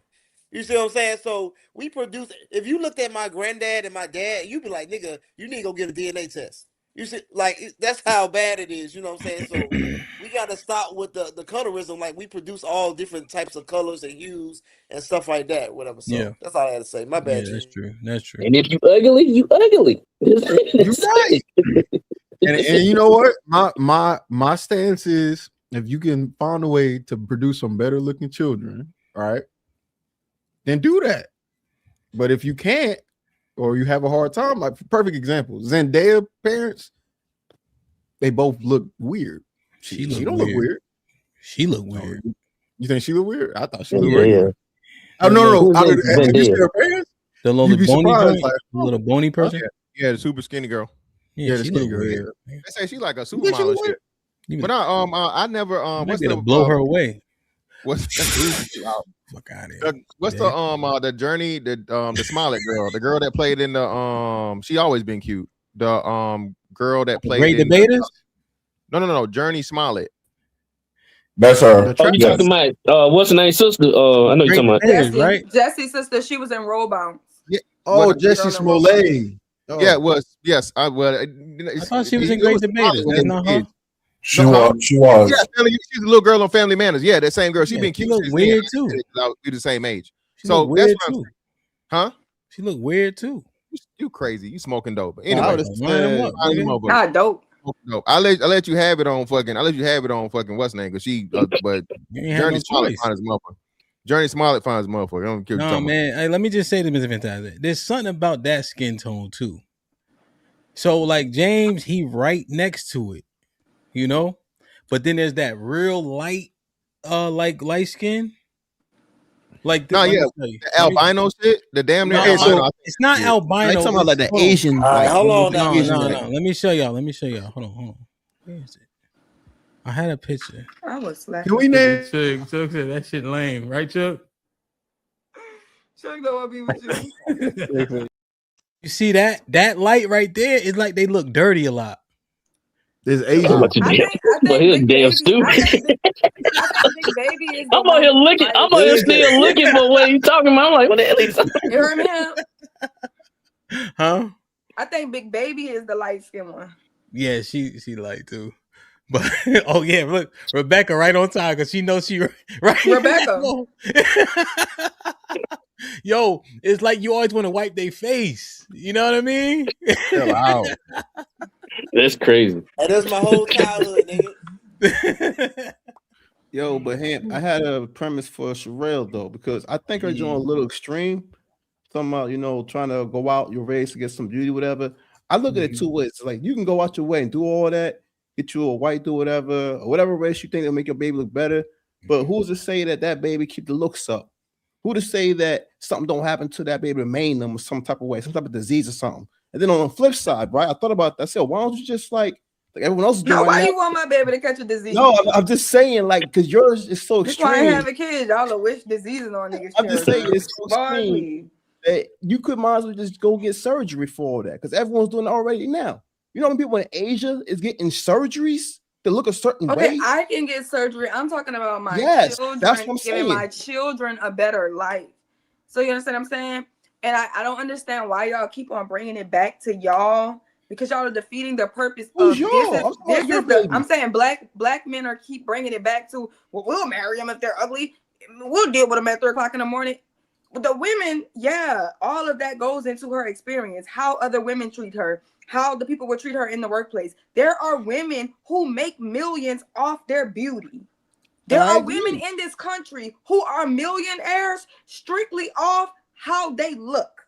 Yes. Your beauty is your currency.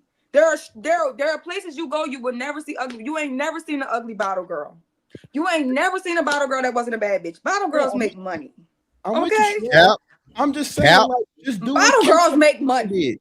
Bottle girls and strippers were beefing for a long time because the bottle Kim got money. Kim is strippers. All the bottle girls are not fine. That's why she's a bottle girl. Yeah. Bernice, that Bernice generation. Yeah, Bernice is the one, and then Bernice lied. Bernice said she made $500. Then she said she made $10,000. Fuck Bernice lying ass. She said she made 70 one time. Yeah, exactly. One night. Yeah, and she lied, and then they pulled back up the old footage of showing her lying. So she's a liar. They making money. Even when you do the mathematics on it, right? If somebody get a table on average, how many bottles are people buying? What is the bottle costing? And what's the gratuity on $400? What I'm saying is, an ugly woman would never get that job. That's strictly based off. She will with the wagon. She got the wagon. I ain't never seen no ugly girl. You don't go to the body. You don't go to the club. Listen, yeah, you don't go. Obviously, you don't go to the fucking club like that. All of this need is a fat ass. I be following the clubs on Instagram. Look at the food. Yeah, and I'm gonna say this. I'm gonna say this, and I'm gonna go him. I'm gonna say this, and I'm gonna go. I'm gonna say this, and I'm gonna go. I'm gonna tell you about when the women get what I've seen, and this might just be anecdotal. But the lighter they be, when you talk about they going up in those industries, they just become whores. They don't. I mean, if you telling them to go become whores, then okay. But women are whores. That's what I say a lot. That's what I see. That's the dark ones too. They ain't just the light ones. But I'm just saying, like, but that's what she's saying. She's trying to get them in that where they can get a better life. A lot of them become whores. They don't be getting the marriage. So that's what I'm saying. Either we gonna be, if we trying to say they trying to be a good woman after they get the man, or they trying to what are we can't be righteous at the same time. Matter what they do with their beauty. It doesn't have to benefit you. It doesn't have, if they don't want to be married, they don't have to get married. It's not your benefit. It's for them to have a better life in the world. So being a whorehead is having a better life? Everywhere beautiful women go, they get privilege. Everywhere they get in the privilege of being a beautiful woman. People treat them better. People are nicer to them. Sometimes they take the air out the room. And y'all know that. Y'all have seen a girl walk into a room and take everybody's breath away. Yeah, you're right. But yeah, a beautiful girl. It's not exclusive. And she was dark skinned. And look, he's talking about she was musty. Hampton. He's chocolate. All right, man. I'm gonna get up out of here, man. I enjoyed the conversation, man. Y'all be good. We're not saying that ugly, we dark. We gotta take a page out of UT book, nigga. I'm ready to go. The ugly girl. We don't say nothing to her, Sherelle. That's Sherelle. The real part of it is this. The real part is how chill niggas is and respectful niggas are to the ugly girl. As long as she's respectful, you don't just haul off and call a woman ugly for no reason. You see, until she act up. Now, your ugly ass get out of pocket. I gotta remind you. Man, but as long as she's respectful, we respectful. Okay, if you take the dating stuff out the way, take y'all out the picture. If she goes to, it could be Foot Locker. Okay. But I barely see ugly girls at Foot Locker. Now you reaching. You can't even get a job in the mall, money. They be trying to get. I'm serious. I've never seen our Foot Locker down here only have bad. Listen. I ain't never seen again, hold on. Again, Foot Locker full of bulldaggers. No, Ham. I'm sick of her shit. I'm sick of her fucking shit. I'm sick of Sherelle shit. Sherelle lives in fucking Nolans, okay? All them hoes is Creole. They got some in them. It's very few of them where they just, and even the chocolate ones, they bad. And they say baby. So get the fuck out of here. Okay? You live in one of the areas that's a black fucking capital, a nigga capital of the world. Every nigga talk. I ain't never heard a nigga say nothing bad about bitches in motherfucking New Orleans, man. Them New Orleans, oh, niggas love New Orleans. Hell, you talking about? Stop lying. Stop making this shit up. Stop it. God. I got something else. I got another bone to pick with Mr. Fantastic since we about to leave. Listen, I don't want to hear it. Every restaurant I went in, I saw motherfucking cookies, cakes, and biscuits and every motherfucking thing. And I ain't talking about no ugly women. That's what I'm trying to tell you. The ugly women in New Orleans is being oppressed. You think we ain't got no ugly women? No. Why do you only think they all beautiful? Because they hiding the ugly women. We too touristy to be putting ugly women somewhere. Too many people come there. No, too many people come there. Too many even people the ladies that was taking that trash out was bad. I don't believe it. Go see who cooking the food back there. Big Bertha back there making. Yeah, that's grandma. Grandma got it. Big Bertha back there frying that. Yeah. No, they be on Frenchman Street. I don't know what that is. I'm still trying to figure out. With a local. They be on Frenchman Street. She walked to the club. How I know her knuckles was scraped. Perfect. Damn Barilla, man. You shit me. Cheek, what's popping? Shit like that. Shit like that. Let me get Big Aaron in. Any final thoughts? Peace to the panel. What's up, DJ HAMP? I'm a little loaded on these Moscow mules. Shout out to the VQ King. All hail the VQ King. Yes, sir. I just want to bring a little science to the topic. Right? What makes something beautiful? Symmetry, consistency, and facial structure, shit like that. Light skin, shit like that. Light skinned people tend to offer contrast that highlights symmetry. So if you have dark eyebrows and light skin, you get high symmetry of your eyebrows because they contrast against light skin. Dark hair, dark eyes. When everything is washed out in one color, be it light or dark, you can never truly appreciate the symmetry needed to detect beauty in a person's face. It's really that simple and scientific. The most beautiful people in the world, I think, are people like Angela Bassett, Nia Long, Felicia Rashad. But that's not to say that there aren't people who are light-skinned, like my favorite, Salma Hayek. But she's got dark hair and dark eyes. And conversely, no, because she's white. Look, HAMP making faces and shit. All right, let's bring it back to our people. The most beautiful dark-skinned woman in the world to me, look, one of the original Dream Girls, Loretta Devine, 1985. That woman is black as a shadow and gorgeous. Shit me. Google if you don't believe me. But the beauty, the construct of beauty is the same across all in women. It's just who has enough contrast in their facial features to really appreciate what the beauty that their face is speaking to. You lost me at Selma Hayek. Yeah, you done? Yeah, yes. All praises and thank you. The standard that he set for himself, and a man's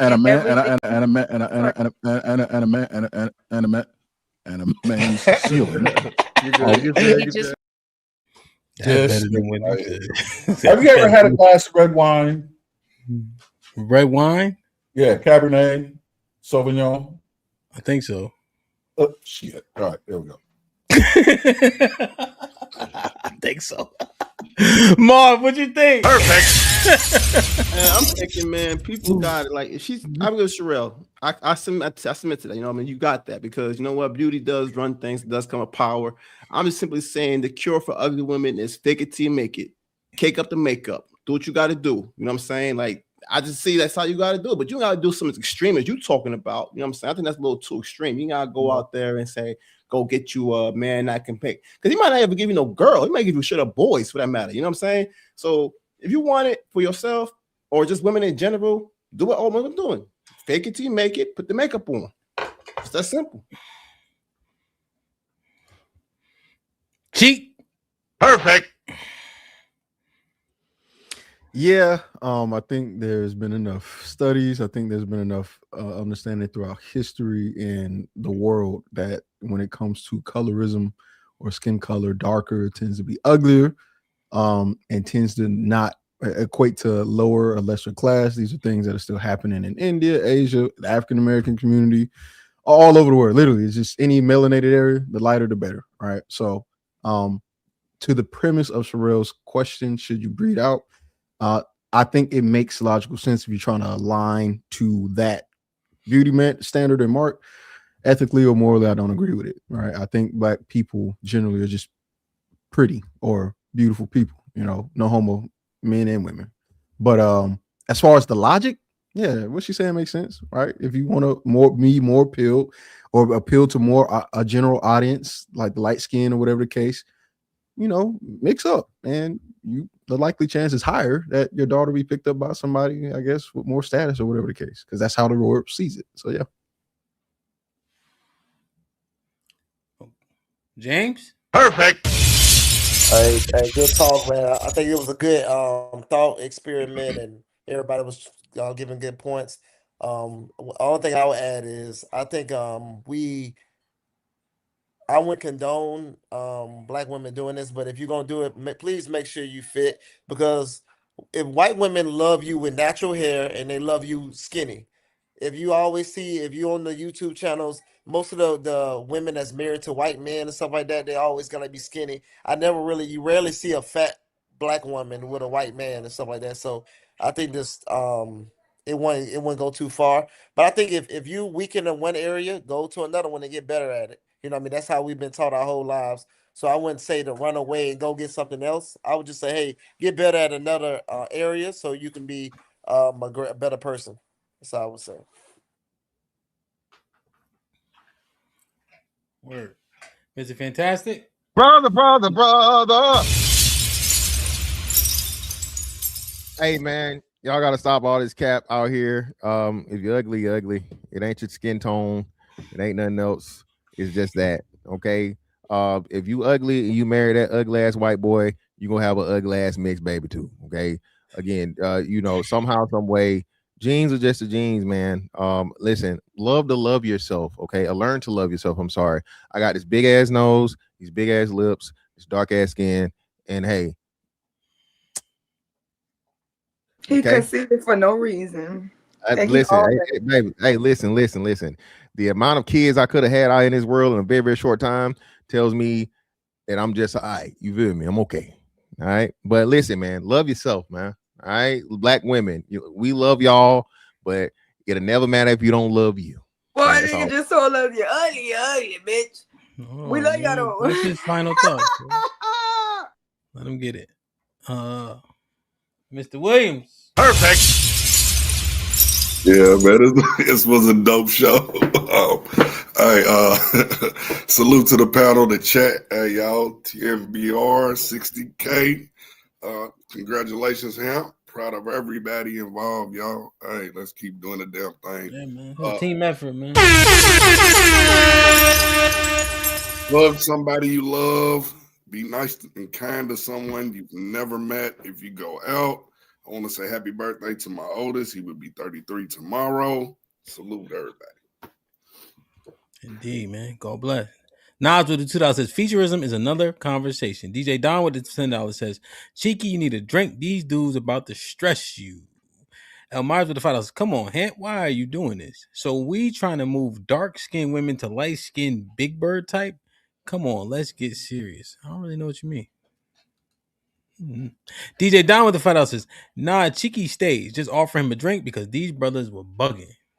Joel with the $5 says, exactly, Mr. Research. Stop trying to change what women like. If a man ain't what she prefers, just let her go. No arguing, no negotiations. T with the $2 says, name a dark-skinned 304 in the industry. DJ Don with the $5 says, Sherelle, you never heard a man say, but that ass though? What you think, Rel? Any final thoughts? Great show. Y'all were great sports. Nobody crashed out like the first go around of this conversation. So I appreciate y'all for being great sports, Like I said, Black women need to learn competition. I don't think that we was raised on sexual marketplace beauty. We really thought, that we could boss up and make money and get degrees, and that's what was gonna make men like us. But no, you know what I'm saying? It's a lot of hatred that be coming, you know what I'm saying? But the young girl saying, like, if your stomach was flat and you had a fat ass, you be popping your shit too. You bitches gotta get in the field, okay?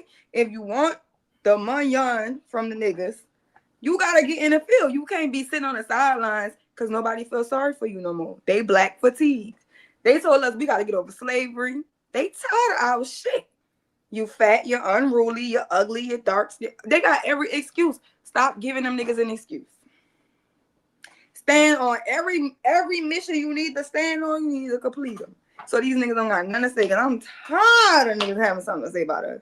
Okay? We gotta get on that with shit. And that's just, is what by any means. If you really want change, you gotta get on your by any means necessary type shit. You cannot be half-assed and change. Okay? Ain't nobody about to give you nothing. Black women don't have no leverage. Y'all done gave y'all bodies and y'all wombs away for free. Niggas is not offering y'all shit because y'all don't have no leverage. Okay? Y'all gonna have to switch some now. We gotta go to the extremes now. But thank you. Shout out to us for hitting 60K. Shout out to HAMP. You know what I'm saying? I feel like it's the fastest growing YouTube channel on YouTube. You know what I'm saying? Like, you know what I'm saying? Like, damn, niggas just sweeping niggas. This is 60 down. We was just at 50K like a week ago. What the hell? Mm-hmm. I think we're gonna get the 100K. I think we're gonna be plaque like this year. Perfect. Support. I think we getting the plaque this year. Y'all gonna have to come to Houston for the plaque. Shit like that. Shit like that. We're gonna be at the live event for the plaque, okay? Perfect. Shit like that. Shit like that. Shit like that. For a black party? A plaque party. Come on. The real question is, you gonna have the energy, HAMP? You know, every time he do an event, he be hit. I kill myself. I'll do it right now. Man, should be tired. He don't believe in depression until after the events. Must be getting through it, baby. Perfect. Yo, man, interesting show for sure. You know, I think the thing is simply control the controllables. That's the overarching point. You know, the overwhelming majority of us are average to attractive in terms of just being pretty and handsome. You know, I think we got to look in the mirror and see exactly is what we asking for if we qualify for that. And I know we say it all the time and it just sounds like a plateau in the rhetoric, but we ain't honest with ourselves about a whole lot of shit. We justify mediocrity. You know, I'm telling you, a bad attitude can make anybody ugly. And you don't see people getting to the main goal a lot of the time. You know, people will give them access, but why are they continue to get discarded? We really got to consider that when we start talking about what we should strive for. Because that beauty runs out. What else she got? Perfect. Shit like that. Shit like that. Hey, man, dope conversation. Way to push it forward. You heard? Tonight, man, what the hell is the name of the show tonight? It's called The Boy Is Mine. The Boy Is Mine. So then we gotta well, you just gotta come in. Perfect. It's called the HAMP kicks the lady's ass once again. No, it's not even my idea topic, but it's gonna be interesting though for sure. But you're right though, Aaron. It might have to happen. You've been wearing them out for like 6 months, bro. What up, Buzz? Miss Vontae. Who's Miss Vontae in the building? Who became a member. Welcome to the family. Perfect. Even though you've been a part of it. Outside looking in, you finally coming to the cookout. I like it. UT with the $2. Why haven't you went to white men, Sherelle? I've been had a white boy on my roster who's female. Y'all don't remember me? Y'all remember that song was out? You ain't got no roster, Sherelle. Stop. I love y'all. I appreciate y'all. Be safe and do the right thing, man. Like, share, subscribe. Tell a friend to tell a friend. Tell a friend to tell a friend. We out. See y'all tonight, man. Jump in the Discord. Let's have a party, man. Yeah. Oh, this is great. Yeah. Like, share, subscribe, tell a friend to tell a friend. DJ HAMP about to go live again. So hit the likes, my friend, on your way in.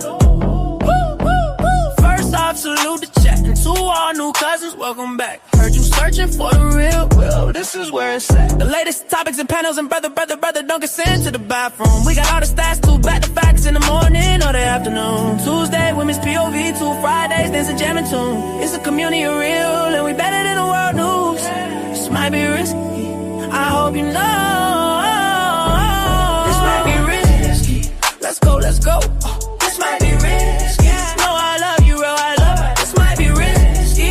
Salute to DJ HAMP, it's time to start the show. Salute to DJ HAMP.